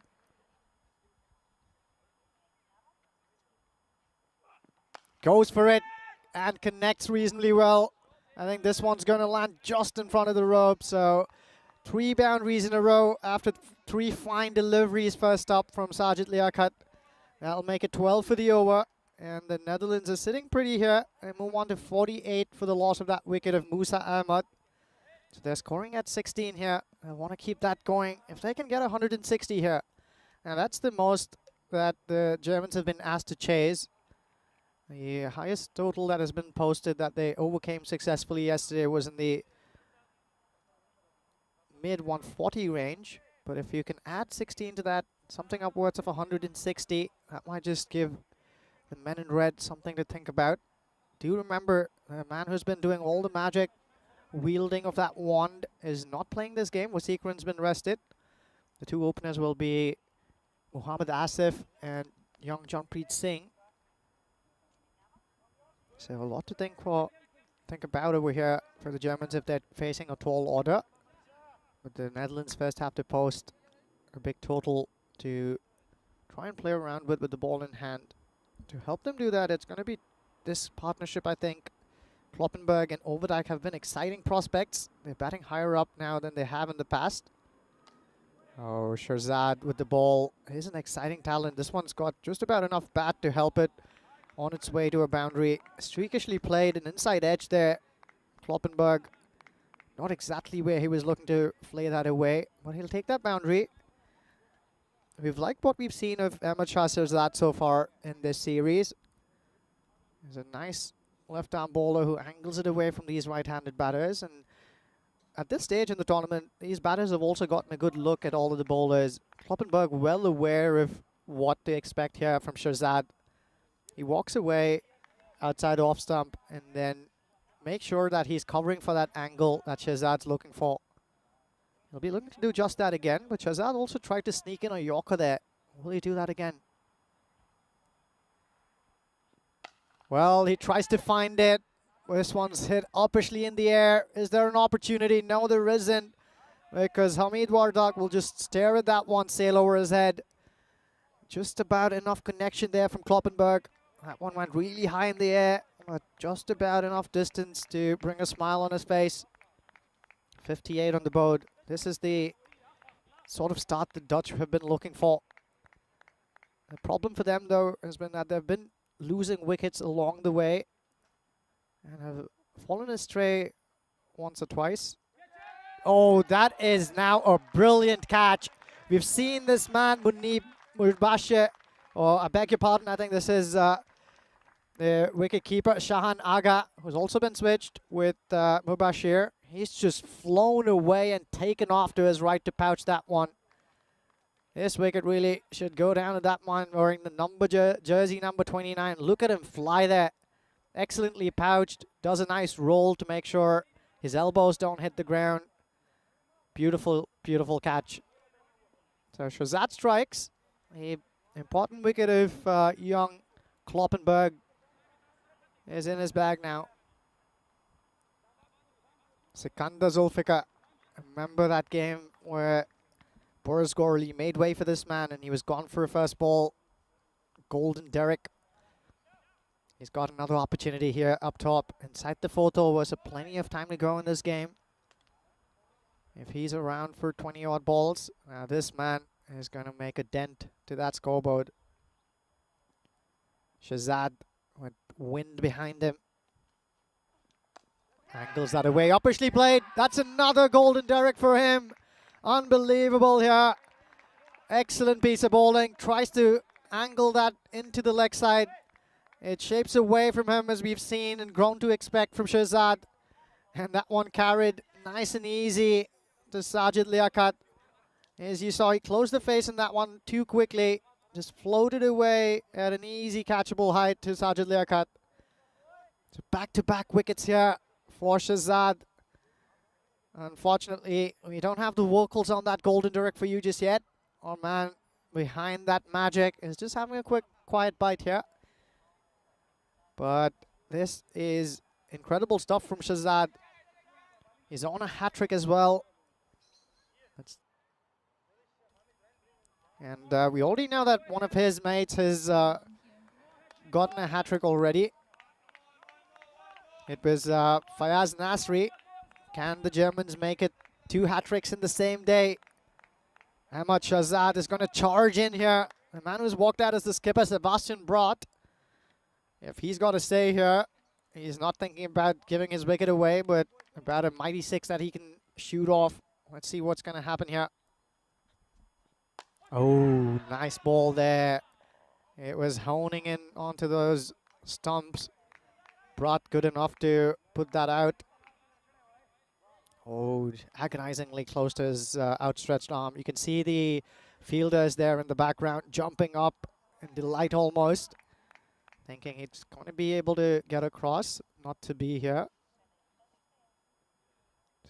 Good over despite the couple of boundaries that went away. 2 for 11 so far. Can he finish well here? No, he can't, because that is Overdyke at his best. The second it hit his bat, you know this was going to go a long, long, long way away. There is no retrieving that ball. Many a ball has been lost in the bushes. This one's just gone out of town. 65 is what the Dutch 11 have managed at the end of 4. They're going at a great clip here. And despite those falling wickets, it's been a feature of their batting display so far. They remain unperturbed by falling wickets. They just go after it. And I think they've finally also got the right personal batting up about. Hitter Overdyke has been incredibly impressive, and it's nice to see that they've given him the go early on in the piece. So Ahmed Shah Shazad, after having taken those back-to-back wickets, sending back Sikandar Zulfikar as well for a first bowler. Has gone for 17 in his first over. And a ball's being handed over to the spinner here. It's Muslim Yar Ashraf. A very experienced campaigner, has played for Germany a fair few times, has also represented the national T20 side. So he'll know what to expect here of the equally experienced Sebastian Brott. The field has spread out onto the leg side. There's a deep square leg, a deep mid-wicket, and a long on here. Oh, uppishly played. Steep bounce there. Sebastian Brott cannot believe how that one bounced up that high. Once again, just a shake of his head, saying, what is that even? He's joking there, Sebastian Brott, asking if that's one for the over. Comic relief here. As Yar Ashraf runs in again. Use of his feet, and he times that one beautifully. Once again, well, Hamid Wadak is going to strain that neck of his. He's seen a few flow and fly away from up above his head. Another one there. That just went way over his head. All he could do is retrieve the ball, hand it back to Yar Ashraf. Sebastian Brott, he'll want to play a long innings too here. He's very capable of the big shots. This one's uppishly played again on the leg side. A bit of a top edge on that one. And he does well. I wonder whether it was well enough though. Muhammad Asif. We'll have to take a look at that again to see if he was in contact with the ropes as he pulls this one through. Oh, this angle's a hard one to tell. He's clearly, oh yeah, he makes contact. That should be a 4. I think that should be a boundary. Makes contact with the ball while he's up on top of the ropes. So full points for the effort, but I think this should be called a boundary. He was up and about to get behind that sprightly. Oh, no signal here. So I guess they probably... There you go. The signal comes out. The signal comes out. It was a little slow, but it came out there surely. They've spotted that on the cameras. Brott, looking good here, Brott. Well, he's dancing around, isn't he? Yar Ashraf just stops in his stride there. He's just about to go ahead and bowl, but he saw Sebastian Brott dancing around there, changes his mind. This one struck away again. You cannot bowl there. But Sebastian Bratt, he's already walking away towards the offside. Wants to make room to swing his arms into that direction. There's only one man there, deep at square leg. So anything to his right will be a boundary. Oh, this one spins into him again. He finds that gap. It's Ace Bros. He'll run towards it at express pace, but even he can't catch up. It's this very interesting action that Muslim Ashraf has. We usually look at his bowling action from behind or even front on. You'd expect that ball to turn away from him. That's typically what slow left-arm bowlers do, but he has an unusual knack of turning it into the right-handed batters, almost like a right-handed off-spinner. Makes him a tricky customer, but it looks like Sebastian Bratt is reading this well over here. Do you want pumpkin? So the game is incredibly well poised here. My partner in crime, Rico, has just gone out to grab a quick bite. The Netherlands, we've seen that they wanted to get off the blocks right away and very quickly. They've managed to do that for some part. They've also lost a few quick wickets. The Germans will be saying, well, let's put more pressure, and wickets is one way to do it. And we saw that they fell away a couple of times in the past, the Netherlands, despite heroic starts at the top. Let's see whether they can keep going. I think the man who's really key here is Sebastian Bratt. The captain's looking good here. He is in fine company in the form of hitter Overdijk, who's also going great guns. So if these two are here at the crease for 3 more overs or so, I think they're going to run away and post a mighty total here. Germans need a mighty total if this is going to be a challenge. They've been riding away and dominating this competition otherwise. Oh, Ace Pross has been brought into the attack. And he does well here to hook that and keep it on the ground. A little more bad on that, and that may have carried over all the way to Hamid Wardak. Is waiting there for one of those. He's mostly seen ball sail over his head. Sebastian Bratt, another short ball, but he gets that turn on it and also a bit of bite off the pitch. We've seen Ace spin a few on this track. So very capable of spinning that cricket ball. White little grizzly. Bratt's taking a close look here. Walks across his stumps. Oh, he nearly hit that one back onto his stumps, didn't he? That one goes curiously towards the fielder inside 45. Let's take a close look at this one. Oh, that is an incredible scene there. Look at how he gets some bat on it. It just quirts away, very square of the wicket. Will only be a single. Ace Bruss pulls this one slowly. He's also a intelligent cricketer as Ace Bruss, picking up things very quickly, learning on the job. Slows his pace down, lowers his trajectory. He's weighing it nicely here. If he can add some drift to his arsenal, this bowler will become a handful. This one's just clubbed straight down the ground. That's what I'm talking about. If you see that ball again, it just went straight up in the air. Nice bit of flight there, but no drift whatsoever. It just went straight down, and Sebastian Bratt, too good a batter to let that one slip. Waits for it nicely, lets it turn straight onto his bat. Flies away for a big hit there. Oh, this one's absolutely was seeked. This was in his arc, and he smashes that out of the park. Sebastian Bratt down on his knee. He likes that one. And he lights up this bright sky. So they're going well here. 100 on the board already. This is only the 6th over. So they're looking mighty good for plenty more here. Hitter Overdijk's on 20 of his 6. And Sebastian Bratt has really gotten going here. These guys will be telling each other to keep going. And if they're together at the crease for 2-3 more overs, this is going to be a tantalizing contest. What adds more flavor to this is the fact that we won't see Waseekaran out there with the bat. If you're joining us just now, we've seen him score 4 back-to-back 50s. Action-packed performer. He's just gotten some well-deserved rest. And I guess there's also an opportunity for Germany to give some of their players who are warming the bench more action out there in the middle. So they're going to go out there with Muhammad Asif, starting at the top with Janpreet Singh, a young lad who's just getting accustomed to the short format of the game, but has already shown a lot of signs of growth and talent. back to the action in the center. It's Overdijk.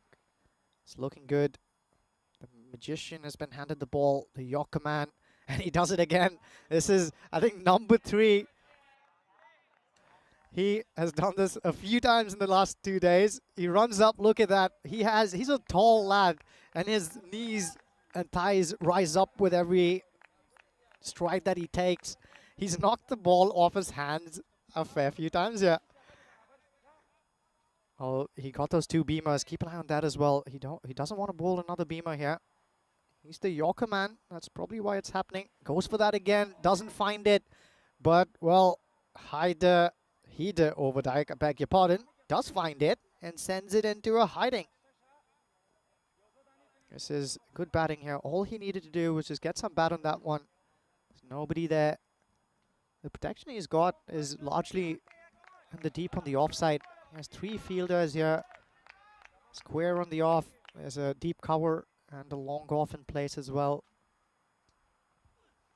That's a skied ball there. It's hurtling away towards the boundary. Ace Prost does well to try and get his hand there. Not well enough though, so another boundary for Hede Overdijk. This is just the partnership the Netherlands 11 needed. They wouldn't want to leave Krefeld without a victory over the Germans. They really didn't mind to try and pull that off. That'll also be Overdijk's 4th boundary already, I believe. Well, this one's hit uppishly in the air. A little bit of outside edge, but I think there was enough bat on that to carry it all the way. So Overdijk is just finding ways to keep these runs coming. Shahid Afridi doesn't have protection in the deep there at 3rd man. The man who's back behind the wicket is at fine leg. So his plan is clearly to keep those Yorkers coming. He strays in his line and length. So easy helpings for Overdijk despite not hitting it where he wanted. He only needed to get some bat on that one and it would sail over the fielder inside the circle at short 3rd man. So those of you who are joining in, thank you for keeping up with all of this glorious action. Chris Smith, ever loyal and is always around. Wayne has joined in as well, along with John Gray. Hello to you, sir. Hope you're enjoying all of this action. Shahid Afridi here comes in again. This one's up in the air. Opportunity for Janpreet Singh, who's circling underneath that one, and he puts it down. That should really have been taken. Disappointed there as Janpreet Singh, as he should be. Overdijk, this would have been an important wicket. He slices that one, doesn't get all of it. Just goes up in the air, but you'd expect this to be taken. An agonizing shot there from Janpreet as soon as it spills. And as we see Brat take another good look around the field. Rico is joining me back in the cube. Afridi is running in here. That's the Yorker he's been looking for. How was your bite, Rico? It's very good. And like you said, a bit of salad like we had yesterday, a bit of chicken salad, a bit of spice to it as well. So, yeah, very nice. It's, well, this little innings so far for the Netherlands has been very nice as well. Especially when you think that they mixed things up a little bit. Musa didn't really get going, but, well, Overdijk here batting really well. And what about Sekinder Zulfikar? 2 golden ducks on his bin, so he's made a pair of goldens. Down the ground, and it's going to be 1 bounce, 4 more. So the batting here at the moment from these 2 has been absolutely sensational. It's been a quick fire sort of partnership, isn't it? They came together with a score on 58, so you can see already that they're bringing up a 50 partnership in very quick rate as well. This is the graphic that shows us where the European Cricket Network has been in the European Cricket Series this year. Of course, doesn't include the T20 internationals that we've been involved with or the night series, but started, of course, in Malta. We had then the European Cricket League break. Portugal sent term. That was a fantastic event. Remember, we saw the Netherlands play in the ECIs there as well. We beat the Cyprus, Milan, number of places. And, well, we're not done yet. Tomorrow we start in Rome, and then we'll have the break for the ECC, and then carry on with Croatia. And then also back to Malta for the Malta Encore. and finish in Spain. And maybe there'll be one or two other events cropping up as well. 120 on the board of 7 overs. So I get the feeling that the Netherlands are looking to go after the highest team score in this competition. To do that, they need to go past what Belgium put on against them, 164. As this one is another one that's going to go all the way. I can't quite believe that apart from a long on, there's nobody else on the leg side. I find this a very strange field set. Well, they're probably banking on the fact that amateur Shahzad is so exceptionally consistent with angling that ball away from the right-handed batter. What they also need to account for, though, is Brother's well aware of it. He's going to walk across his stumps. There he goes. Oh, he launches into that one, doesn't he? That is a mighty, mighty one. It's a huge hit. And you just look at the way he gets right across. You can see he's across and he's waiting for anything short. He knows it's an easy hit on the leg side. But if that ball's not doing anything, he's going to hit it straight down the ground. He absolutely clobbers that 6 more. And Brat, well, the captain, who's been a little bit unlucky today, on his way to a half century. Finds that Yorker Shahzad, and it'll be a single. Yeah, you can afford, when you've got 2 batters that are batting so well, you can afford to play that one out, respect the good ball, take the single and hand the strike back to him. But I want to say big shout out to Wayne. I think Wayne on the chat again was putting a donation in the chat, $20 from Wayne. Thank you very much, Wayne, indeed, for your generosity. This one has gone right across the umpire here, right in front. I think the umpire had a word with the bowler already. Now, be interesting to see how the umpire deals with this, because you can't be going right in front of him. And the man in black out there is Ayush and Surya. But at this level, bowlers can't be doing this. You've got to be thinking about this, because don't forget, Germany, the way they're playing at the moment, pretty soon they'll be playing on a lot of their cricket on turf wickets. You can't be doing this on a turf wicket. Let's see where he goes here again. Shahzad has been guilty of this. Yeah, look, he can't be there. I mean, this is just not good. This is not good. I know he did it in the match earlier, and I was informed by the tournament referee that the umpires did have a word with him and gave him a final warning for it. Now, he's still doing it here. I reckon that's the walkie-talkie here from Charles Croucher. And now, yeah, I want to see this. I want to see that the umpire starts to deal with this. He's doing it too much. If he does it again, I mean, let's go by the laws of the game. If you keep doing it, if you're ignoring the umpires, you come off. Yeah. It's as simple as that. You take him off. I think he's received his official second warning there, and he lets a beamer go here. So, well, third beamer here from the man in red. Yeah. Also goes in front again, can I say. He's still in front. He shouldn't be there. He can't be there. So he's just been given a warning for that, and he's done the same thing again. So my question to the umpires are, why aren't they dealing with this? Why is he being given a warning and allowed to do the same thing again? Should be off. I know it sounds ruthless. We're playing international level here, international cricket. There he is again, right in front. No ball being called. So now what is he calling a no ball for here? I want to know, what's the no ball call for? Because if he's calling a no, that's not a no ball. If he's calling this for running in front of him, you can't be calling a no ball for running in front of him. If he's been given a warning for it and it was his last and final, then you take him off. Now, I don't know if maybe that's been given for a foot fault, but now I suppose this is one that Charles Croucher, the tournament referee, has to deal with.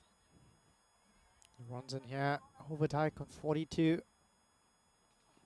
That's the Yorker length, just short of it. Gets a lot of bat on that one though, Overdijk. He's hitting it beautifully. Races on to 46 here with that boundary. And that'll be the over for Ahmed Shahzad. One way or another, it was quite entertaining and prolonged thanks to that no ball as well. How often have you seen this? The extra delivery disappears. And that worm there for the Netherlands, it's climbing. It's climbing, and it's now almost at the 18-run an over mark. If they stay up there, Rico, they're definitely going to go way beyond the highest score that we've seen so far in the tournament. Yeah, that is their plan, of course. This partnership certainly is been a superb one. And it keeps on growing all the time. So just keep an eye on the time as well. They should be okay. They've got 4 minutes to get this over in. There's a bit of discussion happening about something here with the, looks like the umpire just having a chat with one of the fielders about something. So we're ready to go. Gonna go back to the likes of Fayaz Naziri to bowl. Yeah, Nasiri is going to look to strike here. Skipper's on 49. He laces this one. Enough bat on it to carry way over Muslim Yar Ashraf. That is 6 more and a welcome half century for Sebastian Bratt. He strikes that one beautifully. He's seeing it well now, is Bratt. Very still at the point of contact. And times that one beautifully. Under pressure here is Fayaz Nasri. Well batted from the captain, but just have a look at the wagon wheel. You can see where he's hit most of his runs, can't you? So they haven't really bowled well at him. This is pretty high as well. And the umpires will have a look. You can see Sebastian Bratt straight away saying, hey, wasn't that too high? He's deep, he's back. Where's this one? Okay, you make up your own mind. I think he might just get away with this one as it was dipping. It wasn't quite above the waist. Partnership is worth 92. 150 is on the board already.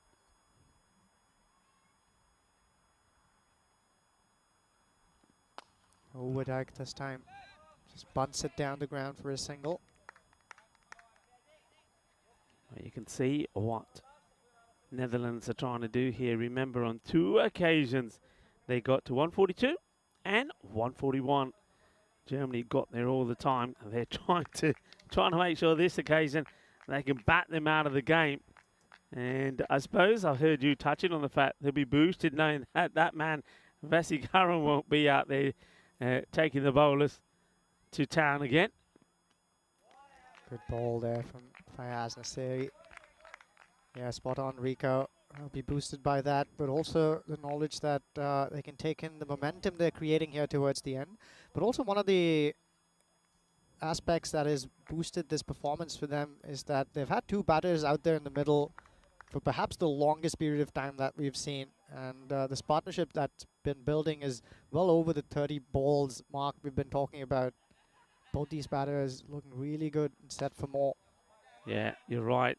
There haven't been too many big partnerships when we've seen the Netherlands out there, and they've always managed to lose wickets at an important time. So yeah, making this count, aren't they? I mean, we saw that Sikandar Zulfikar and Musa Ahmed back yesterday, match 3, put a good decent partnership on, but they've had struggles, haven't they, with the bat? There's no doubt about it.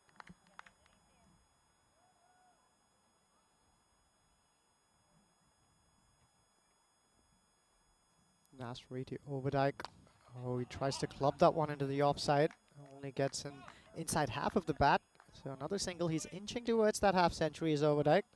It's a very good over though, isn't it? Considering it started with a big 6. He's come back well, and after that, it's just gone. So 6, then it's gone single, single, a dot ball, and then 2 singles to finish. So good comeback there from Nasiri.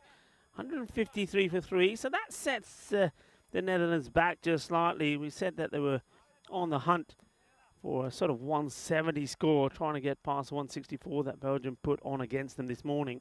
Yeah, I'm excited to see how this last over goes here, Rico. Also because it's been handed to the experienced campaigner, Hamid Wardak.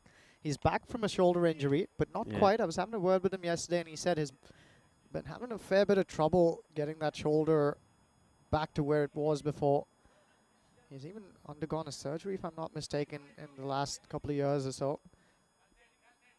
But when this man is back to 100%, he can really bowl well, swings it both ways with great control. Let's see how he goes here. Well, he's going to go the distance because it's too full and gives too much width to the batter. And, well, it's a great hit from Hidi Overdyke, and he brings up his half century as well. So congratulations. And this partnership between these two worth over 100 now. So great partnership. And both batters bring up their 50s. Yeah, excellent show there with the bat. Good comeback from the bowler. It'll just be a single. But that takes the score to 160 now.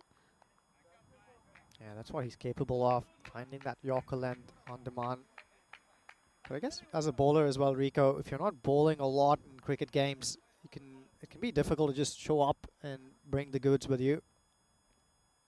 Shot. Oh, beautiful shot from Sebastian Brat. He uses his feet beautifully, gets to the pitch of it, and gets all of the momentum going into the shot. Nice. Look at the way he keeps his shape as well. So, great work. Ah, look at that. Poetry in motion. Yeah, he's been belted for a couple of big ones here. Hamid. Let's see if he has a comeback here. It's difficult to bowl to batters on such good song as these two are. So we'll go for 4 more as he has a big swing, a little bit of width. I think that's the thing here from Hamid Wadak. He's trying to get the width in play, but he hasn't got the length right. So I don't mind the area he's targeting, but because he's a little bit short on the length, he's allowing the batters to get underneath it, and that's where it's this is becoming difficult for him right now. So 17 have come off this one already. I thought it was a little bit of a risk them to do this against Belgium, but it worked out in their favour as they got a run out. Well, this one is just dipping. Watch the bounce. He does well. So that's nicely dealt with there by Ashraf. Yeah, they're already past that 170 mark. I think that's a really good score here. Netherlands will believe that they're capable of defending this one. Big last ball here. If this one goes over, and that's going to make that target even bigger. Well, it does go over. He's launched into that overdike. What a knock this has been. That is a good old Maximo. Well, this is humongous, isn't it? This is when you start talking about how come we still calling these 6 and we're not saying there's 12, because that is an awesome hit. And it's a great knock as well from a man who's got a smile on his face. There's not been too many smiles on the faces of the Netherlands, it has to be said, but that's an outstanding knock. So well done, well batted. 177 is the score that they finish with. 177 for 3. Superb partnership there right towards the end. But it didn't start all the right way. They made the change of having the young Chan Kloppenberg to go out there, and he made a good start. Afridi, well, he couldn't get going. He bowled 2 beamers to start off with. But Musa wasn't able to go this way, and that was well, a little bit of love in the air there from Fayaz Nasseri. He certainly is being on form, hasn't he? And so is Leakat, as he's bowled pretty well. Shazad, I think he bowled well. That was just a tremendous catch from the wicketkeeper. What a great catch to get the wicket of Kloppenberg there. Aga, superb, flying in the air. And that's certainly one that was worth looking at again. But once they got those wickets, the problem, or the issue was, then came the partnership. The captain, after being a little bit unlucky, think about the ways that he's got out in this series. The first time we saw him, he was out first ball to a tremendous, amazing catch from the young ace. And then in the last match, we saw him getting out to Belgium to an incredible catch on the boundary. So he's been a little bit unlucky, hasn't he? So he needed to come back strong, and he did come back strong. But I think overnight, the innings from him was superb as well. So fantastic partnership between those two. They put on 177 on the board. And that means that partnership was worth 119 as we have a look at the scorecard. So 61 from Overdyke. And a man that we do believe will feature in Khartoum. It may be, they say that is possibly the guy that's going to be coming in for Vivian Kingma. So keep an eye on Overdyke. Though he hasn't bowled at his best, but certainly he can show what he can do with the bat. And Sebastian Bart, the captain, well, we know all about his talent. 68 from him as well. So 177, they have scored the highest team score in this series. A number of bowlers used, 7 in total. And 21 for Fires Nisari. It's not a bad one. Sajid Nikat, for some reason, only bowled just that 1 over.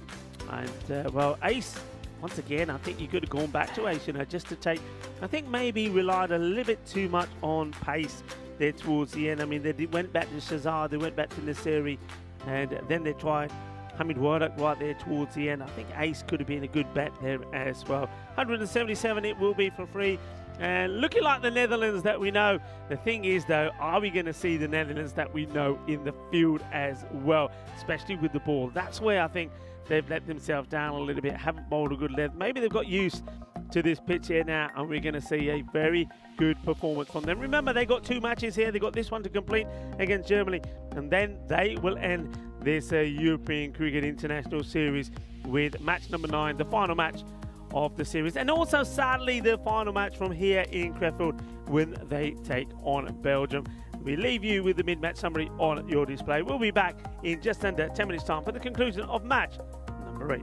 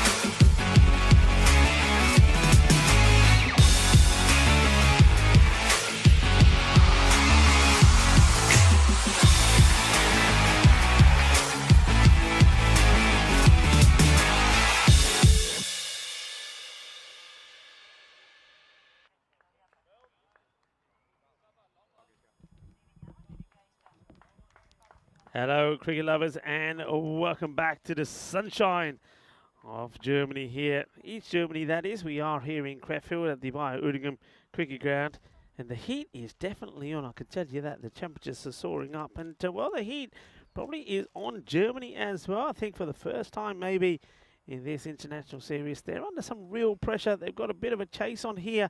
178 will be required.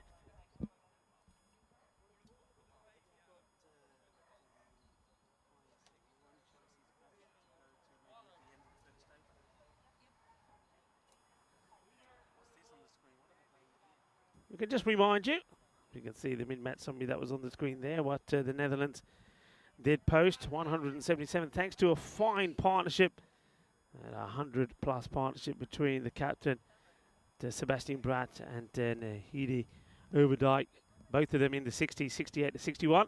That gives them a good position. Let's see how they start.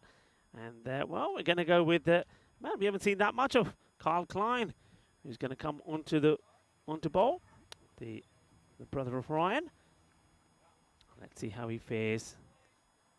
Starting with the first here. And, well, they attack him straight away. There's nobody out at that part of the ground. And this is going to go all the way. So, manos arriba. Porque es 6 carreras. Well, not messing around here. It's a big start. Well, that's nice, isn't it? It's there's some of the spectators in. I get the feeling that that might be the family there of Fassi Current who are out supporting, and some of the Bayer booster supporters. So a little bit of a change in the batting early on. It looks like that Shahid Faridi Jr. has been given a thumbs up to open up. So just making a few changes themselves. And Faridi hits one for 6 and then misses out on the next one. We go full here, and joining me back in the cube, a very hot and sweaty cube, is Ujwal. Nice to be back, Rico, as this one's flayed away onto the leg side again. Shahid Afridi, well, he accepts that offering with Lee, doesn't he? Quick hands. As you said, Rico, Germany using this opportunity to try a few new things, perhaps just giving the batters who didn't get a show with the bat an opportunity here. Yeah, I mean, I don't mind this at all. I mean, you know you've won 5 matches on the spin. You've got the victory in this series. So yeah, just go for it. Try something new. And I think the batters that they've gone for, I mean, we know Shahid Afridi Jr. You'd have him in a power play, no problems. This one is a short one. It's the one for the over from signal by the umpire. So just staying below the shoulder. So yeah, interesting cricket ball. And well, that quite easily could have been called a wide as well, but the umpire saying definitely one for the over. And this one, he goes for it, and he's trying to get it in the gap between the two fielders, and he will do. So 4 more. So he has got a bit of additional protection out on the leg side, but still just too short. And this is easy hitting for the German batters first up. And Afridi making the most of it. 16 of the first 5 balls. And the only thing that has changed is who's out there in the middle. The news for the German openers is that the runs will keep coming, apparently. 16 on the board of the first 5. And this man, Afridi, who was just letting us know that all of his brothers are tuning in from miles away, is giving them something to see. Maybe that's why they've sent him up to bat. Yeah, he's saying, well, look, hey, I got people watching me. Hit hard, trying to get it in the gap again, and he will get it in the gap again. So, well, we're going to start with a magical over. So if you thought that they were going to have trouble maybe keeping up with the pace because there's no Vassi, well, forget it. They're up with the pace. They're on 200 pace at the moment. Look, this is what it would be. If they get this run chase, it would be the highest run chase that we have seen on the European Cricket Network. The last one was the one, and I was there to see that. That was when Hungary chased that 174 up against Portugal. It was quite unbelievable, that chase. Well, this one would be, well, if they beat that, I'd be thinking, because I was thinking this when I was in Hungary, that I'm never going to see anything like that again. And who knows? It's a perfect start, 20 of the first. Yeah, really good stuff here from the Germans up top. It's going to be Oliver Eilenbaas. We've seen him a lot with this new Grizzly. Starts off with the slow ball. He's climbed into that one. That's got a lot of height on it. Has that gone across the ropes, though? Excellent piece of fielding in the end. I think that was Hidde Overdijk perhaps, who was just herring after that one. Look at the amount of height on that ball. Does really well to get his body behind it and pulls it back in. Well, from what we're seeing there, that's an incredible save. That really is. That is exceptional. Dot ball, Alabas gets one through. So you can see the way they've got to go to get this. I mean, that first over 20 came off it, but here, with that one not going to the boundary and a dot ball here, so all of a sudden, it looks like in this over, they might not get what they need. So this is going to take some doing if Germany do it. Yeah, they look like they're ready for the challenge though. Really positive here up top. He helps it on its way there. That is another one that's easily picked away. Hasn't gone all the way. We'll probably need to take another look at this one. Yeah. It was angled away towards the leg. That slower ball, but he doesn't get it right. And I get the feeling that does go for 6. You know, I think that goes over the rope. And there you go. Manos arriba from the Albitro. So 6 more. Hello to everybody that's joining in on the chat. Well, it's been a very busy and perky chat today on this Sunday. Nice to see so many people joining us over the weekend on this International Sunday. Alabas once again into... Oh, well, this is a big wide, isn't it? I mean, I don't see the point, really. I don't see the point because when he bangs this one in, there's no way this was not going to go over the head of the batter. And I don't think this is intimidating either when the ball sails over the head by so much. This one's not even on the camera if you look at it side on, I can tell you that. So that's just a wasted delivery. And then down the leg side will be another wide. Well, I've just been taking a look at the skipper who's fielding down here at long on. He is not very pleased with what he's seeing. There's a total up there, a giant one if you may. But if you give away freebies, that's just going to make you fall behind in the game, isn't it? At the end of those flurry of boundaries that came off of Afridi's bat, I saw Sebastian Bratt on his knees, on his haunches. Oh dear, oh dear, oh dear. Well, if you think he was getting annoyed before, he's going to be even more annoyed here now because he's going to be... I mean, what line are you bowling here? Because have a look at the field that you got. He's bowling down the leg side now. Sebastian Bratt, quite rightly, the captain, just taking a slow walk to his bowler and saying, hey, come on, son. What are you bowling here? What are you doing to me here? We've got the runs on the board. We just need you to think about it. Just think, go back to the basics. What were you taught to do when you're a bowler? You bowl a good line and length. You bowl outside the off. You don't dart the ball down the leg side. And this is hit down the ground, so it's a better delivery because he's straight, it's full. Bratt does the fielding, and he probably will turn around and say, yeah, that's better. That's where I want you to be. So a ball to go, so you can see even with the way this over's gone, and you'd have to say there's been a bit of a disaster, but they haven't quite got the runs that they need from the over, do they? They need to be going at around about 17. So they could still end up being a sort of a plus over, and it will end up being a plus over because he gets a dot ball in, and that's a much better line. And Alan Bass just, well, I think he's just taken out a little bit of frustration that he's put on himself on the batter here. And he's probably trying to say to the batter, yeah, what are you trying to do? Where are you trying to hit me? But the thing is, I don't think it was that good an over for him to really have any say on it. And there's a long way to go before it's done and dusted. Down count here. Chickens before they hatch. So here's Germany, and it's been all Germany, hasn't it, so far in this tournament.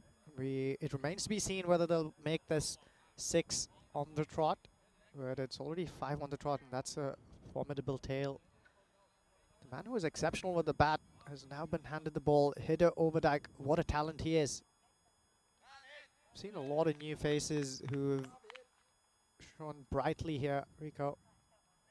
Yeah, Overdijk gets the ball, and it's high up in the air. Musa backpedaling. Will he take this catch? And oh, it almost ends up being an incredible catch. Almost. He gets it more or less in his hands. It just falls away from him. What he does do is save the boundary. Folks, have a look at this. How exceptional could this have been?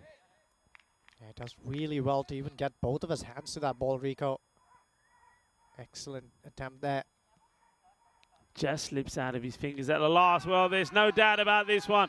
That is more like it. There's the lines I was expecting to see bowled by the Netherlands bowlers. That is a beautiful delivery from Overdyke. It is full, pitched up. It's the sort of deliveries that we've seen in the day from the likes of Khalid Ahmadzai from Nasari and also from Afridi. And that is a beauty. It's right up there, and that is the end of Ashraf. He'll go for 15. Cleaned up there by Overdyke. Yeah, good piece of bowling there. Excellent repose. Despite that drop chance, he takes matters into his own hands and says, well, I'm going to clean you up here. Man who's walking in here is who you'd have expected to see up top. It's Muhammad Asif. He's coming out there at the fall of that first wicket. So it'll be familiar for him, this point in time, to be out there in the middle. Still within the power play. And it's hot out there, Rico.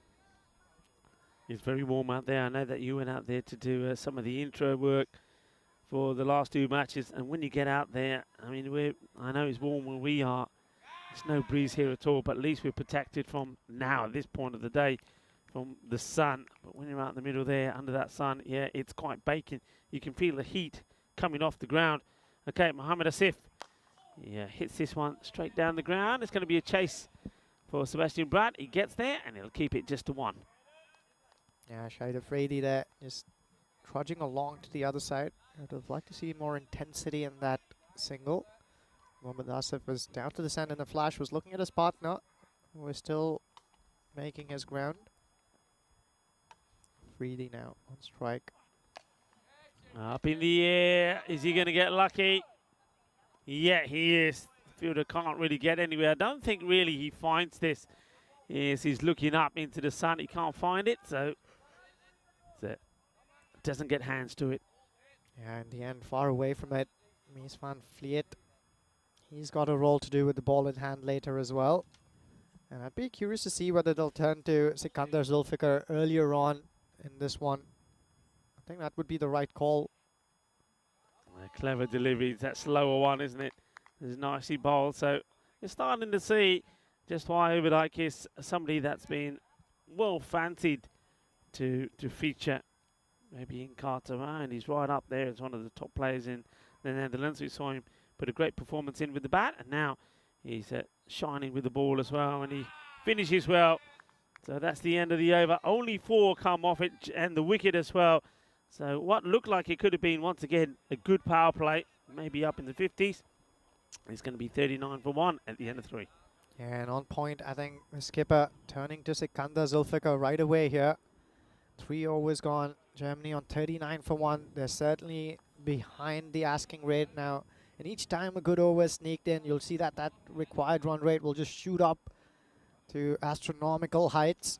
In a tall order like this one, when you're chasing down 178, it's a fool's errand to fall behind in the chase.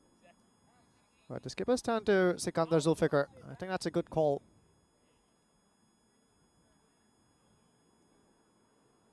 $21 to Afridi. He'll want to go big here.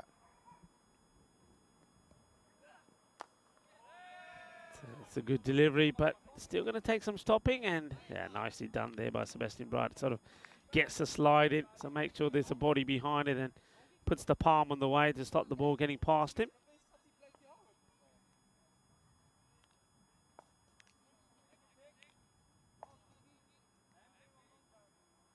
So, Sikandar Zulfikar will be keen to put in a good performance with the ball. Remember, the guy in the last 2 knocks that he made was 2 golden ducks. So this one is a wide one. He gets chased. He should have left it alone, but he's going to be in trouble here. And the catch has been snapped up. And that is going to be the end of Asif. So Asif himself, the last 2 matches that he's played, it's been, well, a pair of ones, isn't it? Because he goes for 1 as well. It's a nice catch taken. Makes the ground well, nicely held. Big smile on the face as he rises from the ground. And Asif, it's not the best of starts from him as well. So just starting to lose the wickets here pretty quickly. But there's a man who can make a difference. Faiz Nasseri now makes his way out to the middle. Yeah, what an opportunity as well for these two, who will now be out there in the middle together. Faiz Nasseri and Shahid Afridi. If they can see this side home, well then the future of German cricket bet your bottom dollar will be really bright. But great piece of bowling here from Sikandar Zulfikar. Slows that one down, takes it away from Muhammad Asif's reach. He's only capable of skying that one. Nicely held on to as well. That was Mes van Vliet who pouches that safely. And it's Fayaz Nasri who will face Zulfikar, who's got the wind behind him now. And a wicket can do that to you. He'll charge in here.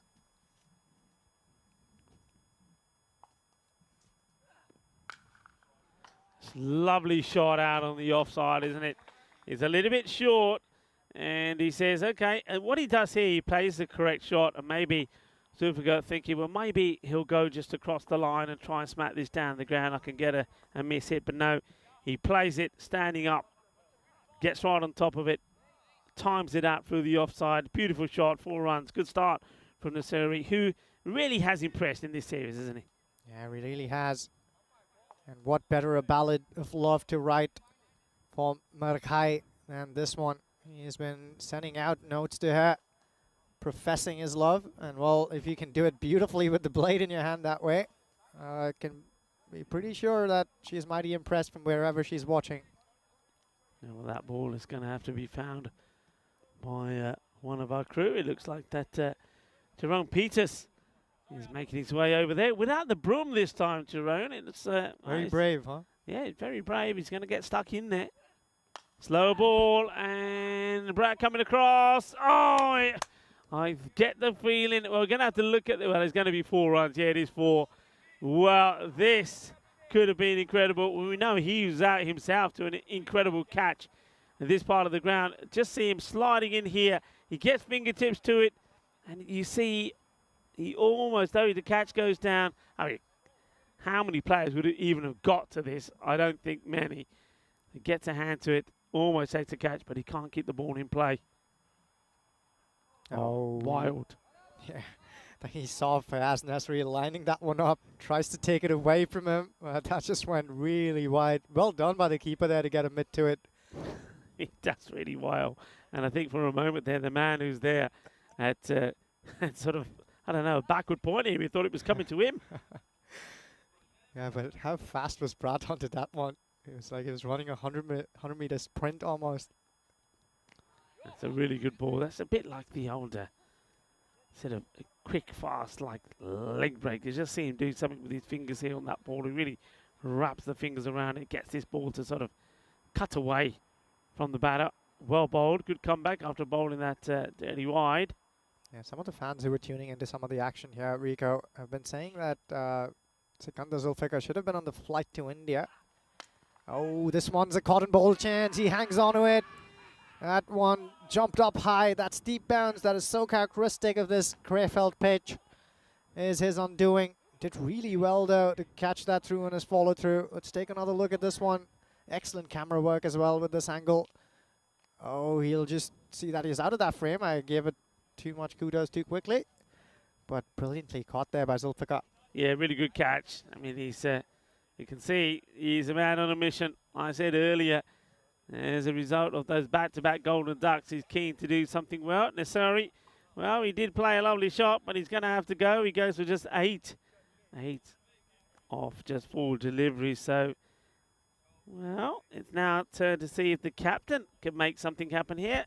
Sikandar Zulfikar, very good over from him there. Takes 2 for 10 off it. It is 49 for 3. Yeah, 49 for 3 in any different context at the end of 4 overs would have been acceptable, but the Germans will think they're just definitely under par here. At asking red, you keep an eye on that one. It's getting stiffer and stiffer here for the Germans. So the captain's out in the middle. He'll want to make a difference here.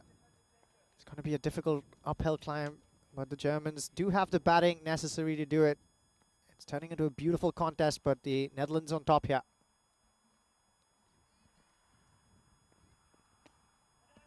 Mies van Vliet has been introduced into the attack. He'll find the pads of Shahid Afridi, who's been swinging away at every ball, but has failed to make contact the last few times. Yeah, he has failed. So, look at the tall man now comes on to have a bowl. And remember, Mies van Vliet took a very good catch as well to remove Mohamed Asif.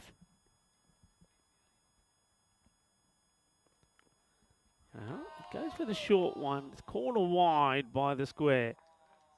Let's have a look at this. I think this is a pretty tight call. Let's see. And yeah, it's clearly over him. So that's, yeah, it's a fair call. Goes over the head of the batter. Yeah, clearly you're right there. We heard some oohs and ahs in the field. When these lads go back and take another look at this one, they'll know that the umpire was spot on with that call. And about this one now.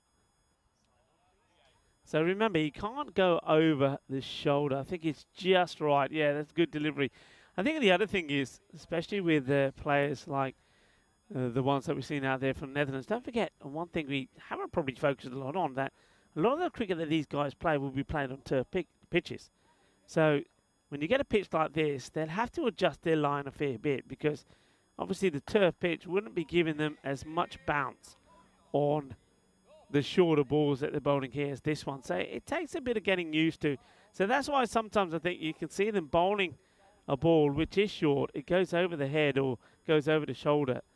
And they're sort of saying, well, is it? How can it be? Because I think back on a turf pitch, it probably wouldn't go over the shoulder. So it just takes getting used to and making some adjustments. Excellent point there, Rico. I'd like to get back to that one after seeing this one being smoked into the sky, but it's found a fielder there.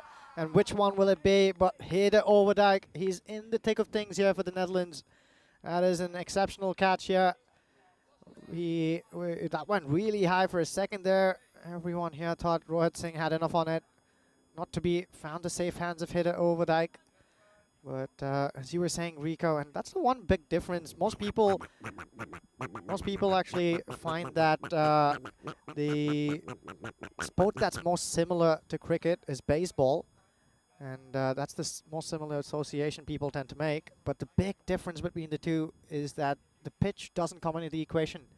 And that's the big thing that is the variable that, you know, tells how good and how well skilled cricketers are when they travel around the world and play in unfamiliar conditions. It's the pitch that makes a huge difference. There's not table tennis, where the dimensions of the table is exactly the same, the nature of the surface is exactly the same. The pitch is what makes things extremely interesting in this game. The sizes of boundaries vary as you go around and travel. So, well, big wicket there, though, for Mes van Vliet. It is a big one. It's getting the captain, the German captain, out for a duck. So they've really got Germany now on the back foot here. I just wonder here as well, as we see the bowler comes in once more to the new batter, who plays this pretty well, but he could be gone. Oh, just drops in front of Sebastian Bratt. What is that? Is that his shades out there? Okay, but you see he comes in here and just, I think he gets hands to it, but he's not able to hold on to the ball. So almost 2 in 2. Great effort from Sebastian. And now he goes the other side, and he's going to get 4 runs here. So 4 carreras. Afridi gets back on strike and wants to try and keep the charge. Yeah, one thing is here in this one, it's probably difficult perhaps for the likes of Germany, who have won 5 on the spin, to maybe they didn't come in this one as motivated as they should be as we have a look at the upcoming events. So certainly it's been a very much an under par performance from there, hasn't it? No Vesikaran in the side as well. I think they made a slight changes to the batting order. I mean, Shahid Afridi still there at the top of the order, so he's doing all right, 26 of 11 deliveries. But maybe the want or the will to be victorious in this one wasn't quite the same, because not really, apart from keeping a 100% record, not a lot at play for them. They've won the series, we know that. They won that as soon as the Netherlands lost the first match of day 2 this morning, match number 6 to Belgium. So I think that's probably why it's a bit of a low par performance from them in their last match in this ECI. Yeah, we just have Judith van de Venden, who's tuned to this game as well, enjoying all the action. She sang the catch that was taken a little while ago, as this one's an attempted heave that fails to make contact. It was actually not taken by Mies van Vliet, but by Toyn Lyer. Well, will Thank you for writing to us about that. We'll have that one checked. Good piece of fielding nonetheless. If it was Liar or Van Fleet, good work. Musa Ahmed's been brought back into the attack.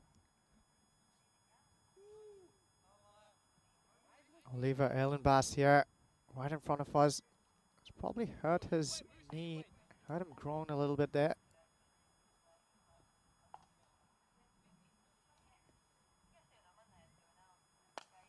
Strikes that one strongly. Has he found the gap? Does really well to Sebastian Bratt. He throws that into the hands of Hida Overdijk as he dived to try and get to the ball. Excellent piece of ground fielding here. Look at the tag team here. 1-2. And the throw from Overdijk back to the bowler. Excellent piece of ground fielding here from the Netherlands. Goes for the big one. Does he get it? No, he doesn't. One bounce.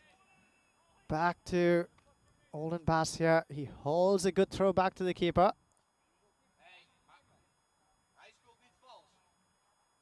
This is going really well for the Netherlands. The asking rate way over what's possible from here, one would think. They need to get a boundary of every delivery. This has become exceedingly difficult for Germany. And the Netherlands will be glad that they're in a position of strength here. And they finish strongly to turn this into what will definitely be a comprehensive victory. Germany, of course, a few changes in the side and trying out a few things now that they're in the driver's seat in terms of going away with being the leaders in this tournament. 5 wins to their name. That was a good shot there from Janpreet Singh. Sat down nicely and put that freebie away. Musa Ahmed will be disappointed. Yeah, will be Janpreet. Of course, we've seen them at the top of the order, haven't we? So they've still got a fair bit of batting. The thing is here, it's the rate that they've got to go at. It's a huge rate. So it does look like that Germany, they're going to be victorious in one of the 3 matches that they've had here against Germany. Germany, of course, won the first 2 where they were able to chase scores of 142 and 141. So, yeah, thanks also to a few people have come in and just said that the catcher that we have on our list there for Mohammed Asif is incorrect. And a few people are coming up saying that it should probably be Tal Liar.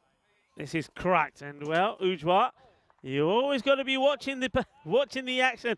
Ujwa almost takes his, has his ankles taken off. So that's going to be 4 runs. It's a lovely looking shot though, isn't it, from Afridi?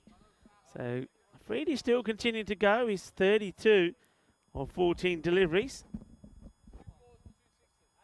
Yeah, he'll want to keep this going, doesn't he? And well, gives himself a bit of room and he plays that beautifully. That is a lovely shot from Afridi. It will go all the way. So manos arriba there from the arbitro. Terrific shot. So yeah, nicely played. Yeah, we'll be looking at that again, folks, and if we need to, we'll update the scorecard. But thanks to everybody that come in with that. I know that Judith sent me a message as well, so we will check that. And Fleet here, running into 3D. Has he got something on that one? No, says the umpire. That will be a wide. Yeah, just loses his shape a little bit there, down the leg side. So just got to get back on the line. A few of the bowlers have lost their line a number of occasions here. Just start to go down the leg. So just got to try and concentrate to keep that outside the off to bowl at the field that's been set. There it goes in the same area again. So nice hitting here from Afridi.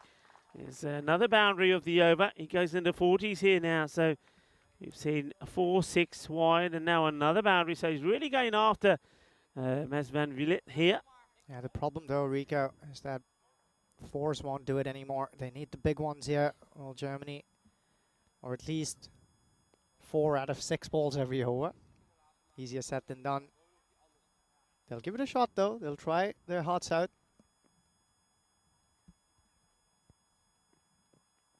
And And it's going to be a wide.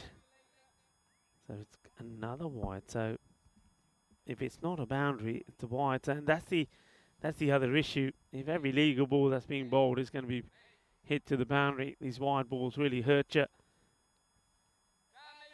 Just gone a little bit quiet out there.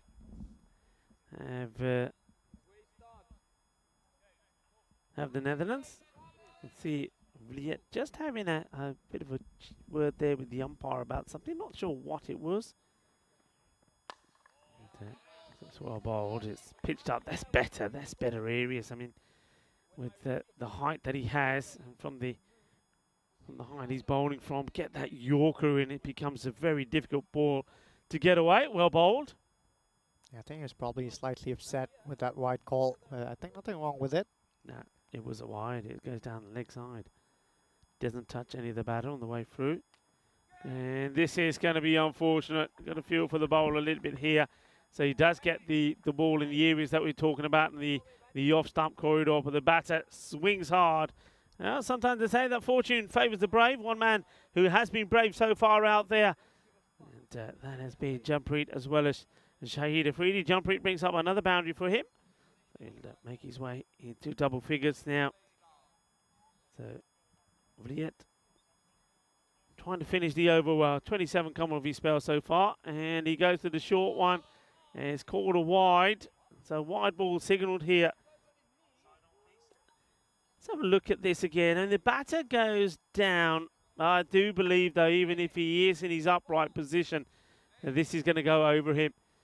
And I get the feeling that also it was probably maybe an angle down the leg side as well. But I think on height alone, I think the umpire does get that right. It's disheartening for the bowler. And once again, I think this is where the bounty pitch comes into play.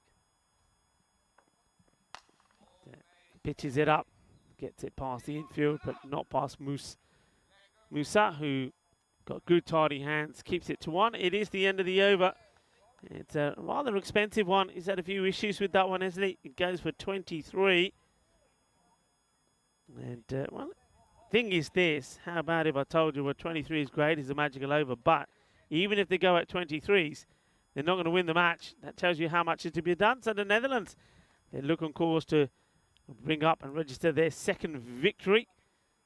So it looks like they'll be going 2 and 3 going into the fixture against Belgium, who have got the 1 win to their name. And of course, that was a win the start of this day 2. Match number 6, they beat the Netherlands 164 to 140. So the Netherlands, they'll be looking to get their revenge over Belgium as well. That's going to be an interesting one to finish this series with, because both teams have played each other once, and there's been a win and a loss for each one of them against each other. So it's almost like winner takes all, if you like, but what they'll be taking is second spot, because even though Germany looked like they're going down here, they will still win this series. That's a no ball. Against completely wrong, this one from Sekinder Zulfikar. Yeah, we've seen that a few times today, right? I wonder if it's the heat out there that is just making these bowlers drip, and perhaps that's just playing a part. It is really hot out there. I was out there in the middle for no more than 10 minutes, and I came back feeling like the wind had been knocked out of me. Zulfikar here, he's already picked up a couple of scalps. He'll want to add those. This one's up in the air. Opportunity here once again. The bowler himself underneath it. Oh, puts it down. He was lazy underneath that one. Should have really been swallowed. Yeah, well, he's getting himself underneath it, but doesn't quite take it. I think Musa probably finds the funny side of that one. It was went up a long way, but he just doesn't get himself underneath it. That's Zulfikar. Oh, wow, nobody's getting under this one. This is going all the way.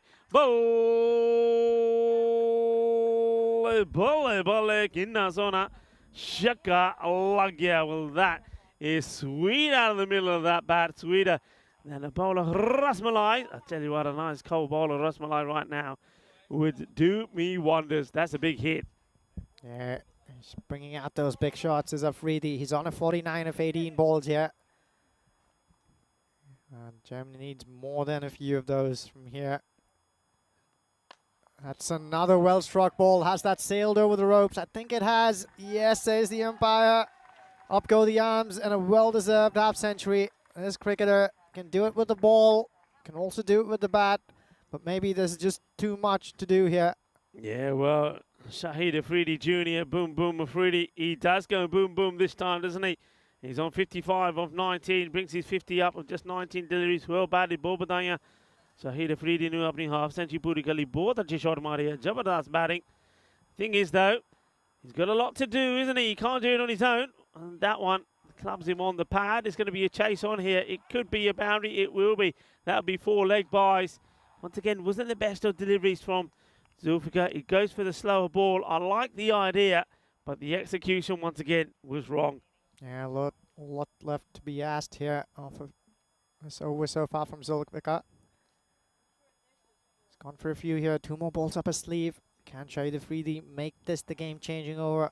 A couple of big hits here will make people believe. That's another wide ball here. He's disappointed with that call, and well, the keeper fails to get a mid onto this one. Runs away for a boundary, so this could be the over, Rico. So 5 wides there.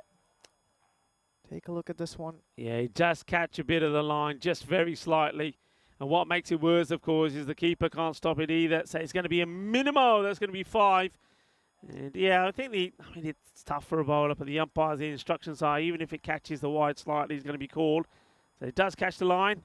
And though it's a tough call, I think it is a correct call. So yeah, Sikandar Zulfikar feeling the heat here now. Just bear in mind that the last 2 overs, the over before went for 23. This has gone for 23 as well, but still 2 balls to go in it. And that's another Gandhi ball, this time down the leg side. So, yeah, I mean, you made a reference to maybe the heat. You know, it's a long day, it's a hot day. Yesterday was a hot day for all of these players as well. So they've been asked to perform here. And the conditions are warm. And when you're under pressure, you feel the heat even more. And I think that's what's happening here to Zulfikar. So this over's gone now for 24. Well, that's one of those big ones that they need here. Do they still believe in the German side? Well, the men in red seem to believe so. That is another mighty one off the blade of Shahid Afridi. If he sends this one soaring, Rico, I tell you what, we might just go into that last over. Well, we can tell you now that we've seen 53 of the last 11 deliveries. There's a ball here to go. This over has really been an expensive one. Gets a bit of bat onto this, and no run to finish. But that over goes for 30. It ends up being supersonic. The over before from him went for just 6. So you can see they still have a lot to do, but just look how quickly they're climbing upwards. And if they get one more big over in, you never know. Anything is possible. They're needing here, as you can see there, 61 of the last 12 deliveries. Yeah, everything happens in the 9th. I think by the end of this over, we'll know which way this game's going. The Netherlands still very much in the driving seat. But if this one goes for 30... It's one of those, isn't it, where 3 good deliveries, that's the thing here, 3 good legal deliveries wins you the match. That is not one of them, because that one is going to go all the way. And a spectacular one-handed effort there by, I can't see who the player is there. Well, I think it's one of the Belgian boys that is just resting. When he wakes up and thinks, yeah, I'll have this one. Well, he would have looked absolutely superb if he held on to it, but he's not able to. But I think he saved some of his teammates. Okay, Overdyke. Slower delivery. This one's going to go to the boundary as well. Do they believe here? Do they believe? Because that is 10 of 2 deliveries. Oh, well, what are we seeing here at the moment? Yeah. I mentioned that we saw 54 of the last 12 deliveries. We'll make that now 64 of the last 14. This is quite incredible. Janpreet Singh goes straight back. He's packed that with some heat on it. But up to the task is Musa Ahmed. He's disappointed there as Janpreet Singh. He punches the air, but very aware of the field placings. That last one, which he squirted away up and about the infield, shows that he's aware of the opportunities here. So I like what I see of this man, Janpreet Singh. Shahid Afridi here. It's a good delivery, but it's still going to beat the field. That's an astonishing shot and power from Shahid Afridi. Well, everybody, if you thought it was over, it ain't over yet. And Overdyke, he's just saying, right, okay, I want the field to move round a tad. He wants to stop that shot being played. They're looking just to get, like I said before, I mean, we've seen one ball that went for a single. 2 decent deliveries could decide this match. He goes big, does Afridi. That'll be a mighty, mighty 6. It's a shame he can only get 6 runs for it, though, because you could have taken some down with that one. Okay, you know what I'm going to tell you. This over has now gone magical. So they're staying in the hunt of this. We're going to go down to the last. We're going to go down to the wire here. I'm telling you, you wouldn't think it. We're going down to the wire. So this ball now becomes really important. It's a slower one. He gets thumped. He would go all the way. Here's 6 more. Game stays alive. The game stays alive as the over. Wow. Can you believe it? The over goes for 27. Whew. Yeah, Can you believe what we're seeing here? All right, 144 for 4. That's really incredible here from Shahid Afridi. He's only faced 25 deliveries. He's hit a few mighty, mighty ones. He's keeping them in the hunt. They need a lot from here. They really need 6 sixes, or 5 sixes in a boundary. So every ball has to go. Musa Ahmed cannot make the cardinal sin of bowling a no ball or other extras over here. He's been handed the ball again. We've seen him do this in the past. The skipper turns to him in times of strife. And we also know what he does. He likes to bowl that wide outside of off stump and hide it there. Janpreet Singh, though, it all rests on his shoulder. Last 3 overs have gone for 80 runs. 80 runs, 23, 30 and 27. Okay, well, that is the one that should seal it, really. I was saying all the way along with those 12 balls to go, so they needed just 2 good or 3 good deliveries. Well, they had 1 before, didn't they? So 2. But that's the one. That's the one that should seal it. Yeah, 5 big sixes is what Afridi's thinking, because this can come into play. Extras. Yeah, they get a wide, so that opens the door again. Yeah, they need a little bit more here. If Musa Ahmed doesn't bowl any extras, it'll be game over. And this one will be just the single, so yeah, that's it. They're the 2 deliveries that they wanted. They don't go to the boundary. So, well, they've been made to sweat a lot harder than they thought they would have. So fair play to Germany. And even though they did make that little sweat, it just makes you, hey, here's a question for you. If Vesikaran was playing, what? Yeah, I think well and truly on, because they did take a little while to get going, didn't they, at the top? They gathered some pace through the middle off the bat of Shahid Afridi, but you're spot on, Rico. This would have been a game that was truly on. Janpreet Singh manages to get that one away for a 6. 50, as in the 153 now comes up. Afridi's has batted beautifully, hasn't he? Janpreet, fair play to Janpreet. I know that he's not the hardest of hitters of the ball, and maybe some people think this format doesn't suit, but hasn't he changed so much? I mean, I think playing in Dresden certainly changed the way his mindset playing this format. He goes for it, he chases it wide, he gets it up and over, he's going to get another boundary, so the score keeps going up. What a high-scoring match this has been. It's been quite amazing. And the runs just keep on coming, so that takes the score to 157. Yeah, kudos to Germany for going that far as well. At one point in this innings, we just figured and felt that they were falling away. It's a white ball again here. So 20 needed to do, only a theoretical prospect with no balls and extras coming into play. So Netherlands running away with this one, but really great show from Germany nonetheless. Well, this one will go all the way. It's 6 more, so it takes the score to 164.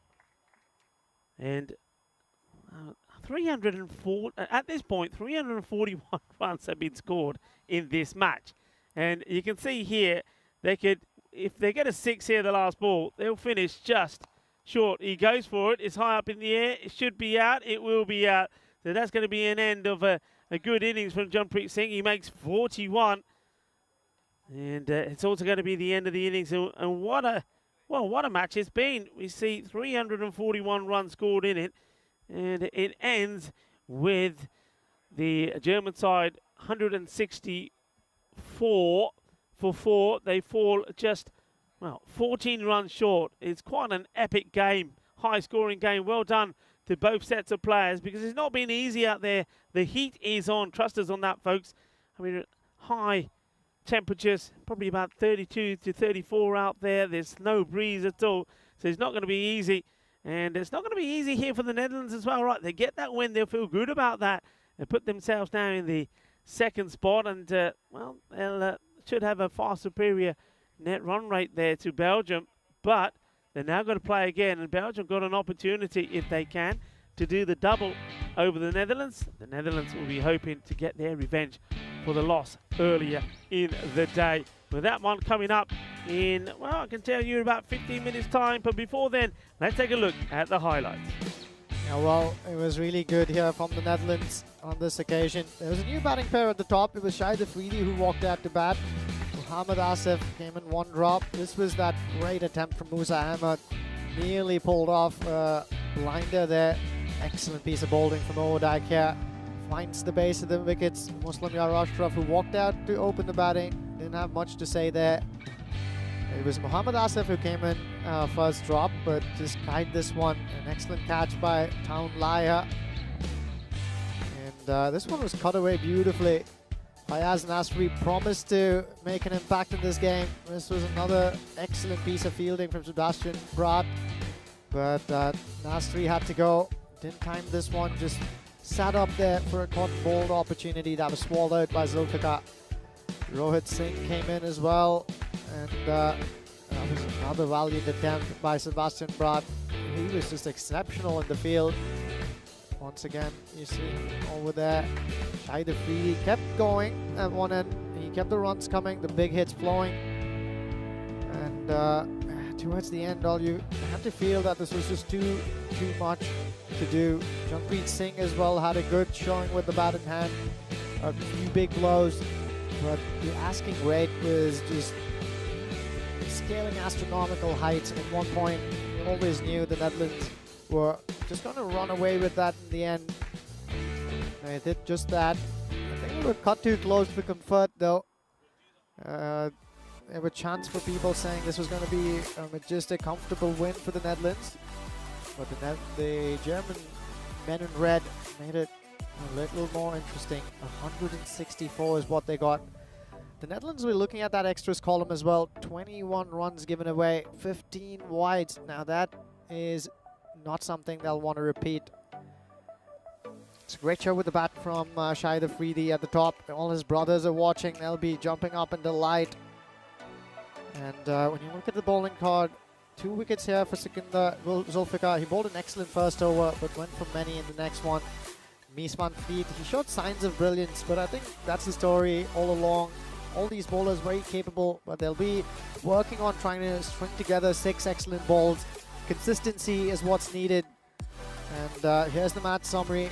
Germany falling short for the first time, but they're also playing a team that was warming the bench for a little bit, giving opportunities to cricketers who haven't seen a lot of action. They rested their main man in Russi, but that is not really an excuse they'll make. The Netherlands putting up 177 on the board. What a batting display from them. More cricket left though in this ECI from Krefeld in Germany.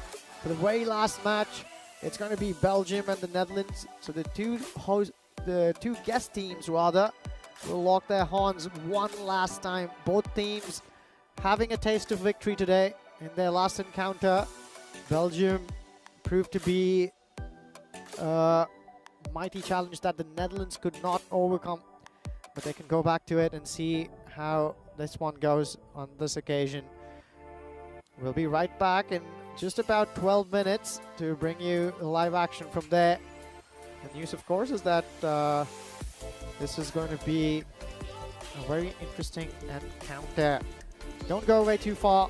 I'm Ujjwal Gadaraju, your in-house professor, and I'm going to be back alongside ECN's very own Rico Full.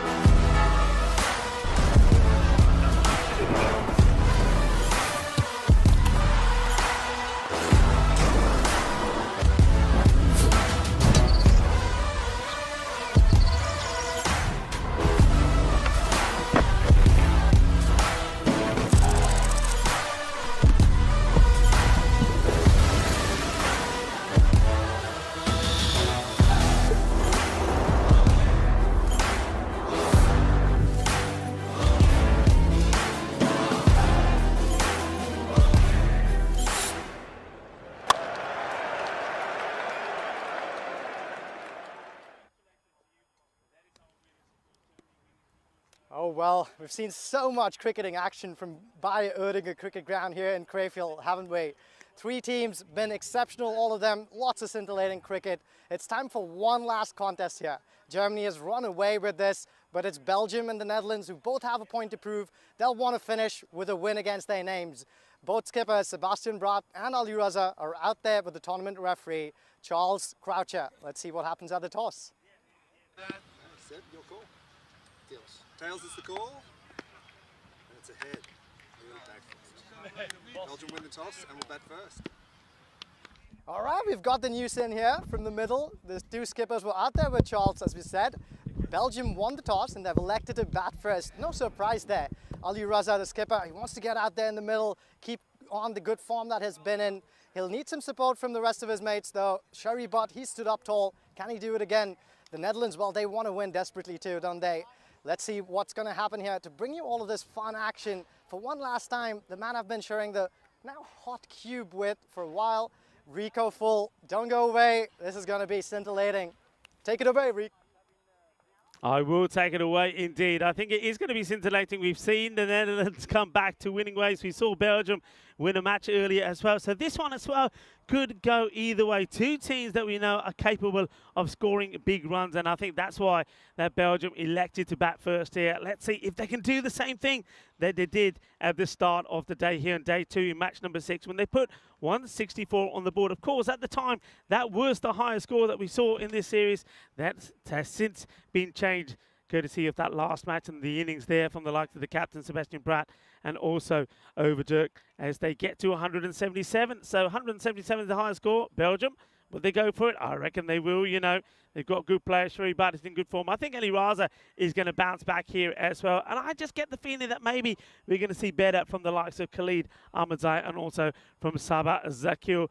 The Netherlands, well, they're going to stick more or less with the team that they had there. We're not seeing that there's no Boris Gawley coming back into the side, so they're sticking with Stan van Troost in the side there. I think Assad Zulfikar made a very good and promising start last time round as well, but their captain in good form, and also with Overdyke getting in form as well.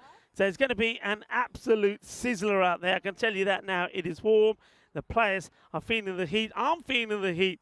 And I reckon by you guys just tuning in, you're feeling the heat as well. So this one is all about the battle of the team that finishes second. I think if Netherlands avoid defeat, they will finish second behind Germany. If Belgium can get a win here, then we're going to have a look at the net run rates that could come into play, because the Netherlands have won 2, whereas Belgium have only won the 1 match. So we're ready to go here.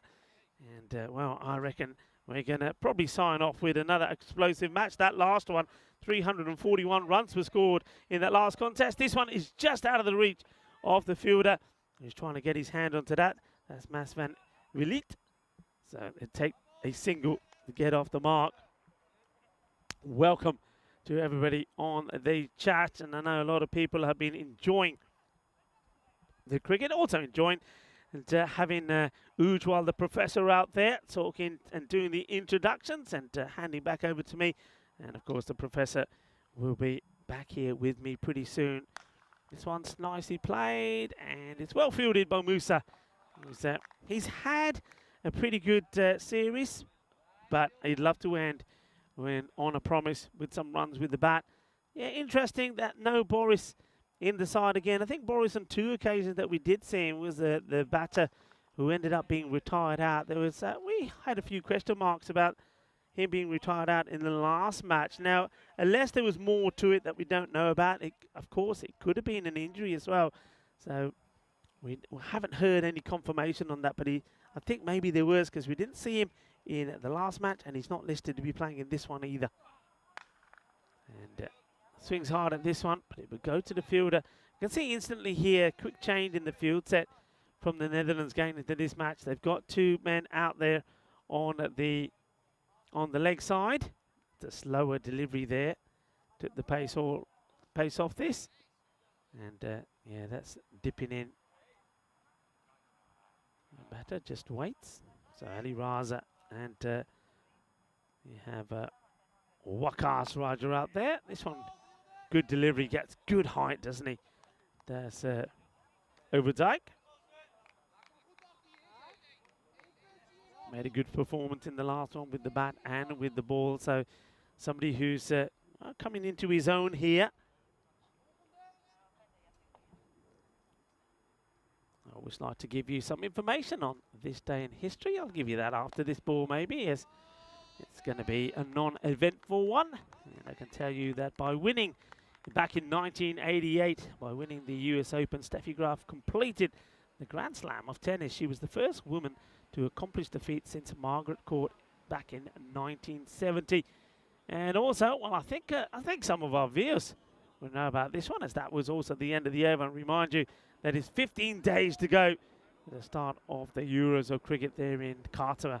Qatarmania will once again take the world by storm. Yeah, back in 1955, the TV show Gunsmoke began airing on CBS, and by the time it ended in 1975, the series was the longest-running Western on American television. Yeah, I certainly remember that one myself. And talking about Gunsmoke, well, this has been smoked. As Eli Raza goes and fires this away. That is a biggie. And Manos Arriva from the Albitra. Watch out over there as well. There's a few people there. I don't know what's going on there. Maybe there's a game of kabaddi going on over there or something, but they're not looking where they should be looking. And you don't want to have your back to the ball. And that's been played away.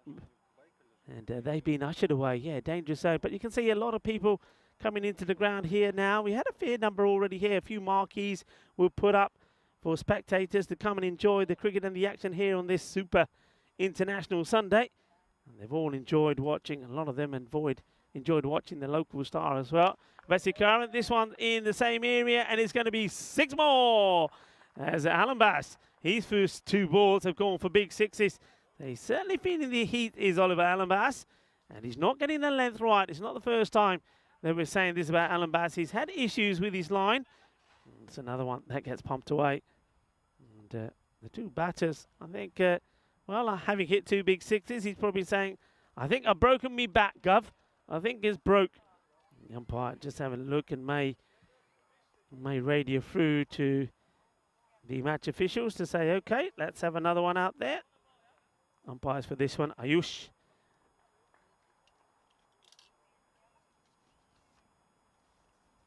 So let's see if we get another one come out there. That is Suresh and the Guru, and Ayush is the third. So the third umpire is the man who'll be getting that bat sorted. Well, he's got a bit of time to do it. Well, I don't know how much is wrong with this bat, because this is another one that's been absolutely walloped. So 3 balls, 3 sixes. Pressure on Alan Bass.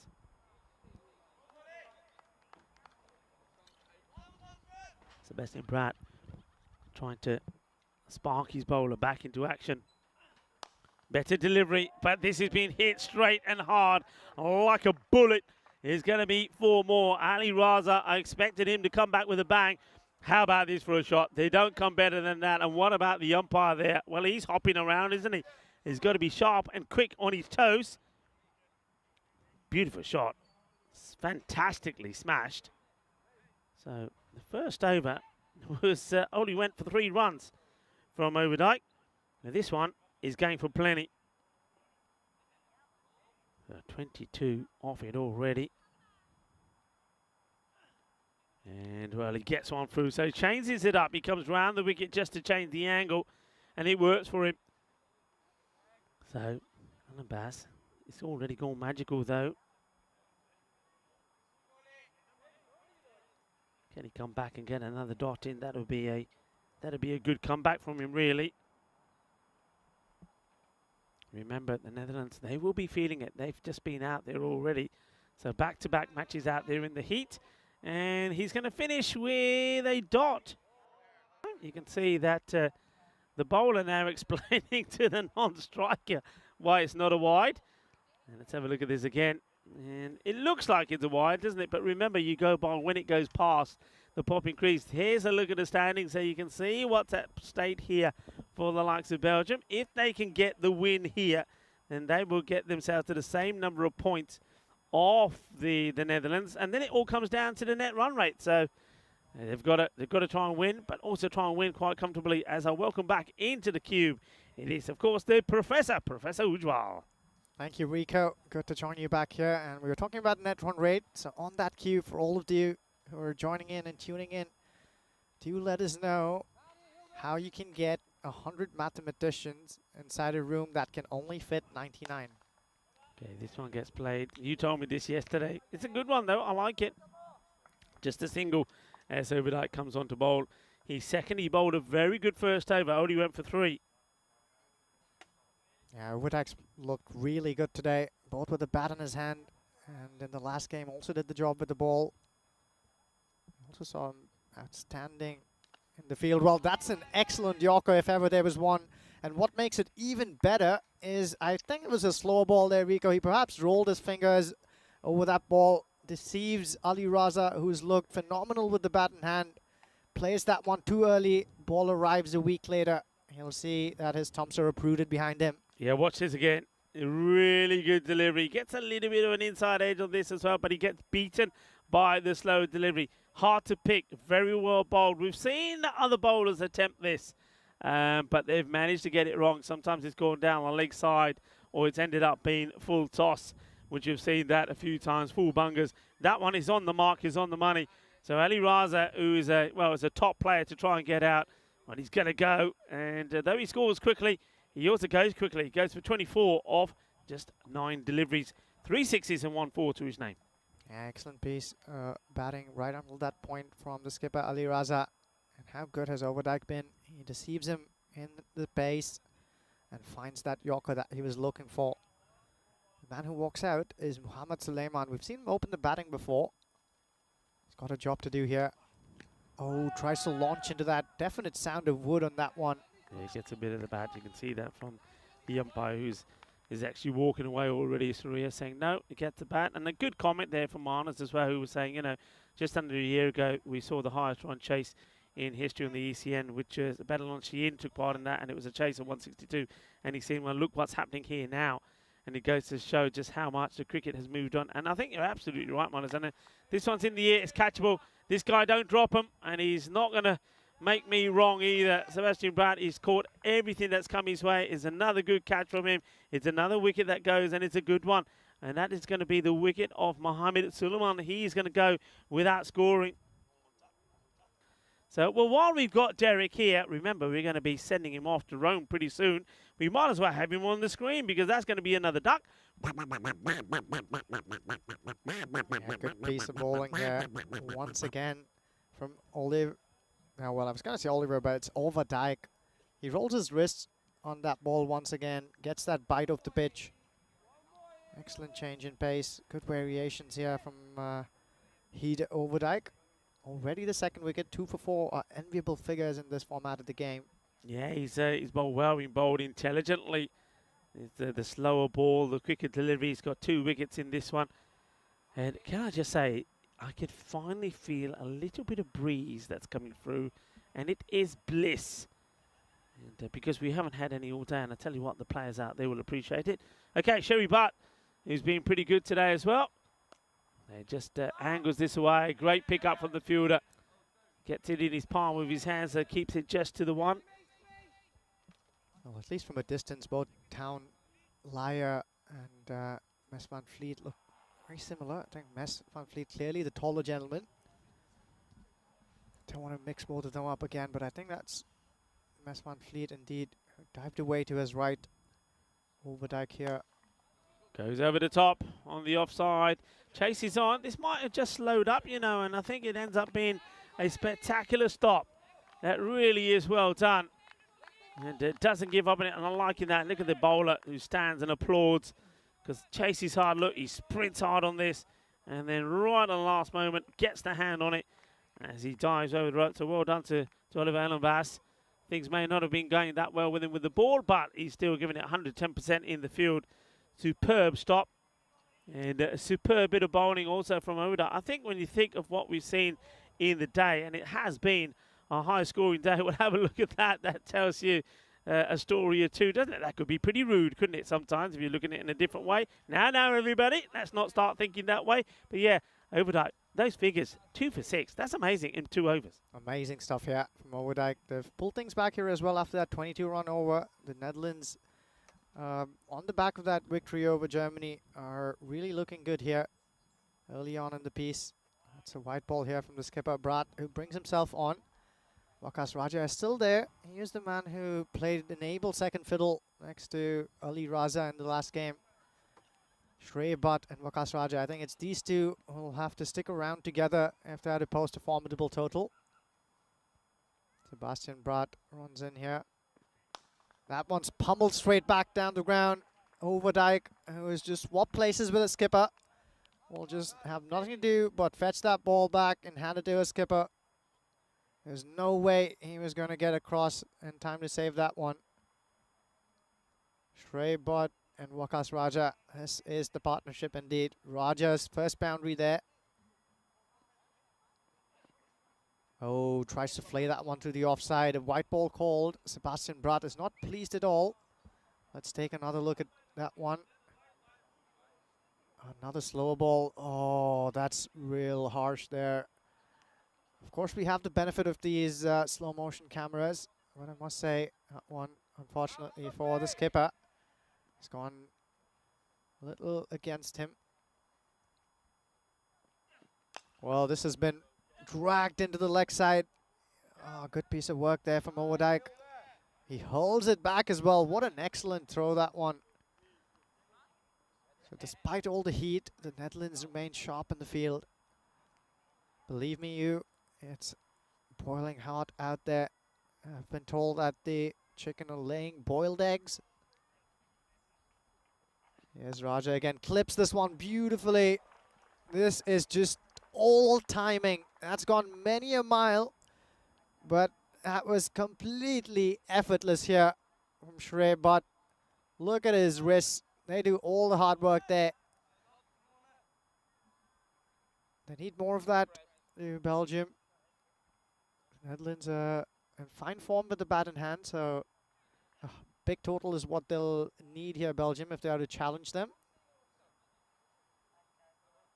Sebastian Brat not happy at all. He's undone. That will be a wide. That's definitely a wide. The one before this was one that really irked him.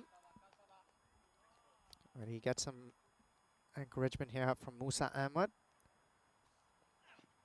Oh, that was again a good ball. He does like his back of the hand slow balls. That's a difficult art to master. It's very difficult to control the line and length of those slow balls. I love bowling some slow balls myself, and one of the tricky bits about it is if you really want to deceive the batter is to try and get that ball to go from about the batter's eye line and dip on the batsman. This one's the off-pace delivery again. Yelps of delight go up from the fielders in and around the skipper. He's bowled a few good balls here in this over, has Brat. He loves weighing his pace, his line and length. Has the off cutter as well. That can surprise some batters. Raja want to get going here. Less than a runner ball. Well, this one's just smacked right back. He waits for that one. Almost goes down on his knee there. There's Waqas Raja. And picks it up quite nicely. That 6 will dent his figures a little bit. Won't quite tell you how well he bowled a few of those balls, the skipper. Belgium trudging along here. They're on the upward climb. 49 for 2 at the end of 4 overs. Musa Ahmed has handed the ball now. This is good work from the Netherlands in the field. They're keeping it relatively quiet. We've already seen them set up and post a total of 170 odd. If Belgium doesn't get somewhere close to that, the Netherlands will feel like this should be within their grasp.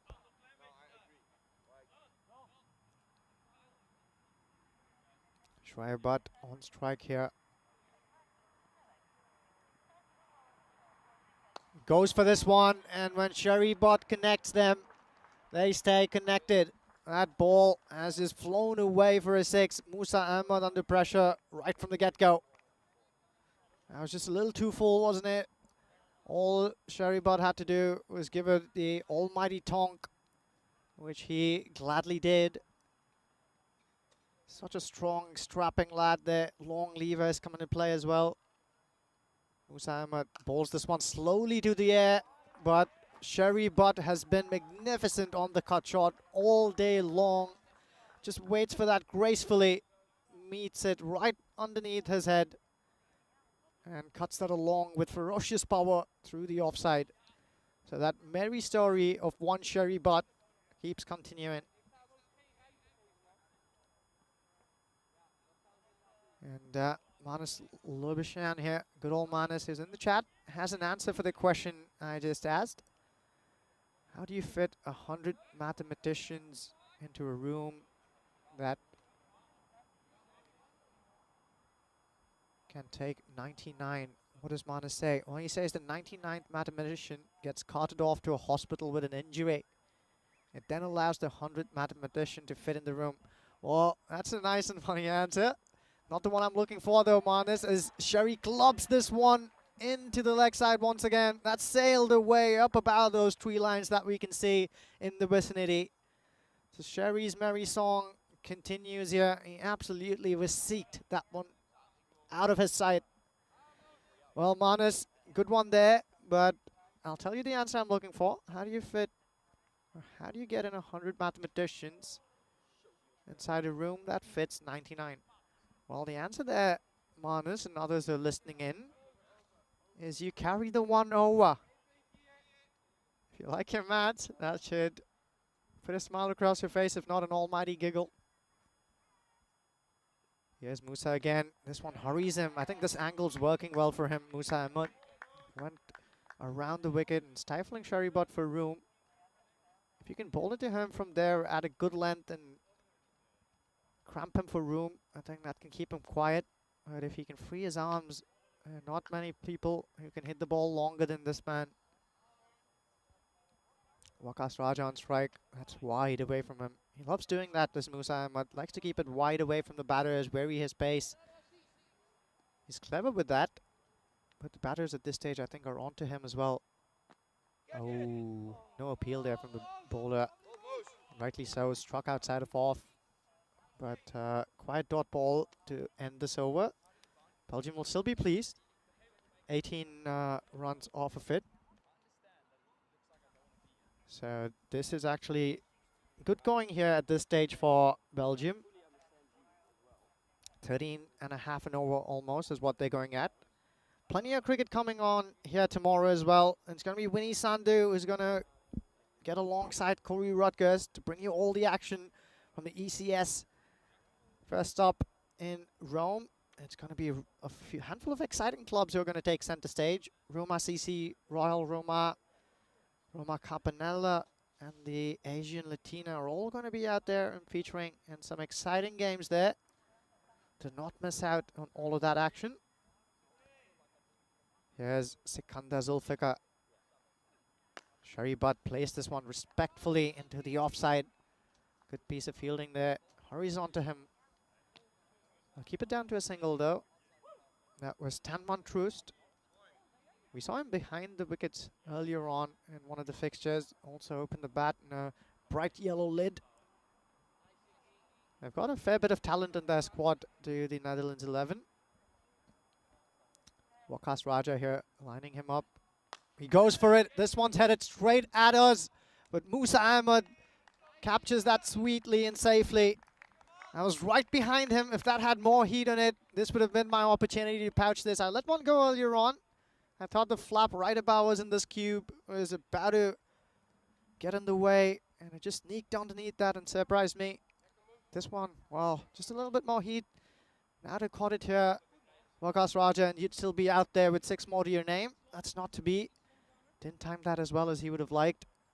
Sikandar Zulfikar has always been in and amongst the wickets. Another ball deceives the batter a little bit. Fails to get underneath it. Only hits it as far as Musa Ahmed at long off here. New batter in is Saber Zakil. Now, this is the last game here. And we've been speaking about Saber Zakil since the very first game that Belgium showed up. He hasn't really had an opportunity to play that long innings yet. Can he do it this time? Well, this one's absolutely smoked over deep extra cover there. That is one way to get going. He doesn't need a second invitation. Those strong arms to shoot through the line of the ball. They can bat big and well throughout this batting order, and they'll be really looking to push along here, because 130 is probably not going to trouble this Netherlands 11 lineup in the red-hot form they're currently in too much. So 150, that's what they'll be thinking about. And a few more hits like that is just what they need. This is well played again. Finds the gap behind square. Slower ball. He waited for that one nicely. Sikander Zulfikar just contemplating what went wrong there. Stands and stares. And just walks back to his mark. He's thinking about where he wants to bowl here. A wry smile in the end. Sabah Zakil, well, maybe this is the game that he'll turn the heat on.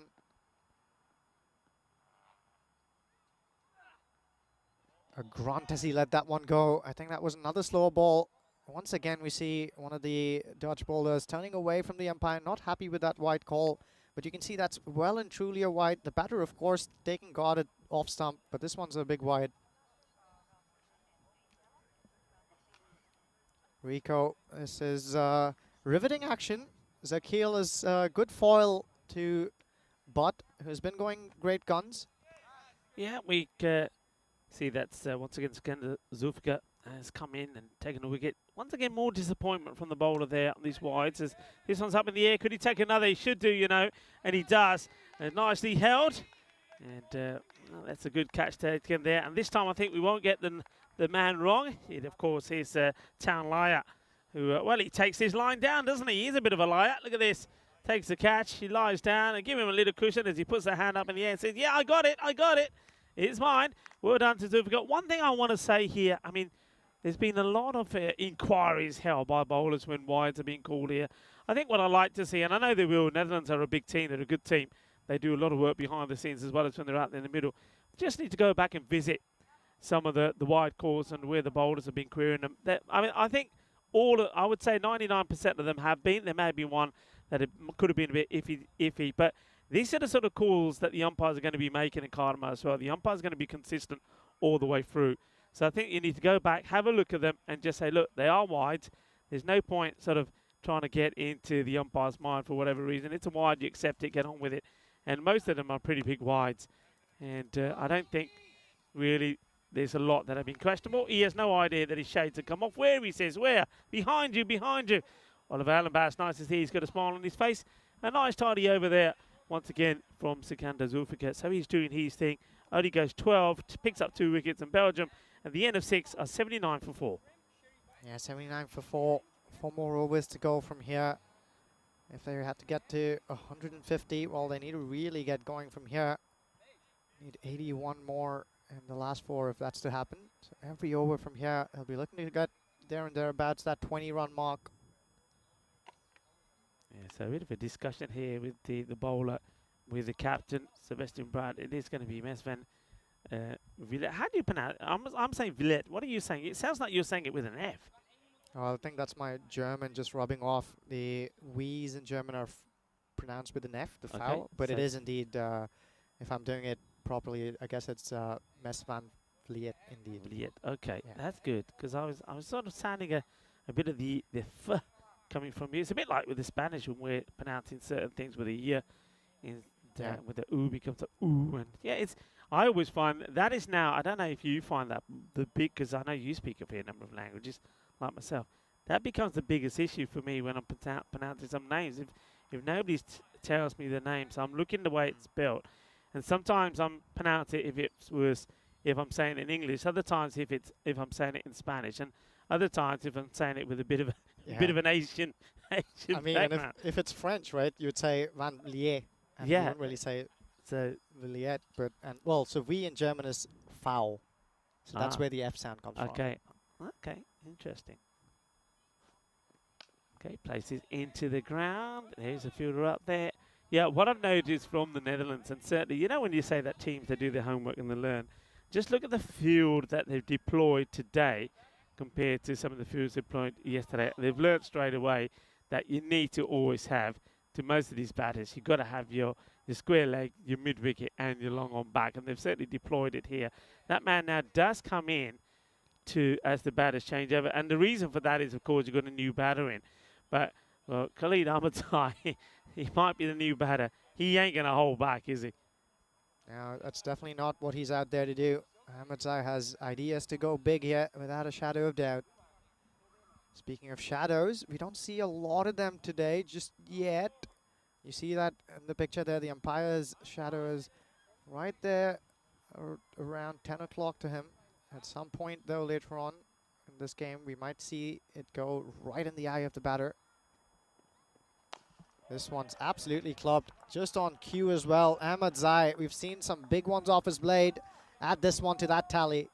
Yeah, I mean, he goes back into his crease, doesn't he? Gets right underneath this and blasts that away. Nice shot. It's going to go all the way. Yeah, I heard what you were saying there about Sabir Zakir, and you're absolutely right. I think this is one guy that, when you think the number of innings that he's had, you would have expected at least to have seen him perform in 2 of those when he's had the opportunity. He hasn't really shone this time round. That one's a little bit full, and well, it's full, but it's outside the off stump. And that's why I always say, you know, it's always better to bowl a fuller ball, a full toss, a slow full toss, or a full toss outside the off, than to pitch one short to these guys. Pitch it short, and it disappears. So he gets a valuable dot ball in there. And I'm liking the way, also, talking about tactics and learning, I like the way that bowlers have turned to this round the wicket approach as well. But it works sometimes, other times it gets blasted. That has hit something. I reckon it's a side screen. He's hit it full on. It smashes into it and comes back. Look at the quick hands in this. That is a thunderous shot. Excellent stuff there from Khalid Ahmadzai. He showed us he can do that with a new ball, firing in those Yorkers, but boy, is he good with the bat in his hand as well. He's almost wielding this willow as if it's a wand and casting some spells on these bowlers here. Now he goes wider, and this is going to go sailing over the man who's in that sort of extra cover area. What a beautiful shot this is. Once again, look at the hand speed, and look at the way he gets a wrist involved into the shot. That's a sensational shot.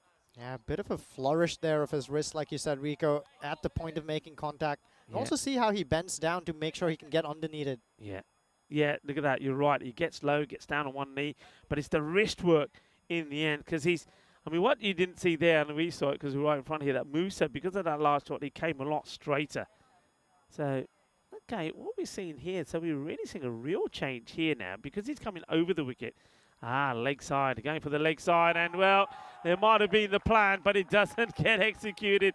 In fact, the only thing that gets executed is the Grizzly, because this gets walloped away. All of a sudden, everybody came in from the offside inside the circle, because men got pushed back, and I thought, okay, he's going to try something here. He's going to try the short ball. He did, but it wasn't the best one. It wasn't at the batter. It was down the leg side, and it gets creamed away. So that's a crazy finish to that over. That over does go for 26. It started with a wide, then there was a single, 6.666.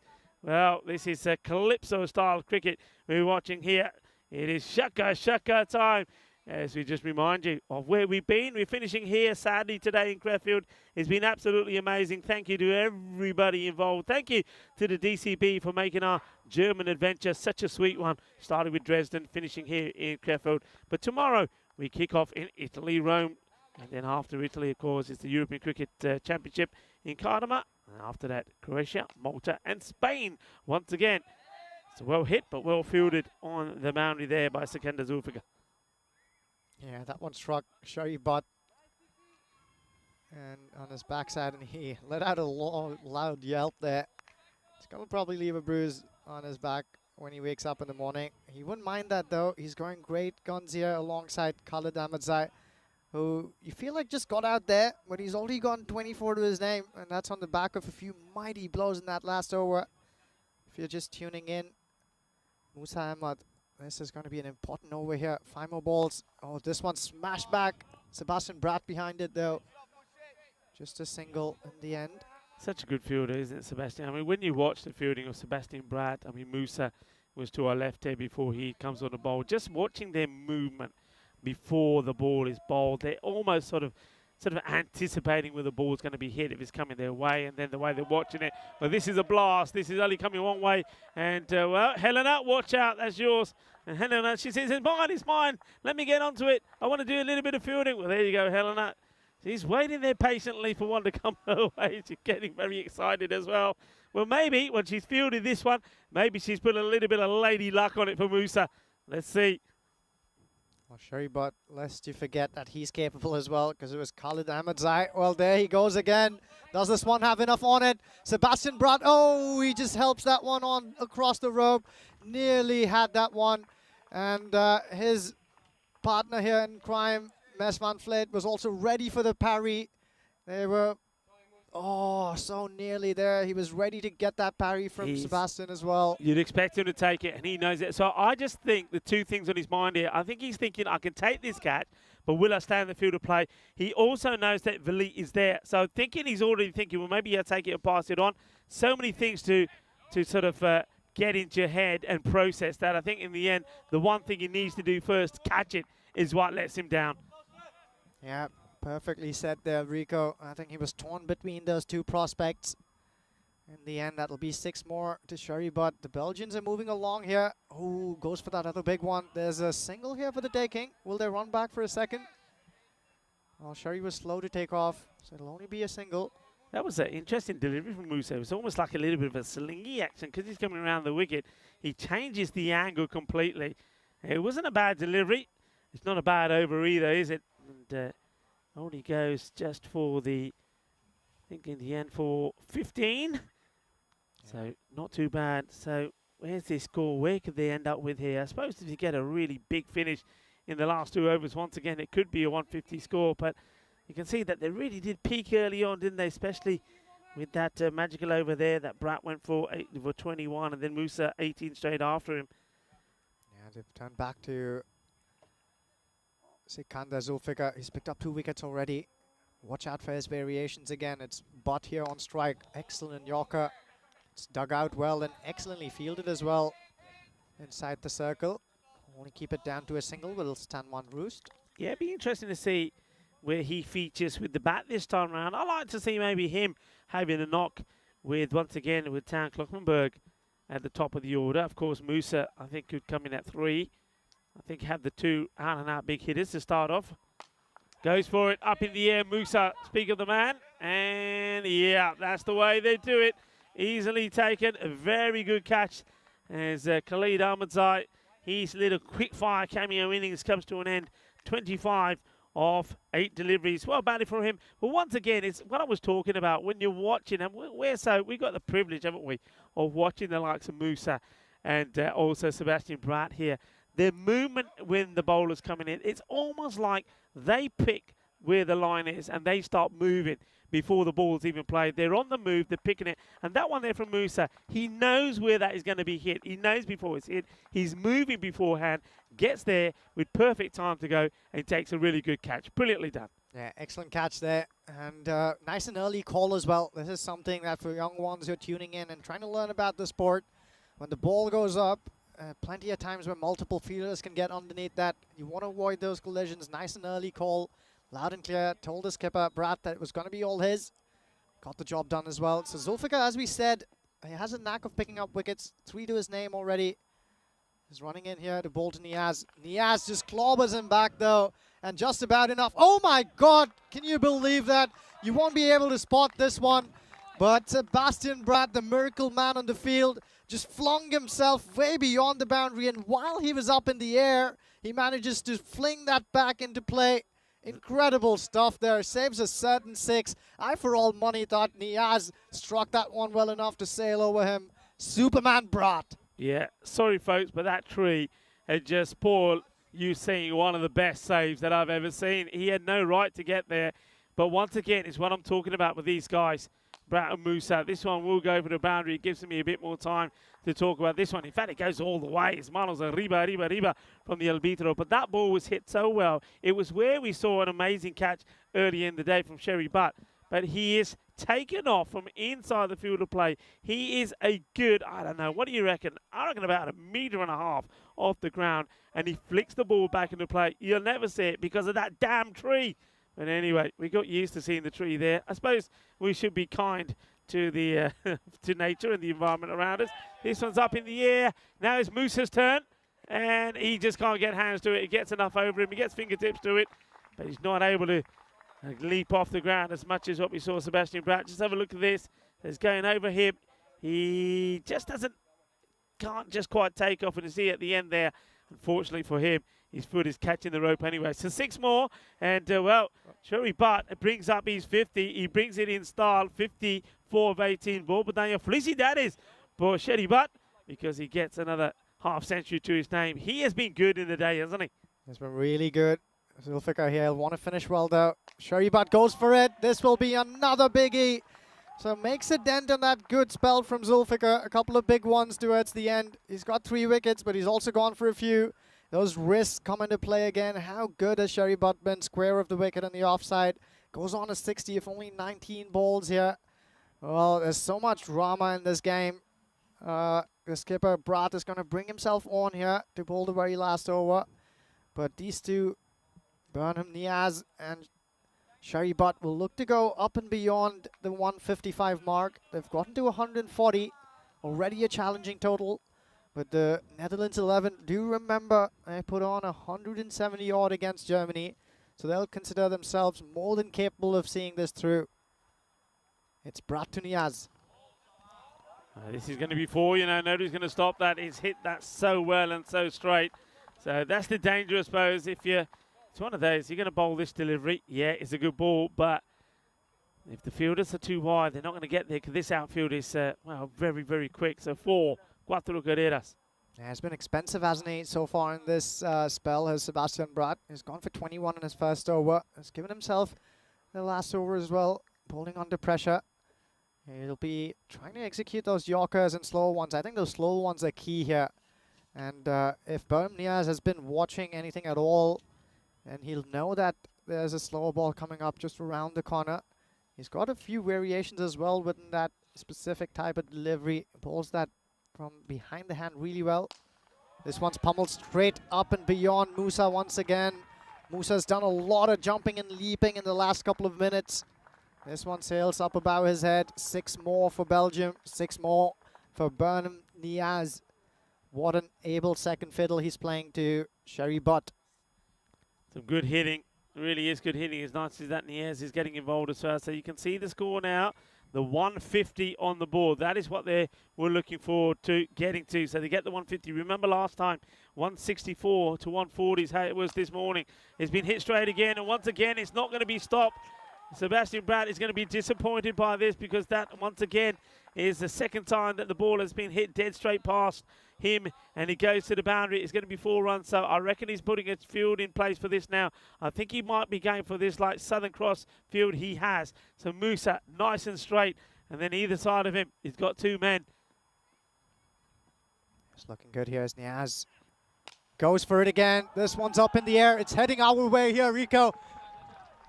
Oh, damn, I was waiting for that to take it. And on this occasion, Rico, you can tell the story. It was right here until it hit the freaking cube. Yep, that one I knew was, you can see here, I back away because I think I'm going to get underneath the safety of the cube.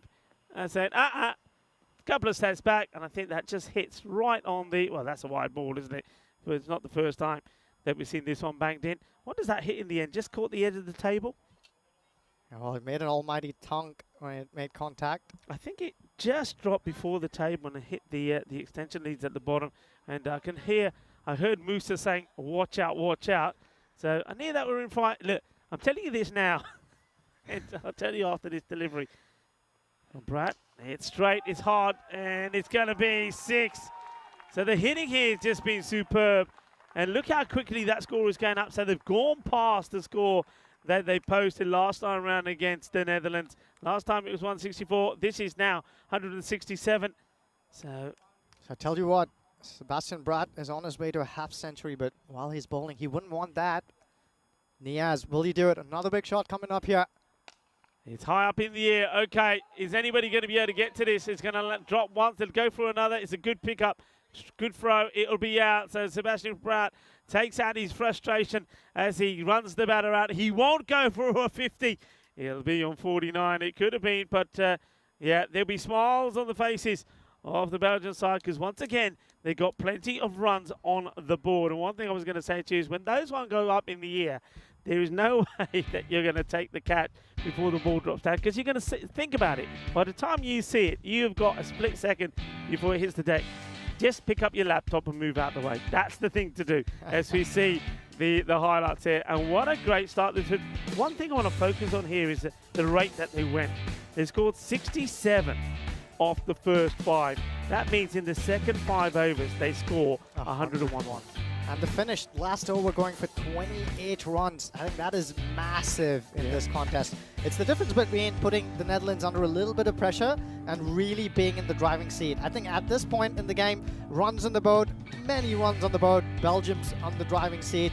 And they've got a lot to thank here, especially when it comes to the likes of the lower order batters who showed up. It was Niaz and Sharibat in the end, but a lot of good work in the field from the Netherlands right there at the start. It was Sikander Zulfikar who picked up those 2 vital wickets against the run of play. Sebastian Brat was a live wire in the field though, saved a few runs, and coupled with Musa Ahmad down here at the long on, long off boundary, they have been sensational. Yeah, I mean, let me put it this way for you, right? When you have a look at the bowling figures there, I know we're admiring some of the big hitting. This was the run out there right towards the end. You can see Sebastian Brat just taking out a little bit of frustration there because, yeah, he went for 49, as you said.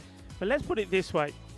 If you have a look at, first let's see the scorecard here. So we'll do this in proper order. The scorecard, really well batted there, especially the batters towards the end. The 60 from Sharibat was exceptional, 60 of 20 more or less. So he's going at a strike rate over 300. That is fantastic. Then look at what we saw there from Khalid Ahmadzai, 25 of 8, 28 of 7 from Bruno Niaz. So they supported and played a superb sporting role. When you have a look at this, look at the set of bowling figures here. 2 for 6, right? And that is 2 overs from Overdyke for 6 runs. So that means that all the other overs, if you divide it up, if you minus 6 away from the 168, all the other overs went for over 20 and over 20. That is exceptional. It just shows you just how well the 2 overs from Overdyke there were as well. Spot on there, Rico. Exceptional piece of batting there from Belgium, especially in their second half. It was a tale of 2 cities almost, 2 different halves to that innings that Belgium put up there. Started off a little slowly, but boy, did they get a move along. 169 is what the Netherlands need from here. They need to score at just a shade below 17 and over. It's easier said than that. We've seen how mighty targets on the board can put a lot of pressure on the chasing side, especially if they lose a few wickets up at the top. We know that the Netherlands don't really mind and they remain unperturbed when they lose a few wickets, but that can really make a difference sometimes. Well, let's wait and watch whether Belgium has what it takes to defend this total. They certainly have the runs on the board. Don't go way too far. We'll be back right away with this Dutch chase. It's going to be Rico Full alongside me, Ujjwal Gaduraju. We'll be right back.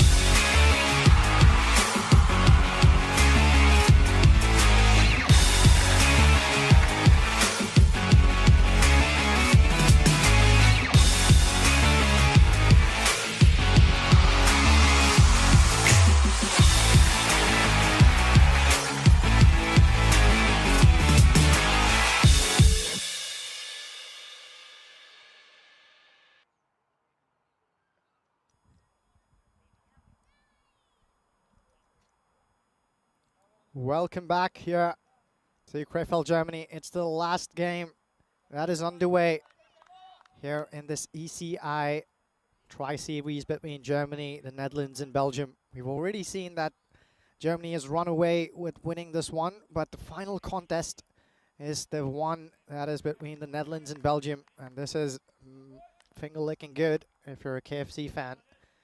Well, Belgium went into bat and they scored a mammoth 167, I believe. And the Netherlands are back out here to try and see if they can make a fist of this chase. And what a way to start off. A one-handed six almost from that man who's gaining a reputation here. Town Kloppenburg. One-handed, that's all he needed. This is going to be a tall order, but that's one way to start off and get going. 169 is what they'll need in their 10 overs, so they need to keep getting at least in and around that 17 runs per over.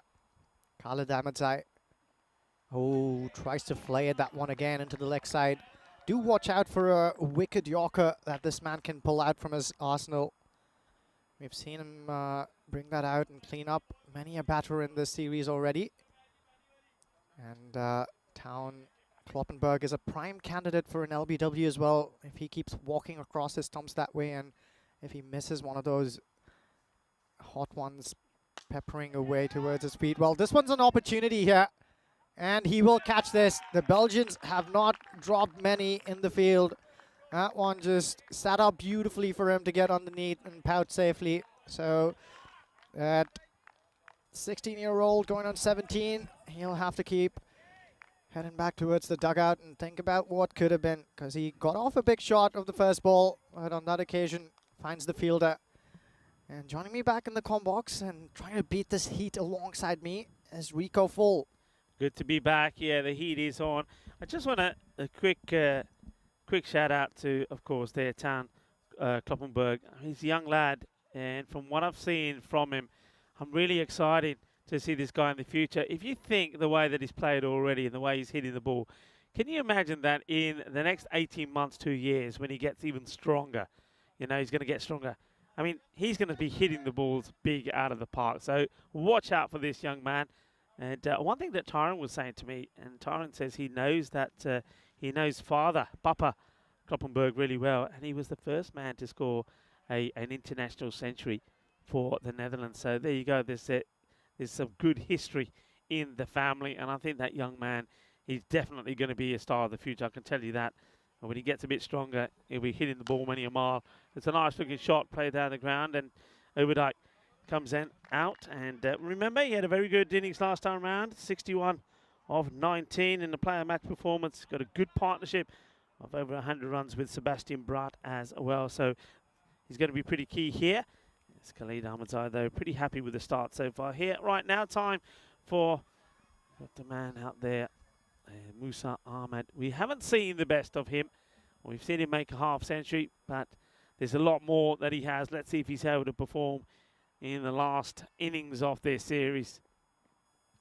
And, well, they're asking a question here. There was some sort of sound. I don't know what this was. I'm 100% sure it wasn't bad on the ball, but there was a sound. I don't know what this sound was.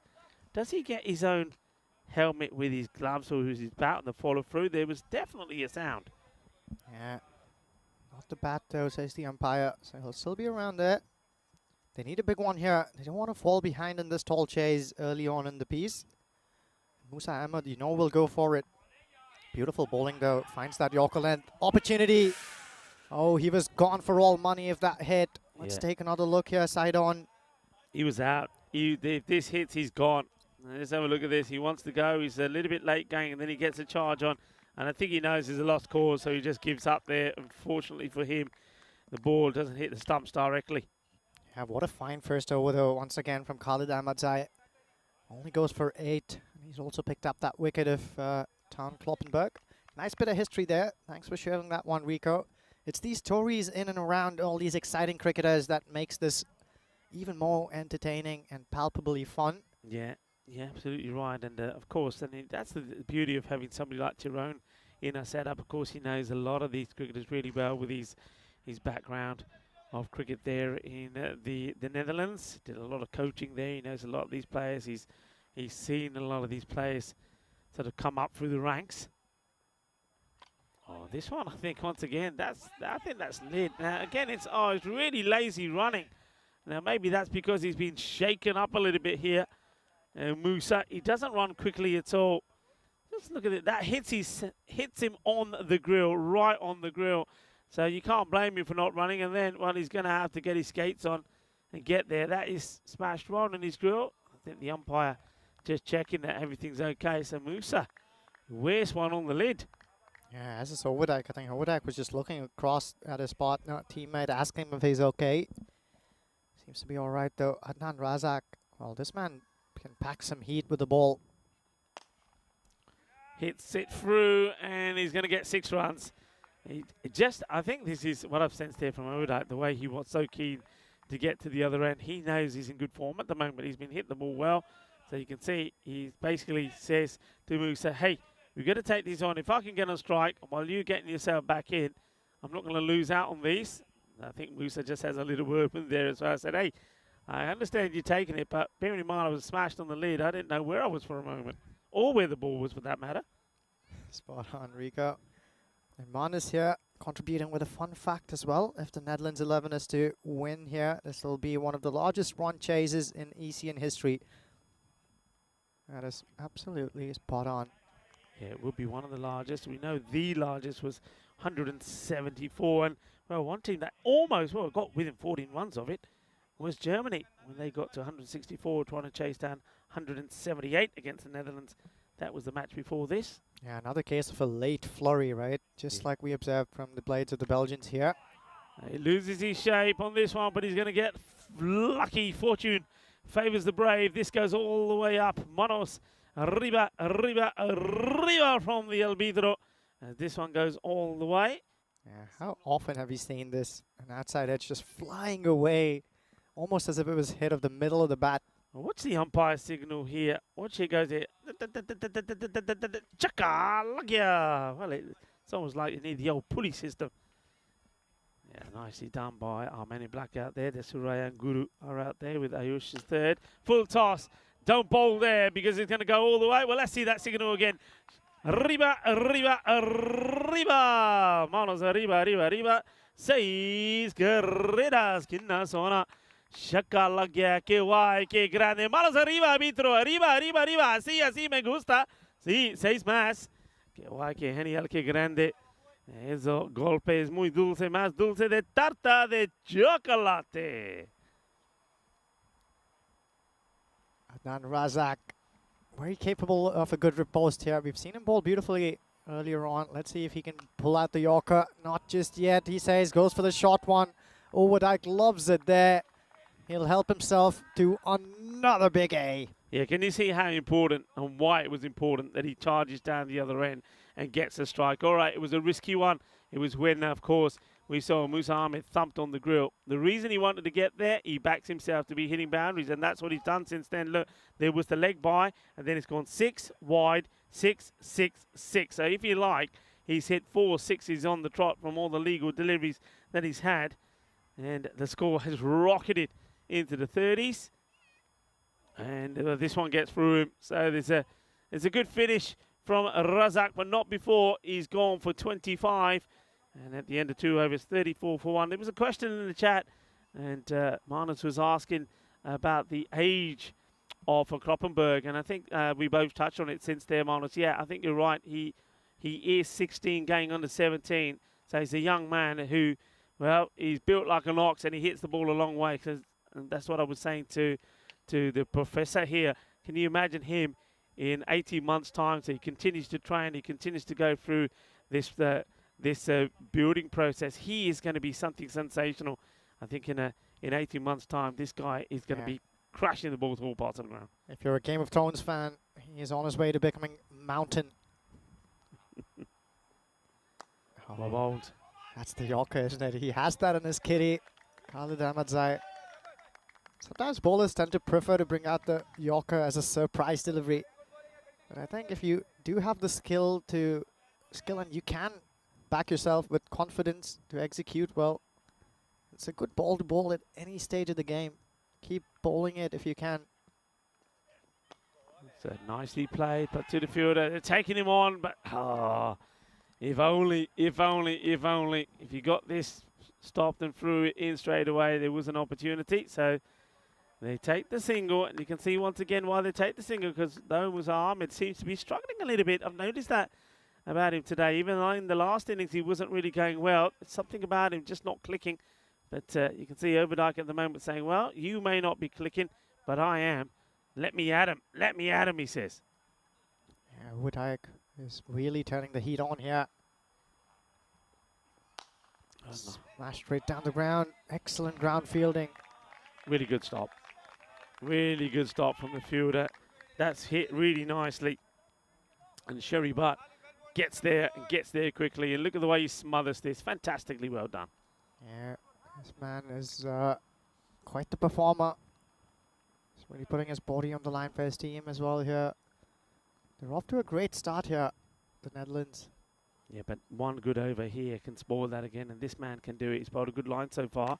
Okay, high up in the air, and the fielder chasing after it, loses it. So it's more luck for Musa, but once again, he just hasn't been able to get going. Do you think he's been a little bit too one-sided in his shot selection? Yeah, certainly something we've been discussing as well, Rico. I think he's been trying to drag all of those balls into the leg side.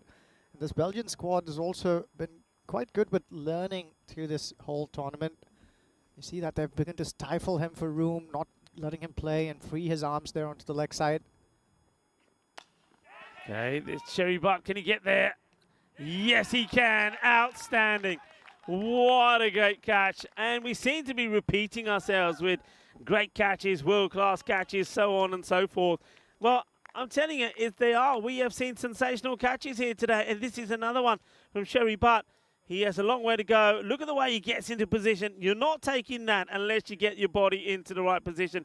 He gets it into the right position, takes a catch, and he removes the dangerous Overdyke, who will go. He was the only one who was really keeping the scoreboard ticking with boundaries.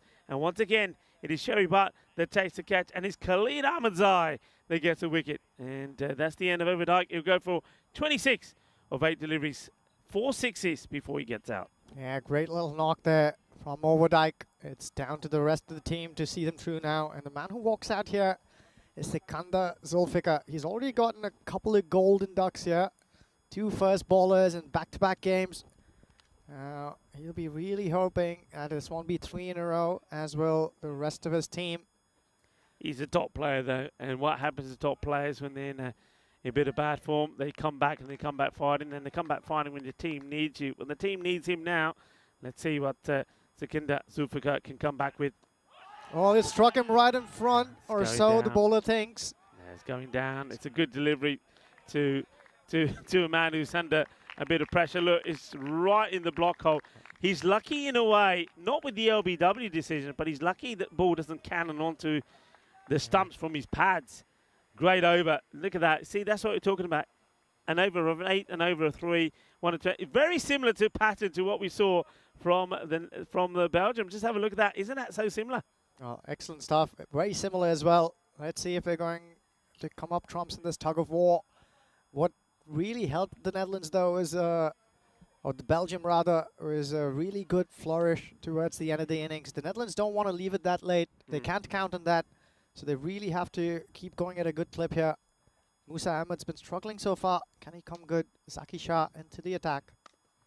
Right, he plays this one out once again, though. Just going to be a single. Now this is interesting, isn't it? Because Musa now, that's 4 runs of 7 deliveries. How long did they give it? How long did they give it? Remember what happened with Boris Gawley earlier? Boris Gawley, I seem to remember, was on 10 of 8 deliveries when he was retired out. So Musa, if he doesn't get a move on, I think Sebastian Bratt will be saying, right, you come back, I need to get out there. Yeah, valid point there. This one's just struck down to the fielder, deep square leg. He's not too happy with the length there, Zaki Shah. Shaking his head as he goes back to his mark. It'll only be a single, so 2 of 2. He's been quiet when things have been busy as Zaki Shah. So quite reliable to pull things back. Musa Ahmed will be really looking to get a move on here. Okay, doesn't get this clean. Sherry Butt will not put this down. It's another wicket, and I think Musa knew it. Musa knew if he doesn't get any boundaries going here, he's going to be told to depart anyway. Has to go for it. Goes down the ground. Sherry Butt is there, takes the catch. He's been outstanding. Well done from him. That is the end of Musa, and it's another batter who's going to walk off disappointingly. He's better than this. We know it. We know all about this young man. He's a classy player. Just hasn't clicked here in this series. Just the one a real contribution to his name. Yeah, he hasn't clicked, has he? Not with the bat in hand in a fashion he would like to. He'll have to go back. But the man who has clicked, though, here for Belgium is Sherry Butt in the field. He's here, he's there, he's everywhere. And accompanying Zulfikar, who just got out there and got off the mark, is his skipper, Sebastian Bratt, who's got an uphill task in front of him. This target will take some getting. And Saki Shah, he'll be mighty happy with that wicket to his name, and he'll charge in here. Sherry Butt is now swapping sides. This is interesting, with the fielder who is stationed at long on. So this man, Akrami, has also been a live wire in the field, but they've just swapped sides, perhaps because of the height he has on him. They want to recreate that magic of catching Bratt on the line. It's a short delivery. Clever bowling from Zaki Shah as well. I have to say, I've been impressed with the bowling of Belgium. They really have given it a lot of thought about what they're bowling, who they're bowling to, what the field is going to be. I like it. Yeah, good stuff there as well. I think just inside the wide line. Sebastian Bratt can't believe it. He feels like he was undone when he was bowling. And on this occasion, while he's at the crease, oh, that is just inside the line, isn't it? Excellent piece of bowling. It's a good ball, isn't it? And once again, I think when you go back and look at that and analyse it, the umpire has been spot on. It's a great call. Yeah, it's inside edge here. Goes behind square, squirted away. But look at the heart of the Belgian fielders. They're charging in. Each and every one of them is really in on it, and they want to win this one. They want to win this one badly. Yeah, they want to win. I mean, look, get a win over, 2 wins over the Netherlands.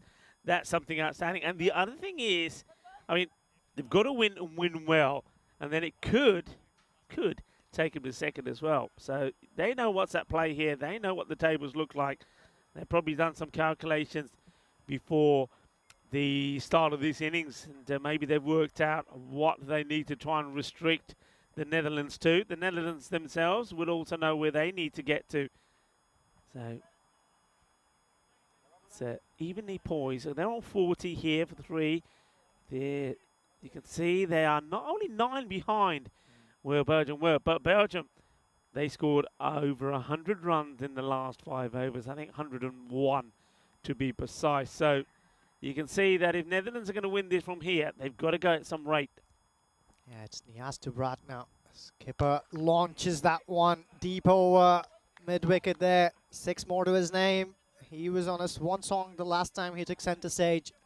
Just carrying on from where he left off. Yeah, this is a great shot. And the thing is, though, this time that Sebastian Bratt is obviously sort of probably talking to Sikander Zulfikar and saying, hey, last time I needed Overdijk. Overdijk is not here. This time I need you. Me and you, come on, 100-run partnership, and we can do this. But they've got to go something, needing over 20 runs and over from here on in. Yeah, that's a mighty ask. These guys do have the talent to deliver, though. Goes straight back over the bowler's head. It's got just about enough on it and some. So back-to-back 6s here for Bratt. Niaz under pressure. Yeah, it's what he's got to do. And there's no other way about this. It's what he's got to do, especially when the captain saw that last over from Shah just go for 3. So you've got to get the acceleration in. And that's exactly what he's trying to do.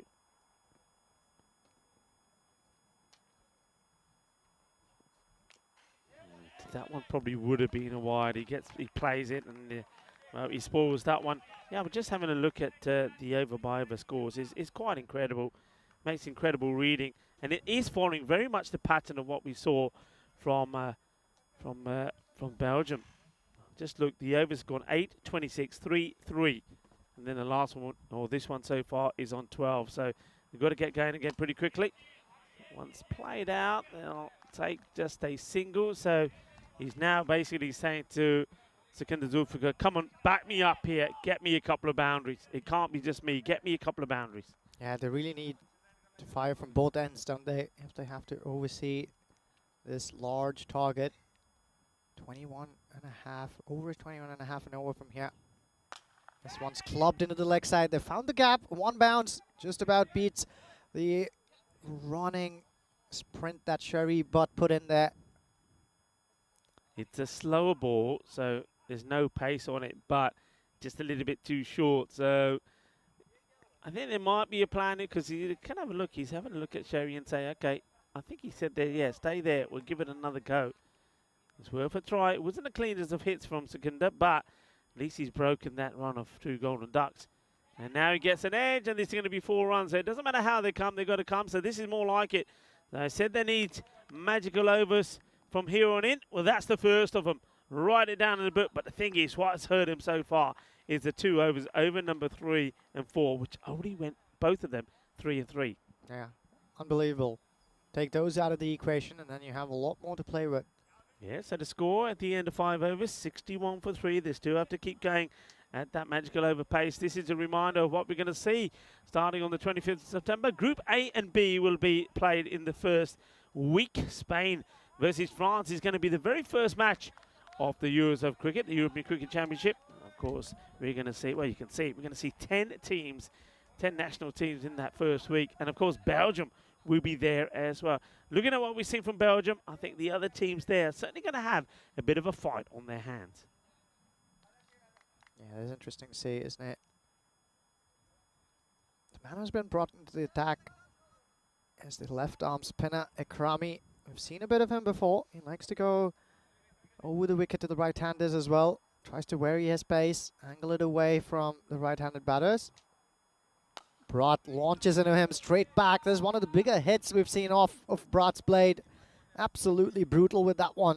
Yeah, it's all footwork. Look how quickly he gets himself in the right position, and then he just levers this over the boundary for a big hit. So, well, man, that we've seen a lot of on the European Cricket Network. All right, Karami, he finds the first one of his first delivery. Gets smashed over for a big 6 from the captain of the Netherlands.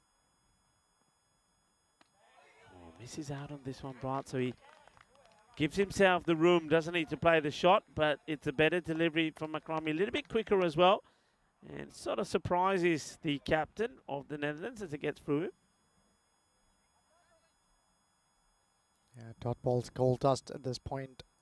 He just shifts his guard now. Brat moves towards off stump. Down the track there, just bunts it down to the fielder at long off. So single here, and it's over to Zulfikar. Yeah, gets a single, so he hands the strike back to Zulfikar. Zulfikar played his part though in the last over. He got a couple of boundaries that his captain wanted from him. This one doesn't get it right. He's going to have to run hard. In comes the throw. And great running from Sebastian Brat. So you can see how fitness is so key as well, especially on a day like today. The heat is on. Players have been taking on plenty of fluids. And when you need to, like there, you got to call upon all of your reserves to get there to the other end. He does. Now he takes time to just compose himself, get ready for the next delivery. He wants a boundary here. Only 8 have come off 4 deliveries. They're needing 20. That shot, there's with an offer. Brat just sits back on it and launches it over mid-wicket again. We've seen him do this before. He's making this a habit now. He absolutely throws everything at this. Look at this. He doesn't hold anything back. That is a strike and a half. Well, that's all the white goods, including the kitchen sink in that one. Yeah, when the going gets tough, the tough get going, and it is certainly getting tough here for the Netherlands. Will Zulfikar and Brat get going? Yeah, Karami does well there because he manages to finish with the dot. If that went to the boundary, it would have been another over. That would have been more or less even par, but as it doesn't, it means that the rate will climb up slightly. It goes to 23 and a bit required per over from here on in. 75 for 3 after 6. Indeed, and we're going into those quarters of the game we witnessed before this one when Germany was trying to hunt down that mammoth total the Netherlands put in front of them. It really took off towards those last few overs, and then it was a case of a little too late, wasn't it? I get a sense this is heading that way too. Unless these two really start peppering those boundaries with regularity. Here's one. Yeah, that's what they've got to do. Nicely played. So 4 more onto the scoreboard there. Nice to see some of the spectators and the players from the other teams. A few players from Germany. They're watching from the scorebox. Nice shot. Nicely played. Hello to Zishan Khan, of course, the captain of Gozo Zalmi. He's saying hello to me, and he's saying, hope you're well. Yeah, I'm very well. And yes, I am looking forward to seeing you in Spain soon as well. And to Zishan and all of our Maltese friends. Of course, I won't see you this time round in Malta towards the end of the year. So I'm gonna miss you guys, but of course we will catch up in Kartsma, that is for sure. Well, that one's been struck back on his pads. Good length there. He's looking for that Yorker as Zaki Shah. Ends up being a low full toss in the end. And Brad tries to, Zulfikar in fact, tries to pummel that into the leg side. Only manages to get an inside edge onto that one. Zaki Shah has been nice and tidy each time he's gotten the opportunity. Much like every other bowler today, he's gone for a few, but you can't really hold that against them. And the shortest format of the game. More often than not, he has produced the decent balls. So nicely played. The umpire just has to duck under this, and he'd be disappointed though that he doesn't get a boundary yet. You can see that he's smashing his bat against his pad, saying, how did I miss out on that one? They're just falling short of the scores that they need over by over. I want to say a very big hello to everybody in Gibraltar. It is Gibraltar National Day today, a big holiday there. Time to raise the flag as this one is going to be out. So that is the wicket. And you can see Zaki Shah celebrates by fist bumping the ground.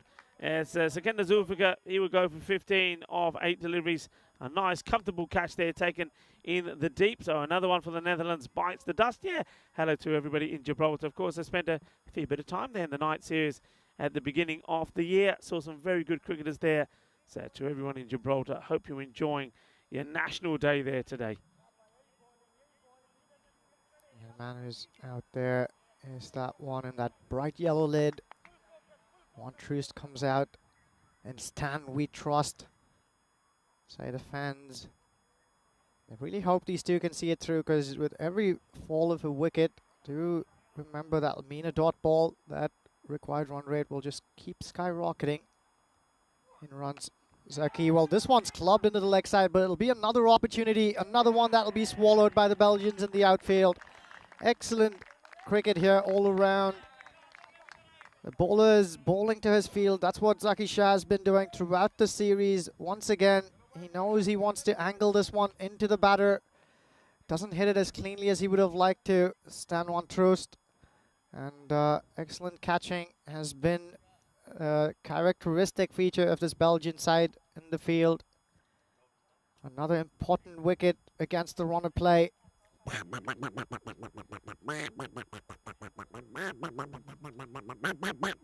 Nice to know that Derek is still here with us.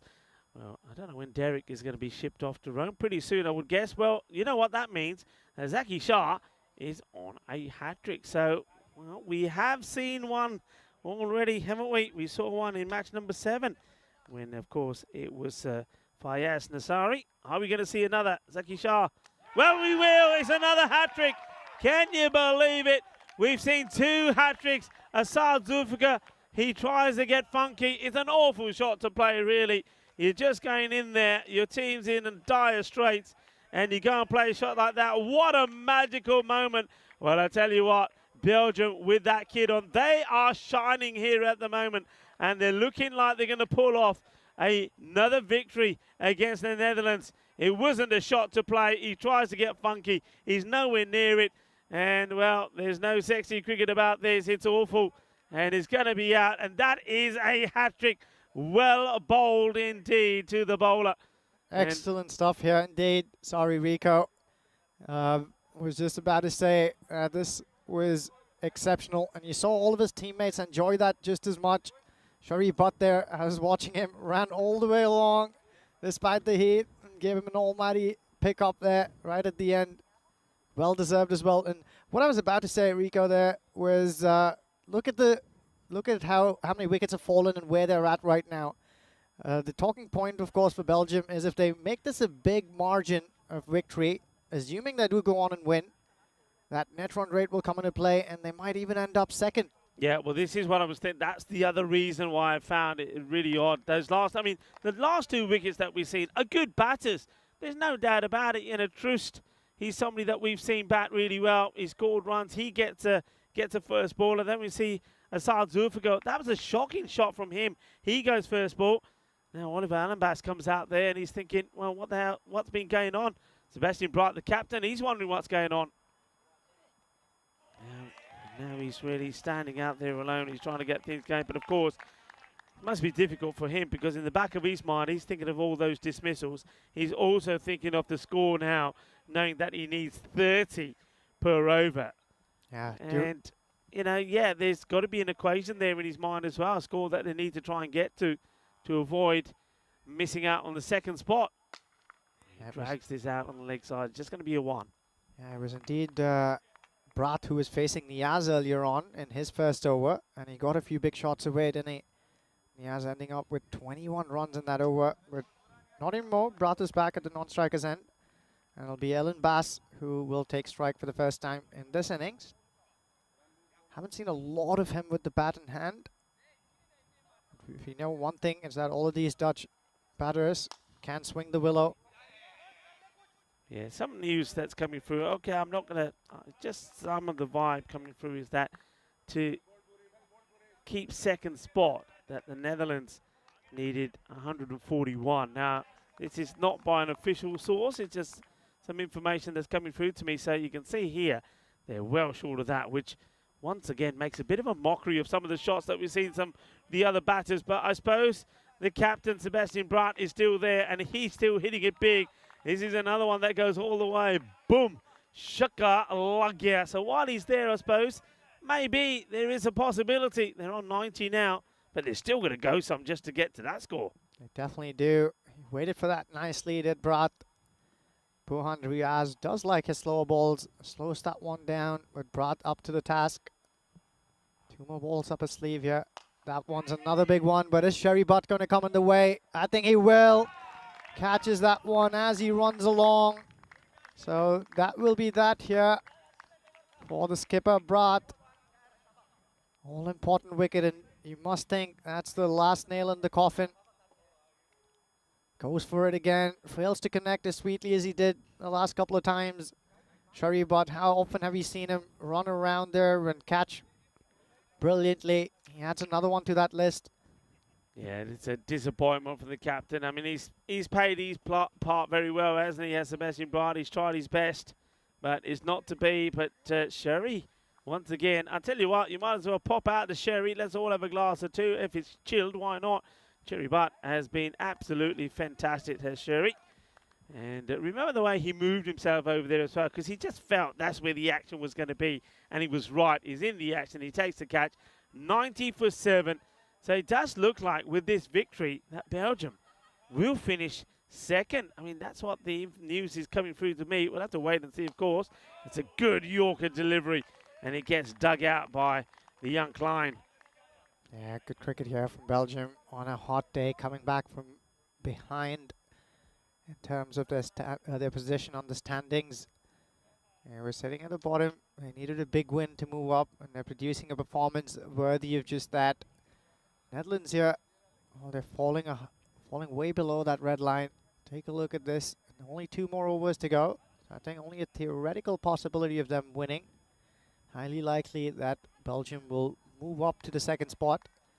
But there's still an opportunity for Elon Bass and Klein to get them to that 140 mark to avoid that. Oh, loud appeal here. He's struck in front and is given him.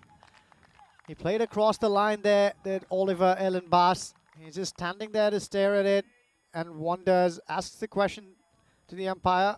The umpire guru just nods his head, says, well, you're struck right in front, and that one's going on to hit. Yeah, have to agree with that assessment. Excellent call there from the umpire. The umpiring has been excellent for the most part throughout the series.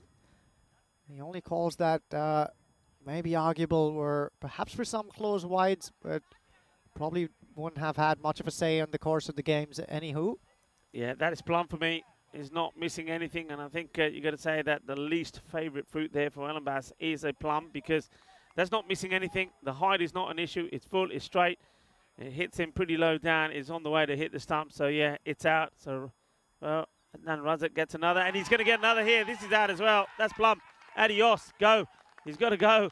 You can see the nod there from the umpire. So, are we going to finish with maybe another hat-trick? This would be sensational. Well, there's also a golden duck here, Rico. First baller here for Town Liar. Well, come on, Derek. Give it all you got.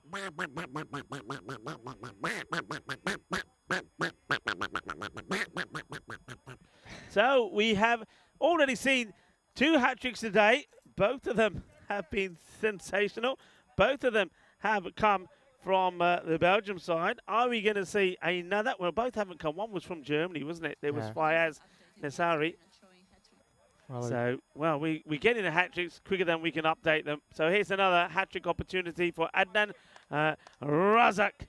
Well, let's see if... I think I know where this one's going, Rico. This man's capable of pulling out the Yorker. Oh, goes for the wide one, though. Half chance here, but really far away, in between all 3 fielders. It's a real mess up. This is not going to cost them much. It's not going to be a good look, because that's not the way to do it. Look, this is...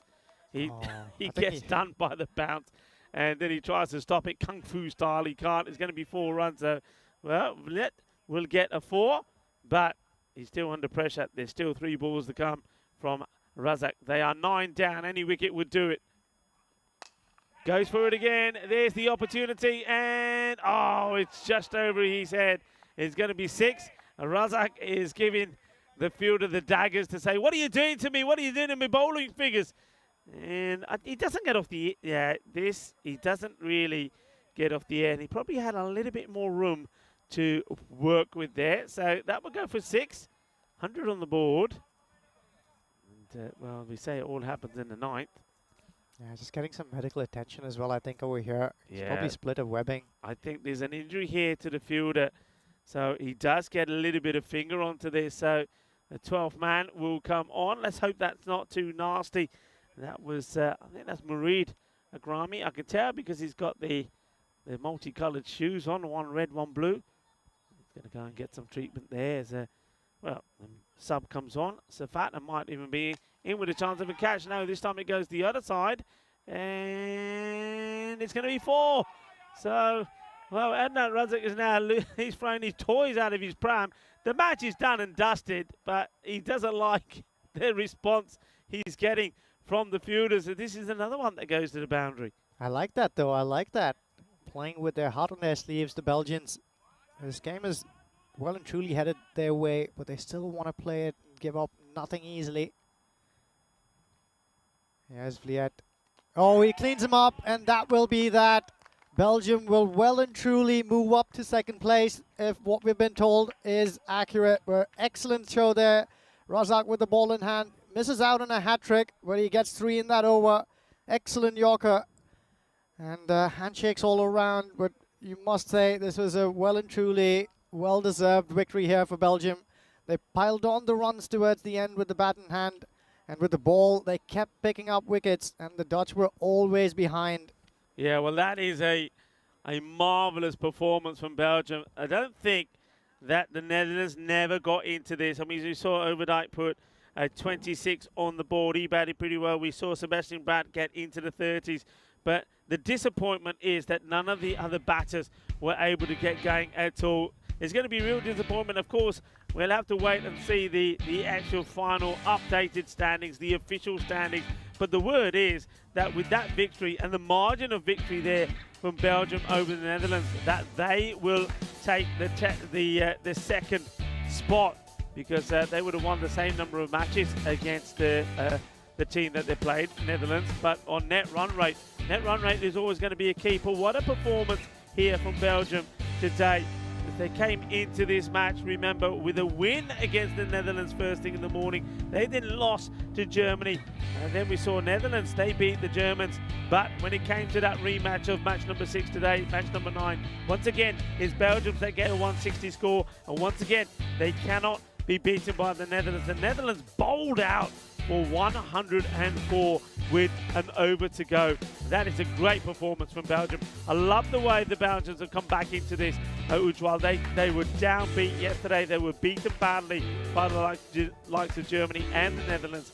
Whatever they did last night, whatever the team talk was, the way they regrouped, the way they came out here was absolutely fantastic. And what about this bit of bowling here as well? That was plumb. There was no doubts about that. I know the batter wasn't happy. This one was even plumber, where it was well, the same sort of delivery again. It was a little bit unlucky maybe not to get a hat-trick as well, but we did see a hat-trick in this match as well. And well done to Zaki Shah, 4 for 10 he finishes with, probably the best bowling figures that we've seen. So fantastic from Belgium. They were absolutely superb and truly clinical. Incredible international cricket.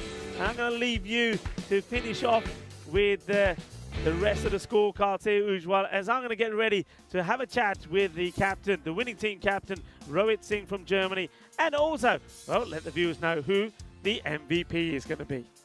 Thank you, Rico. That was fun, wasn't it? Well, the Netherlands falling short here, and well and truly short. If ever there was a clinical display from the Belgians, they saved the best for the last, because this one was one heck of a show they put up. First with the bat, they were blistering away towards the end there. They needed a big lift after a quiet start, and they got just that. On the back of that mammoth total that they posted, they came in with the ball in hand, and they showed up well again. Zaki Shah was the pick of the bowlers. Ridiculous figures in a T10 game. 4 wickets for 10 runs, including a hat-trick. Yes, you heard that right. Another hat-trick here in Krefeld, Germany. And the summary here at the end of the day is that Sherry Butt was exceptional with the bat once again. 60 of 19 balls. Sikandar Zulfikar, he's been amongst the wickets every single time he's taken field. 3 more to his name. He was expensive though. Hitter Overdyke, what a young talent he is. 2 for 6 for him. Keep an eye out for him. This is exceptional stuff here from Krefeld. And well, you've seen it all. It's been action-packed cricket out here in the middle. We saw 3 teams lock horns. Germany was brilliant. They've dominated the tournament through and through. The only loss that they've registered was one they wanted to give their bench strength a bit of a test. They brought in some of the folks who didn't get a lot of action out there in the middle and then fell just short of chasing down what would have been the highest chase ever successfully driven out. But that didn't happen. They fell short, lost the one game, but they were exceptional throughout the tournament and deserved winners. We'll see them speak with Rico in a little bit. And there's also that all-important Player of the Tournament award that we'll hear about. Here's a list of the updated hat-trick. We'll take a look at that. There were quite a few here in Krefeld, Germany. There were exceptional pieces of bowling. There was Fayaz Nasri, who took 3 for 21. And then we also saw that Belgian bowler, Zaki Shah, pick one of his own. Well, we've seen a lot of revetting action. I don't want to stick around here and tell you more because Rico's ready with a couple of people who are deserved of many a movement, and it's their time to chat away. For me, Ujwal Gaduraju, your in-house professor. That's it for now. Thank you all for tuning in. It was exceptionally fun bringing this to all your screens. And I want to shout out to the crew over here. The men in blue have done amazingly well to make sure all of these scenes could be brought straight to your homes. Shout out to the umpires who've done exceptionally well, the tournament referees that you've seen over the last 2 weeks, and the support staff. Spring Productions for bringing in magical camera works every now and again that we needed them. And everyone else who's tuned in. Honestly, this was breathtaking stuff, and it was non-stop. That's it for me. I can't wait to bring more actions to your homes, but signing off here and enjoy the rest of the show.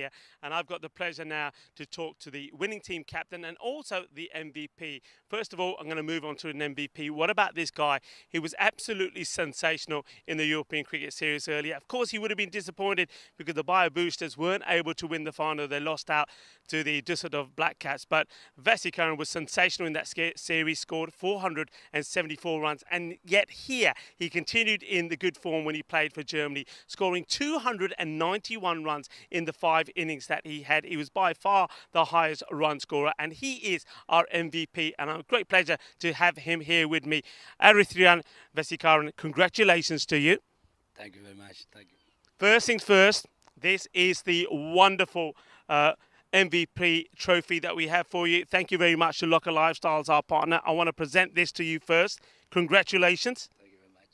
I know that you're a very proud man. You do a lot of work behind the scenes here. So first of all, before I talk to you and ask you about how you're feeling at the moment, can I, on behalf of everyone here at the ground and on behalf of the European Cricket Network, thank you so much for all the work that you've done behind the scenes. You've been here first thing in the morning to open up the gate and let us in. You provided us with water, with food. You've looked after us. You have been an amazing host. Thank you very much for that. And I always say, good things happen to good people. This guy is a saint. Congratulations on your performance. Thank you very much. Thank you very much. Tell me how it feels to be out there in the middle, to play the way you play, with your family watching, your kids watching, and making 291 runs and, well, 4 half centuries back to back. Soll ich auf Deutsch sagen?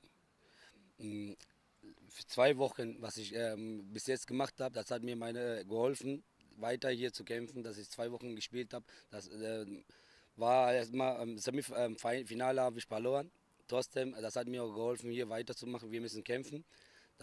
Dieses Training hat mir geholfen, hier weiter Performance zu zeigen. I have got the captain of Germany here with me, Rohit Singh, and Rohit Singh will gladly tell us what Vesikaran was saying there, and of course in his native tongue, German. Hi, Vasi was saying that he 2 weeks of playing ECN here, it has helped him to perform for the national teams. Unfortunately, he lost in the finals, but he was willing to fight back for the national teams, and he did what he does well. He did what he does well. Now, you talk to me on, when you're captaining this team, first of all, congratulations to you for this victory. When you're captaining this team, having a man like that in your squad, what does that do for you? It makes the job of the captain pretty easy, doesn't matter what the runs were on the board, this guy took the responsibility and he made sure that he stayed till the end. The best thing about his half centuries were like only once, I guess, he got out, but other than that, he carried the bat and he scored some good runs. Yeah. Well, he scored some good runs. I think he was absolutely amazing. Now, a little bit about yourself. I remember seeing you playing as a player probably about 2 years ago when you were playing in Dresden. You were a player then, and that's the first time I really saw you shining there. You've come a long way since then. Talk to me a little bit about the way that you've developed and the way that you've come along and now fitting into this role as the captain.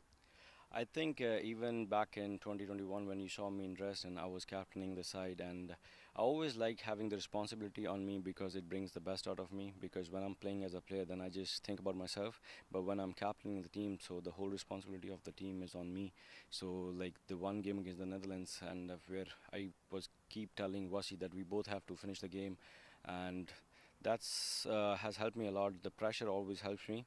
Unfortunately I couldn't do much in the last game, but the guys so we have become a very good team, as you have seen us in Malaga as well. We were like, back in these 2 years we would have never imagined that we would be beating Netherlands 2 games, and coming into the series Netherlands were the favorite and we walking out with 5 wins of 6, which is a great effort from all of the guys. It's a fantastic effort, and of course, as the captain, well, your effort's going to be well rewarded. I'm going to hand you over this magnificent trophy, thanks to Locker Lifestyles. You are, of course, the winning team captain. What does that mean to you? And obviously, first of all, first thing first, it's not the first one of these that you've got. You picked up one in Dresden as well when you took on Norway and the Czech Republic. Of course, that one, because of the weather, one of those matches wasn't completed, and there was always ifs and buts. Well, if that match happened, maybe Norway would have won. There's no doubt about it in this one. And I think you're absolutely right. Your performance is there against Belgium and also against the Netherlands. I mean, when you see the Netherlands post scores of 142 and 141, to go out there and to get those runs, I mean, that takes a bit of fight, it takes a bit of courage, and it takes some real talent. And your players have shown that they've got the ability to compete right up there with the top teams. Exactly, like as I've mentioned earlier, so like Afridi, we were batting him 5 and 6, and you can see from that what kind of batting order we have in the team.